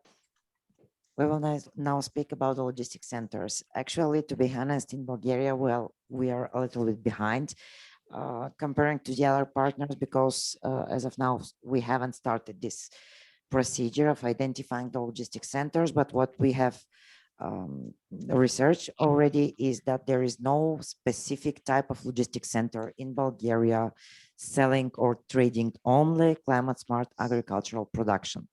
We even do not have, how to say, specific centers trading big centers like wholesale trading centers specialized in organic production trading. So what we could do in this scenario is to search around and to identify 3 different types of logistics centers or let's say selling points. They're in 3 different scales and with 3 different profiles. So basically we're researching right now. First option are international chain of stores, you know, big stores like Kaufland, like Lidl, international chains that has stores in each country and almost in each big city. But we have found out that most of them also apply a special policy concerning the local producers and the local it has disappeared, and the organic and bio products. Most of these chains or stores, they have specialized stands or sectors or places within the market where they give opportunity to the local bio and organic farmers to go there and sell, but not by themselves. It's like a selling point. They sell to the store and store resell for them. This way, the benefits and the profit for the farmers is not so big, actually, because they need to, in addition to comply with some requirements for volume and for quantity that they need to provide, but it's a way to go directly to the local market. The other type of centers or selling points that we have identified in our countries are the farmer markets. The farmer markets are quite a new trend actually in Bulgaria. Maybe 5, 6, 7 years ago, they started to appear here and there. Even now, we have no more than 15 farmer markets across the country. In our city is one of the most successful, by the way. And the farmer markets are organized in a way. So there is one organization, usually NGO, organizing the market, and all the farmers are free to go and sell production as long as they're registered as bio or organic or other type, let's say in our case, climate smart producers. So in this way, they pay kind of very small tax, let's say, to be on the market and to be able to send free, but they have the direct access to their customers. So in addition to this, the farmer markets also implement kind of social function, raising awareness of the consumers about the local producers and the goods sold on the markets. For example, the lady who is accompanying me, she's the organizer of the Dobrich Farmer Market in Bulgaria, and she's doing videos all the time. She's visiting the farms, filming how everything is produced, and then she's promoting her farmers, the farmers that are selling in her market. So this is the added value that a local farmer market as a not only as logistics center, but also as promoting center could provide in benefit of the local farmers and producers. And the third option in our country could be local businesses. This is also quite a new trend. Like one person who has a small store and it's specialized in selling farmer products only and from the region only. So local farmer products, and these stores, they're new, like from 2 or 3 years ago established. One person is uniting and knowing, I mean, knowing by name in person, all the farmers in the region. So they go to this person, they leave their goods there, the person sells the goods and then give them the profit if there is such. So these are the ways our country is working right now, and our market in Bulgaria of climate smart and organic and bio products is working. Was it enough? Yep. Half a minute. Maybe two. We go to next. Great. So we did the mapping of logistics centers. There are totally 18 that we have identified. I mean, there are a lot more, of course. It's just 18 that we could map and understand their profiles. They come in different sizes and they produce different, they sell different products. There are producers that consolidate farmers' primary products, process it, and then can export it abroad. There are also online and physical shops that sell products. And I would highly suggest you to check the website of our project once the interactive map is done. It will be very interesting. Next slide, please. Yes, and just this is for the EU member states mostly, and Armenia as well, actually. We have free trade with both. It means that there is a potential to buy products from Georgia and not pay the import tax, which is quite a big advantage. In case of EU, we can export only 200 tons of garlic, but I'm sure you won't be buying that much anyways. So please visit the project website once the interactive map is done. Thank you very much. Half a minute. Next in row, can you please show the slide so we know who is next? Who is next? Hello, everybody. Do you hear me? Yes, Zoya, we hear you. I'm glad to be here with you today, even from distance. I'm Zoya Brefak, Associate Professor from Ovidius University of Constanța, and I'm responsible for logistics centers mapping for Romania. It was identified and mapped a number of 11 logistics centers which are located in the southeast part of Romania, which are BSB eligible area. Most of them are situated in Dobruja, in Constanța and Tulcea County, and one of them are in Buzău County. Due to the geographical conditions of the region, like landforms, namely plains, tablelands, and hills, or fertile soils and climatic conditions, the region is very fitted for agricultural crops and viticulture. So as to the profile, the types of logistics centers varies from vineyards, start my video. I don't, I apologize.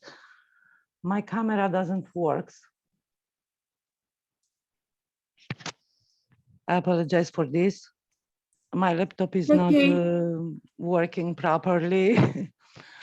The profiles, the types of the logistics centers in Romania varies from vineyards to winery and retail centers, grocery stores, cold meats factories, dairy produce,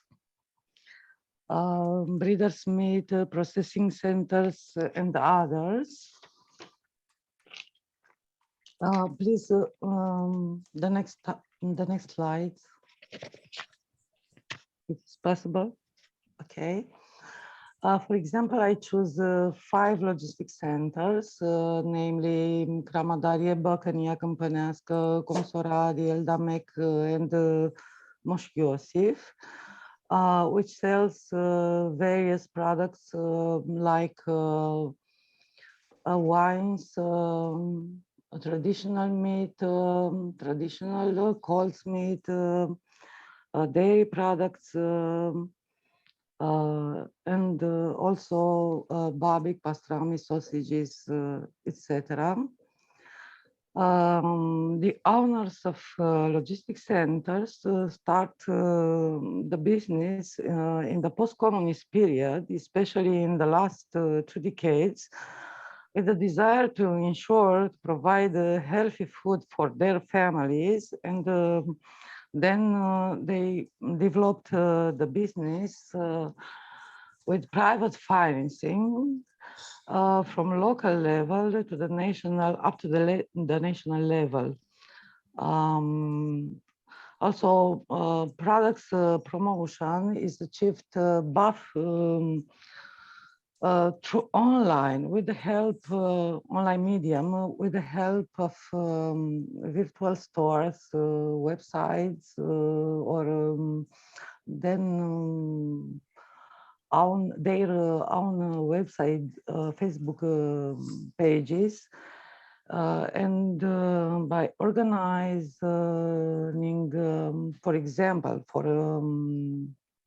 the wine sellers, for example, wine tasting in their own restaurants, and by attending wine competitions organized at the national level, where they won awards and medals. And the usual clients are retailers, distributors, restaurants, and individual customers. The sales are made by distributors, partners stores, and hypermarkets such as Metro, Selgros, Zoya, I very apologize. Yeah. You have 1 minute, sorry. We are out of time. 1 minute. I will finish with this, with hypermarkets. Yes, Metro, Selgros, Carrefour. I don't want to make promotion for this, but I'm finished. Okay, great, thank you. I apologize. I didn't present the first slide, but it's okay. Okay. With the products and the stores for dairy products in Constanța city. Okay. Thank you. Thank you very much. And Turkey?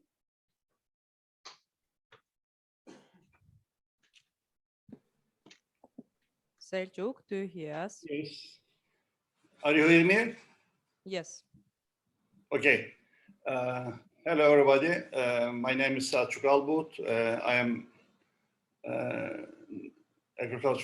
working in agricultural faculty in Namık Kemal University, and I am an expert, interactive map expert in this project.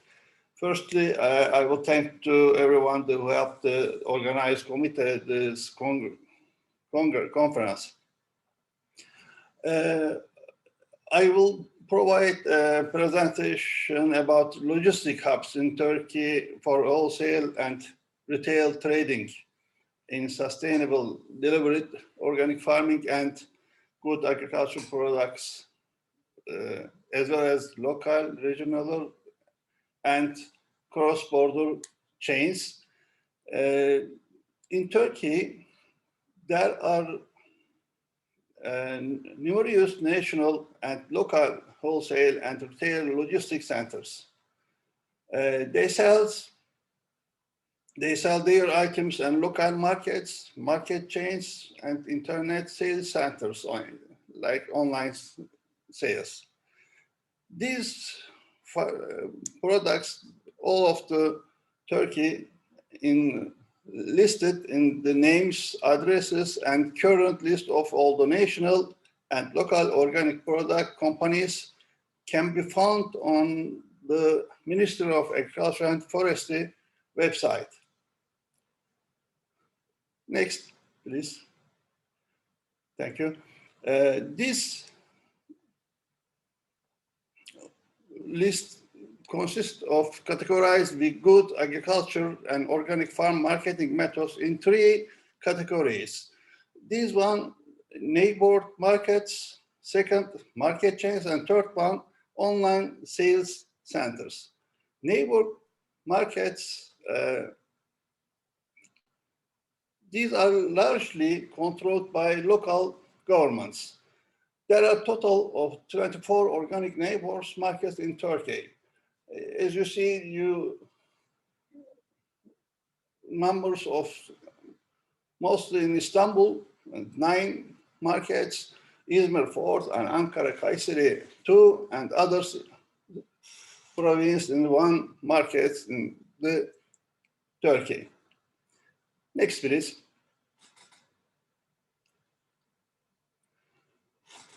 The second one is market chains. In Turkey, national and international market chains sell with the good agricultural practice products labeled with thousands of branches all over Turkey. The most important supermarket chains in Turkey, as well as the total number of branches. There are only 3,000 branches of chain markets, each of which has branches in at least 5 provinces across the Turkey. The biggest one is Migros, Carrefour, Mopas, Makro Center, and Tarım Kredi Birlik is these market centers. Next slide, please. And the third, sales organic and good agricultural products online sales centers. The following are the main organic and good agricultural products online sales centers in Turkey. These online markets places sell organic and high quality agricultural products from all over the Turkey by shipping all of the Turkey. Approximately the biggest one is the slide, as you should see. Now, I thank you to 4 of the committee, and thank you very much this presentation.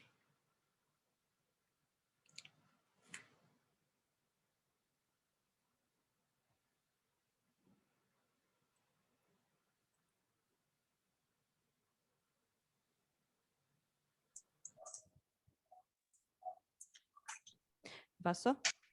Yes, so I will be extremely quick.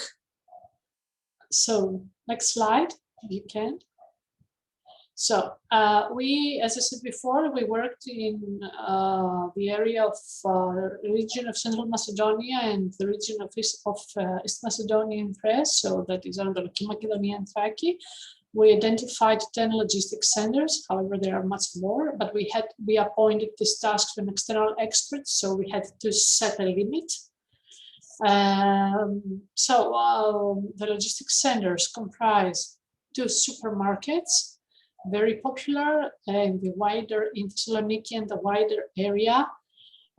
We have one union of organic farmers, which is also selling products. We have a company that produces, trades, and distributes organic products in Greece and abroad. You can see their trademarks here. They all have active websites, and someone can search for further information in these websites. Next slide, please. So we have 3 companies which are mini markets and also delicatessens for vegetables, but for a wide range of products like dairy products and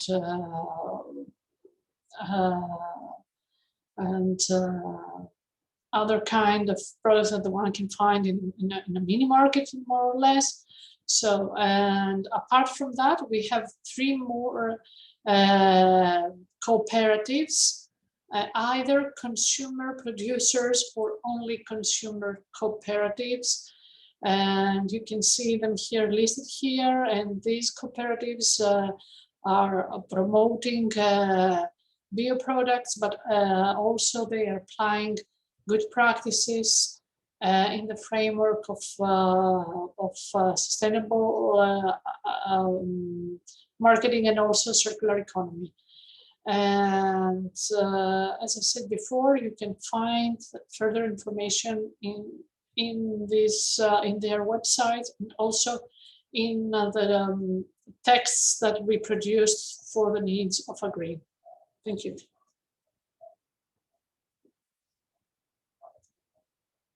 Thank you, Vaso. And we have Emil.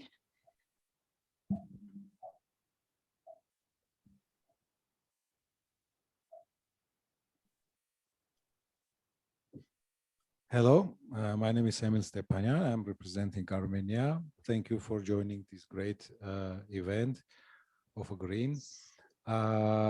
Talking about logistics centers in Armenia, we in Armenia, of course, we have all these sales channels, open air farmer markets, sales retail chains, online trade of fruits and vegetables.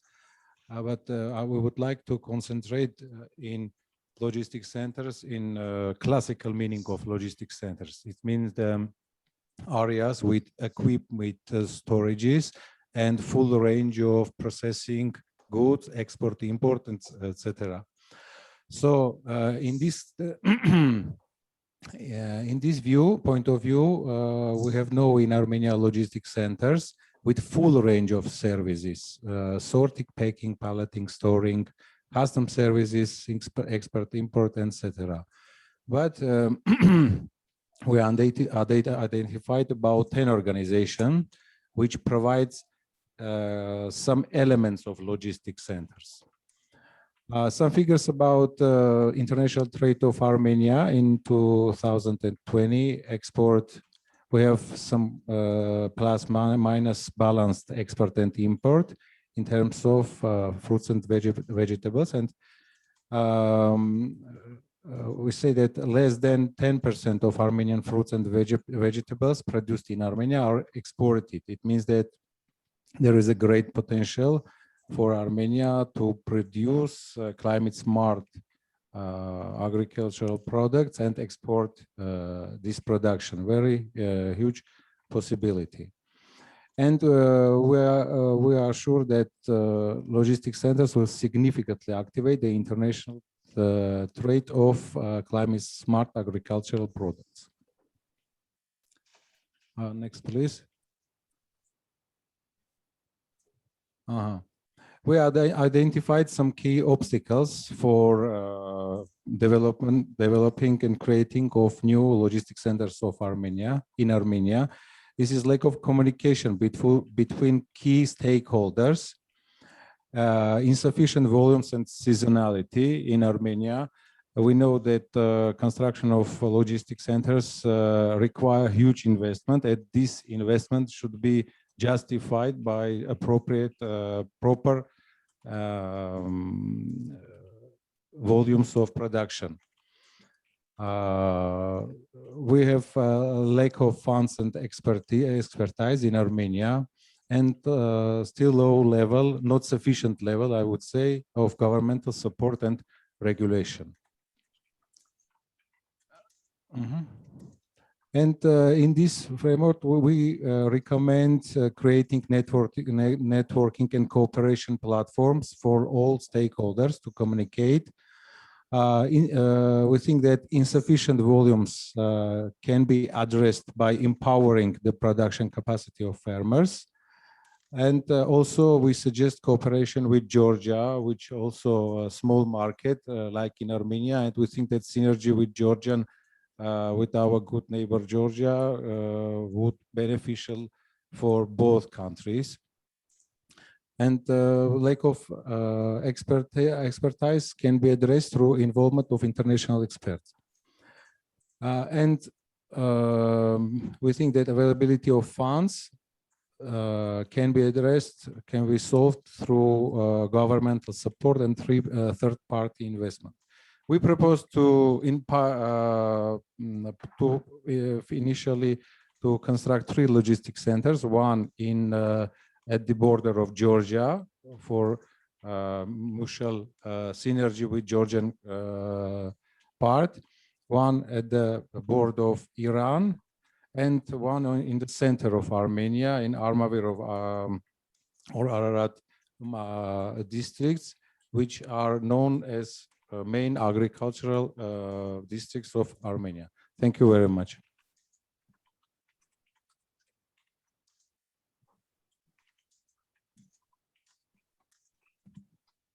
Thank you. This time our experts were quite brief and they were quite laconic. So now we will have questions and answers connected with the third panel discussion, logistics centers, the network here and the communication. Do you have any questions? Also, we encourage the online participants to have questions. You can either type them in or you can say by microphone. This is being translated into both languages, so please let it into Armenian and English. So you just can turn on the microphone and speak, please. You're invited to ask questions if you have any.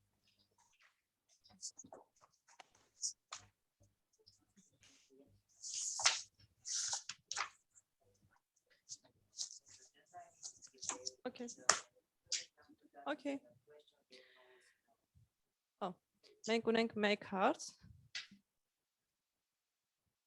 We do have a question, please. You're talking about the Armenian logistics centers, which could be one in Georgian border and one in center and one in Iranian border. I guess those could work as a dry port too.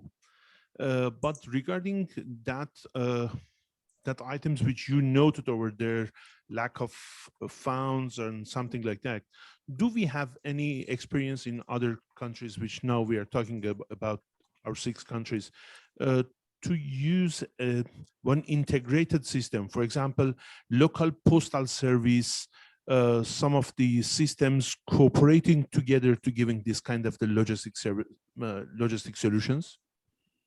Do we have that kind of the systems in these countries which we're talking about, or do you have any plan to utilizing the local postal service, local transport service, or renting the regional refrigerators or something to utilize that to minimize the funds which you need?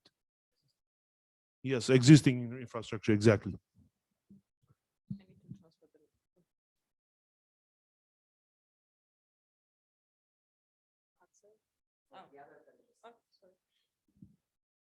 If I may share for Bulgaria, until now, according to the research, most of the organizations and centers are private funded. So how to say, the government do not consider normal to fund with state money, private organizations. So each of them, like the big chains, they find their way out, how they will deal with all the logistics, with the facilities renting and everything. Usually they build their own, they sustain them on their own costs. So in this particular question, we do not receive any state support. Maybe it's possible, but there is no such practice established yet. However, I can tell you in particular for my region, the farmer market in Dobrich, it's supported by the local municipality. And it's not a policy, it's not a governmental policy, but it's kind of goodwill from our municipality to our local community. They do provide the space. I mean, it's an open square, actually, the space for organization every week on particular day of this farmer market for free. So this is the support of the local. Yeah. About the big facilities, no, everyone is taking care of his own facilities, and that's it. This is all we can do. But there was an idea at, I mean, state level to apply for European funding at state level, as I said, to build a couple of logistics centers that are closer to the sea coast, so they can easily shorten the chain to supply the restaurants and the hotels that are established at the sea coast. It's still an idea only.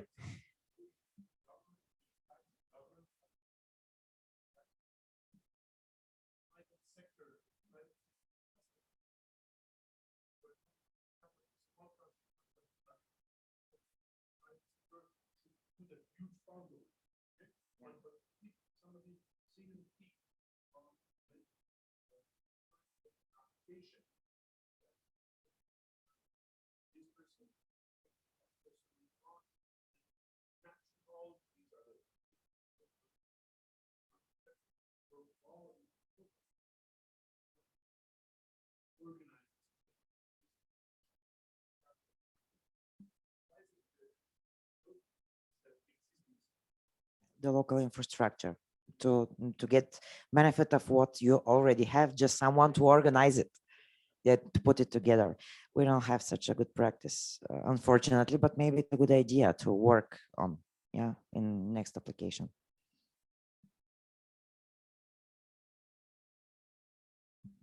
Okay. ուրիշ հարցեր ունենք? Do we have any other questions? In that case, we go to the next panel, which is best practices, presentation of functional business models. We don't have a lot of time, so each country we can show one example. What would you say? How one example would suffice? Would you agree? In that case, please let all the colleagues know that each country will present one example. And Violeta is seated. We are inviting Mariam. Mariam Michael. This is the best practices part already. So, okay. Vaso is here. Yes. Fatih, are you with us? Romeo. Oh, on behalf of Romeo. And Harutun, and Harutun, please come. So our colleagues have asked actually to be a little to be first, because our partner from Greece has different time zone. So please, Greece goes first, and then the other countries, if you don't mind. We will go in order. Okay, thank you for giving me priority somehow, but we have to leave the office soon, so this is why I asked for going first. So we are going to present one out of the 5 good practices identified. We are prepared for presenting 2, but we will go for the one coming from the agricultural cooperative of Basilica and the legumes producers group. So the region of operation is the city of Vasilika within the municipality of Thermi in eastern Thessaloniki. The size of cultivation is 250 acres and they are employing 5 persons there. Next slide, please.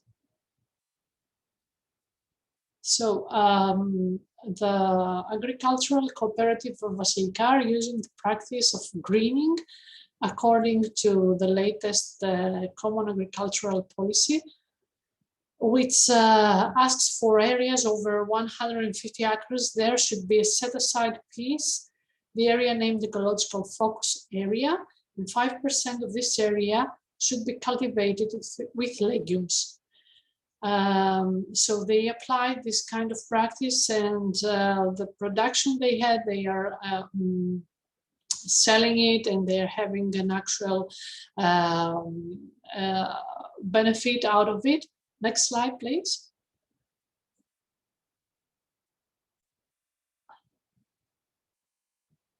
So the benefits stemming from the implementation of this practice, which is based, as I said, on the new CAP Common Agricultural Policy, is the natural soil enrichment, the decrease in the use of fertilizers, and these are the impacts coming from the cultivation of legumes, the decrease in the use of inputs and resources, the decrease in production cost, increase in cultivation yield production, increase in product quality, decrease in greenhouse emissions, and protection of the environment and ecosystem.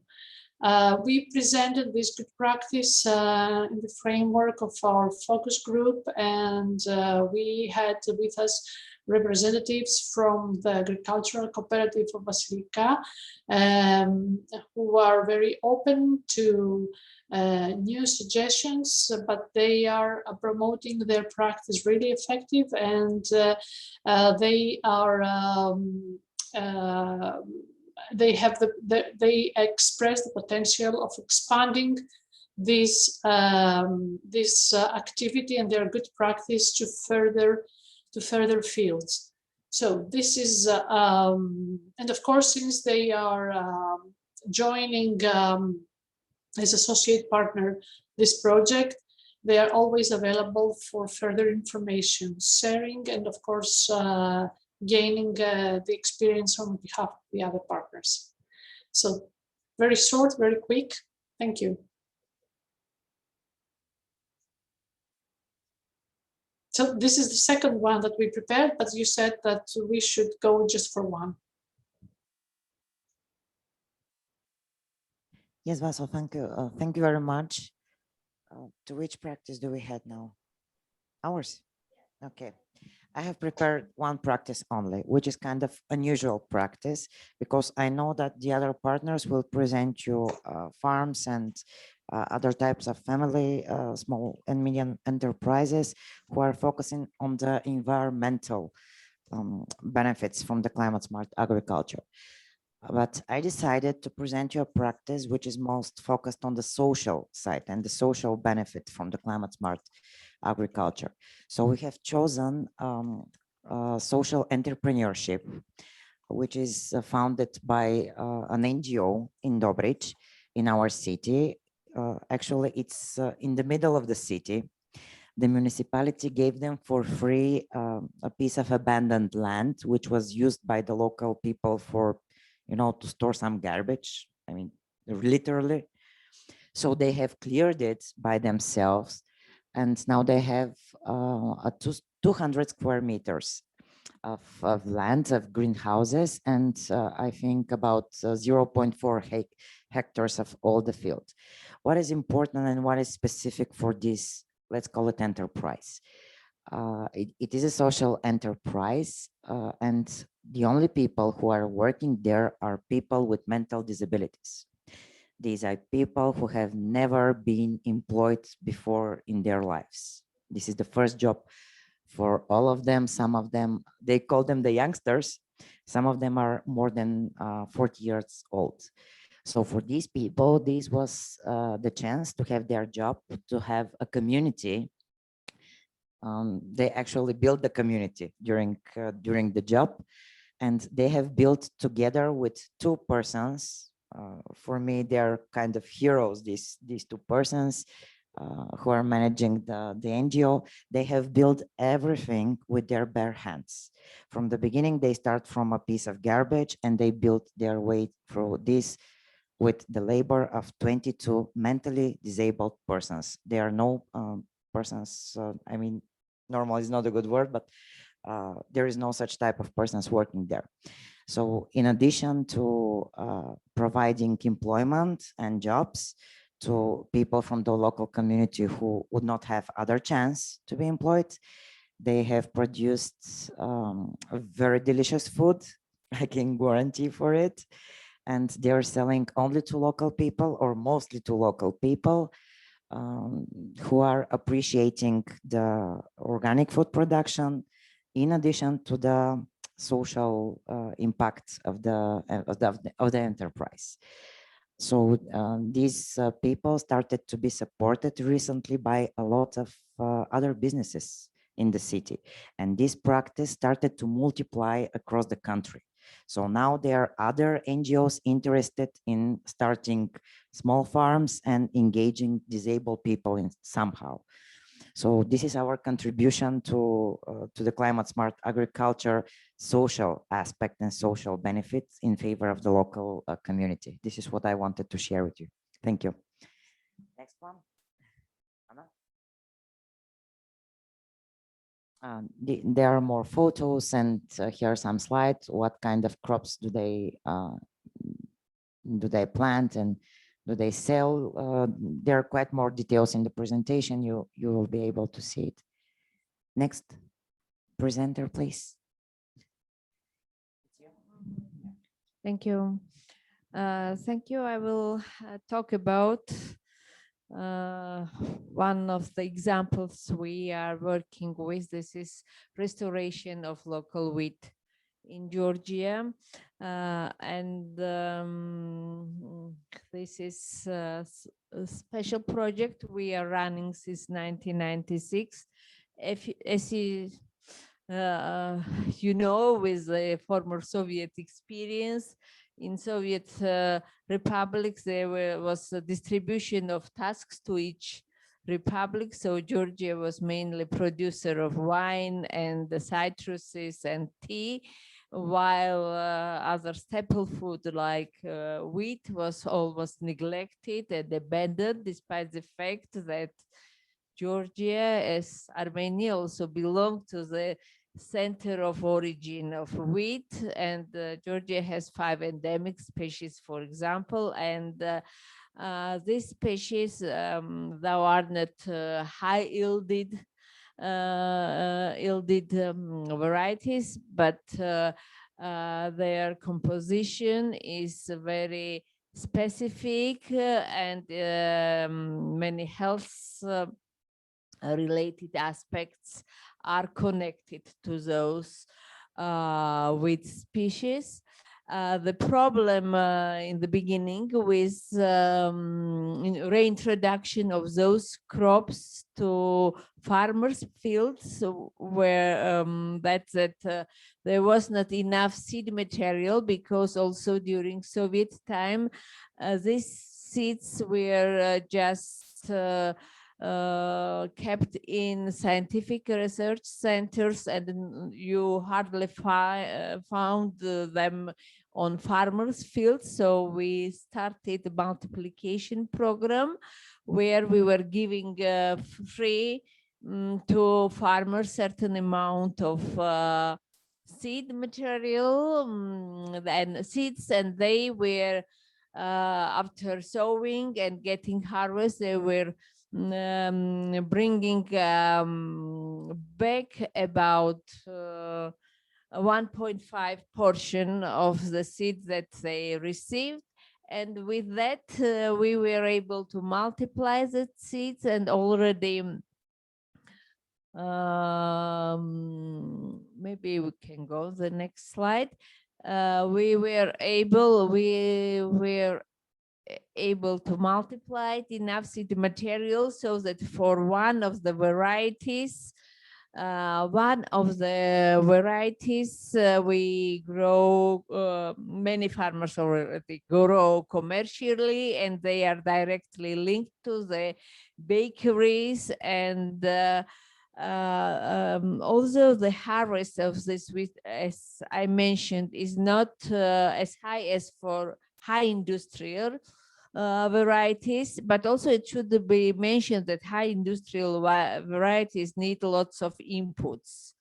And also you have to cultivate them on irrigated land, while this wheat you can grow in rain-fed system, which and does not require much inputs, which makes it possible to grow in those areas where formerly farmers were not able to cultivate almost anything. And besides that, if we make calculation of income per hectare for farmers, it can be double or triple, because local bakeries becoming more and more interested in such type of wheat, because they have other specific taste characteristics. And the bread baked from this type of wheat becoming popular also in very fancy restaurants of Tbilisi, and also tourists are interested in this type of bread. And with this project, we promote local sourcing of the product, and that the bread baked, so much loved local Georgian bread, is baked also from local varieties of wheat. So you can sell not only the product, also together with the story, and it makes possibility of value chain actors to benefit more, sell better. And at present, we also cooperate with the Gastronomic Association, who are interested in making the different, you can go further too if there are some more slides, but it's already Romania. So with Gastronomic Association, we have plans to further promote this wheat, so that many restaurants, high-level restaurants, will have this possibility to bake and present local wheat together with local products. And this will give possibility to farmers also further increase their plots. And as for per kg income, they already earn minimum 50% of more income. In many places also it's getting to double or triple income. It depends on the variety of local wheat they are growing. This is in short. And we also sell this through internet. There is Eco Mart we have, and some of the farmers already also sell those wheat through Facebook. So they just advertise, and they can put even some, while generally wheat price is about 50 tetri. Some farmers through internet, they sell for 3-4 lari, almost 10 times or 8 times more. So thank you. Thank you. Speaking of a Facebook as a trade channel, I can tell you a lot of stories, but it's not the place and the time right now. Who is online? Romeo is online and could present the Romanian, one of the Romanian good practices. Romeo, do you hear us? I'm hearing you. Great, But we also do hear you. it's a very low volume. But did you hear me? Perfectly. Perfectly. We hear you very well. So yes, please, it's you. The low volume for me. We hear you perfectly. So you can continue, please. It's okay. It's okay, Romeo.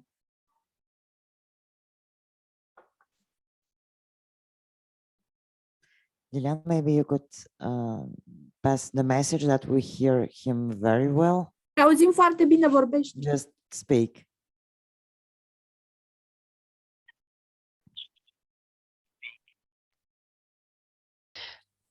Romeo, can you hear us? Yeah, we hear you very well. You can speak, please. Okay, my name is Romeo Magurdichan, and also my genetic home is Armenian because my father is from there. And I present two experience in Romania.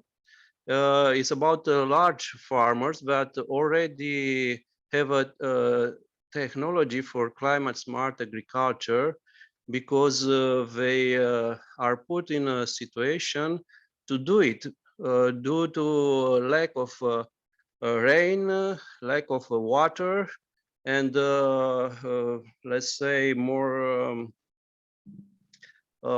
extreme climate changes.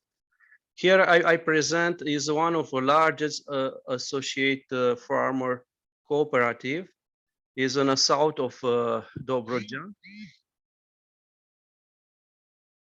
And there is a small description of that. They gather 20,000 hectares, and they have 48 members.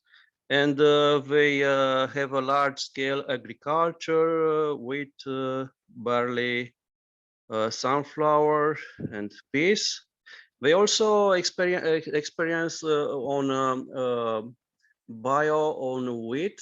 They try to cultivate wheat in a biological and organic condition. They have tested, and also they say to me that the price for treatment is coming to be available, is coming to be more close to the standards, and they are encouraged to do it. Okay, please, next slide.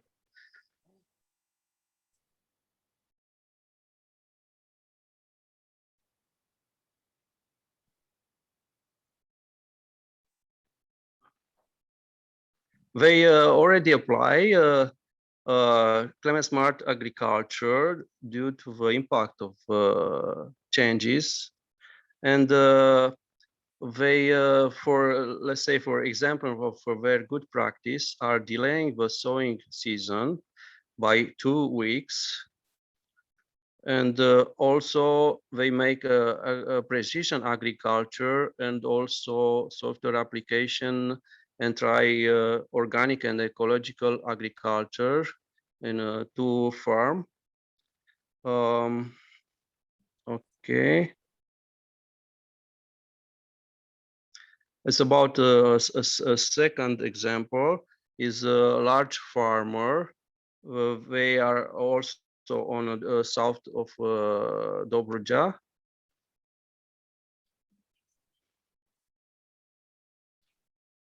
Okay, they have 3,000 hectares, and for them is also problem with water, and now they intend to make to have underground supply of water. They also buy all the equipments to do it, and have all let's say paperwork to put on work. And also, okay, thank you. Thank you very much, Romeo. And I see next on the screen is Turkey. So Fatih, it's you. Could you Okay. please select one of the practices? Okay. Thank you Yeah. very much. Hello again. Climate smart agriculture in Turkey is a new concept, so there are not many business model. So I shared here environmental or ecological best models or best practices here. I have reported 6 of them in the feasibility studies, but I will tell here 3 of them. It will not take long time. Next slide, please. The first one is smart irrigation technology to save water and mitigate the adverse effect of climate change. In Turkey, 6.6 million hectare agricultural land is irrigated, but 90% of the irrigated land is irrigated by conventional methods. Only 10% is smart agricultural technology. So the water is lost. I mean, the total water irrigation water efficiency is less than 40%. It means that 60% of the diverted water from the resources is lost. To prevent this, for modern irrigation infrastructure investments, the government provides long-term loans to farmers with no interest or low interest rates, or some of them as grants. As for the trace region that is included in the BCB or project area, 20,000 hectare area is under irrigation, and 50% of which is under smart irrigation practices. You have seen 2 firms here to produce walnut using smart irrigation technologies. One is 830 hectares. I mean, not it is 8,000 because it is written, by mistake. And the second one is 150 hectares. And both of them produce walnut. Except from walnut, there are grape production and orchard trees, but I have chosen these 2 models. And next, please. Next slide, please. The second best practices is minimum tillage and direct seedling. This practices is for preventing water losses from the soil profile and energy uses minimization. Direct seedling is practiced in summer corn as second crop for silage after harvesting wheat, barley, or veg. It is practiced in more than 3,000 hectare area in Trace region. In the picture on the left-hand side, you can see a machine. This machine is imported. However, now in Trace region, many of the producers can design this machine and produce, and it is developing very fast now. In the picture in the middle, you can see the newly established or sown corn after the wheat harvesting, and the last in the last picture on the left hand side you can see the later stages of this corn sown. The next please. The next practices are is the shifting or adjusting planting days. In recent days, because of the climate, seasonal climate change, a yellow drought disease is seen in Trace region in most of the area, and it caused quality and yield losses up to 33%. And farmers practiced, to shift the sowing date from October to November and overcame this problem. And farmers also aware of that, the fact that they have to determine the planting date of the other plants such as sunflower. If they obtain the sowing dates critically, they can escape the prolonged summer drought. That's all for to say. Thank you very much. Thank you very much, Fatih. Up to now, I have indicated that a lot of the countries have common practices, actually, to overcome it. Shared or not, I'm not sure, but it's kind of coincidence. And last, Armenia. Okay, I will give the mic.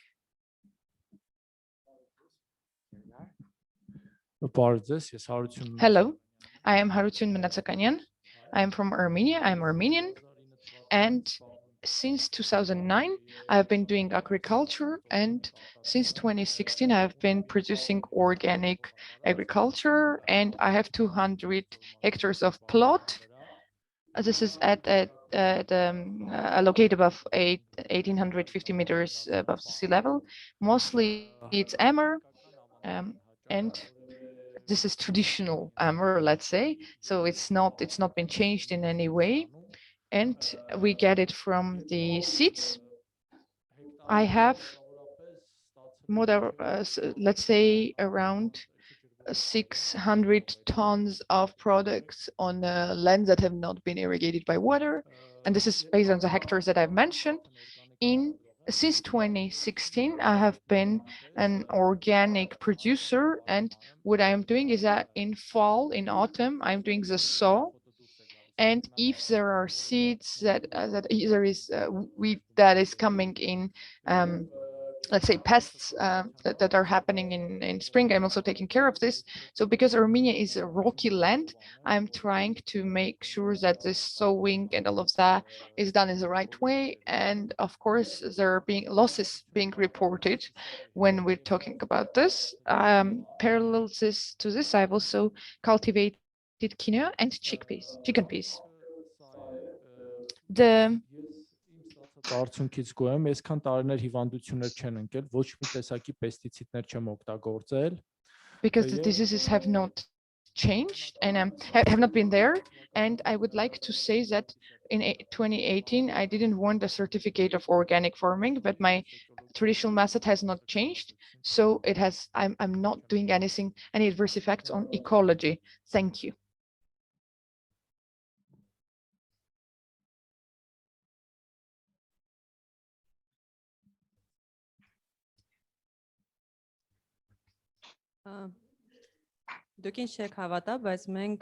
You will not believe me, but we have finished it all. We have finished all of the parts, and this is the time. This is the last chance for asking questions. Please, you're very welcome to ask questions. Everyone, online or physically present, and you can ask questions to anyone, to me, to Viola, even to cameraman who are here. You can ask questions to them as well, should you wish. So maybe there was a topic about panel discussions. Maybe there was a question about one of the cases of the countries. You can ask this question now, and you can also direct it to us later. Let's say, let us know, and then we will direct it. We have a question, please. It's not a question. English speakers here. So not a question, but just to know if there is going to be a separate meeting of the institutional bodies of the presented countries to work on the legislative and regulatory system on creating the climate smart agricultural general umbrella branding, and to understand what are the harmonization needs with other standards, etc. So is there going to be a separate stakeholders?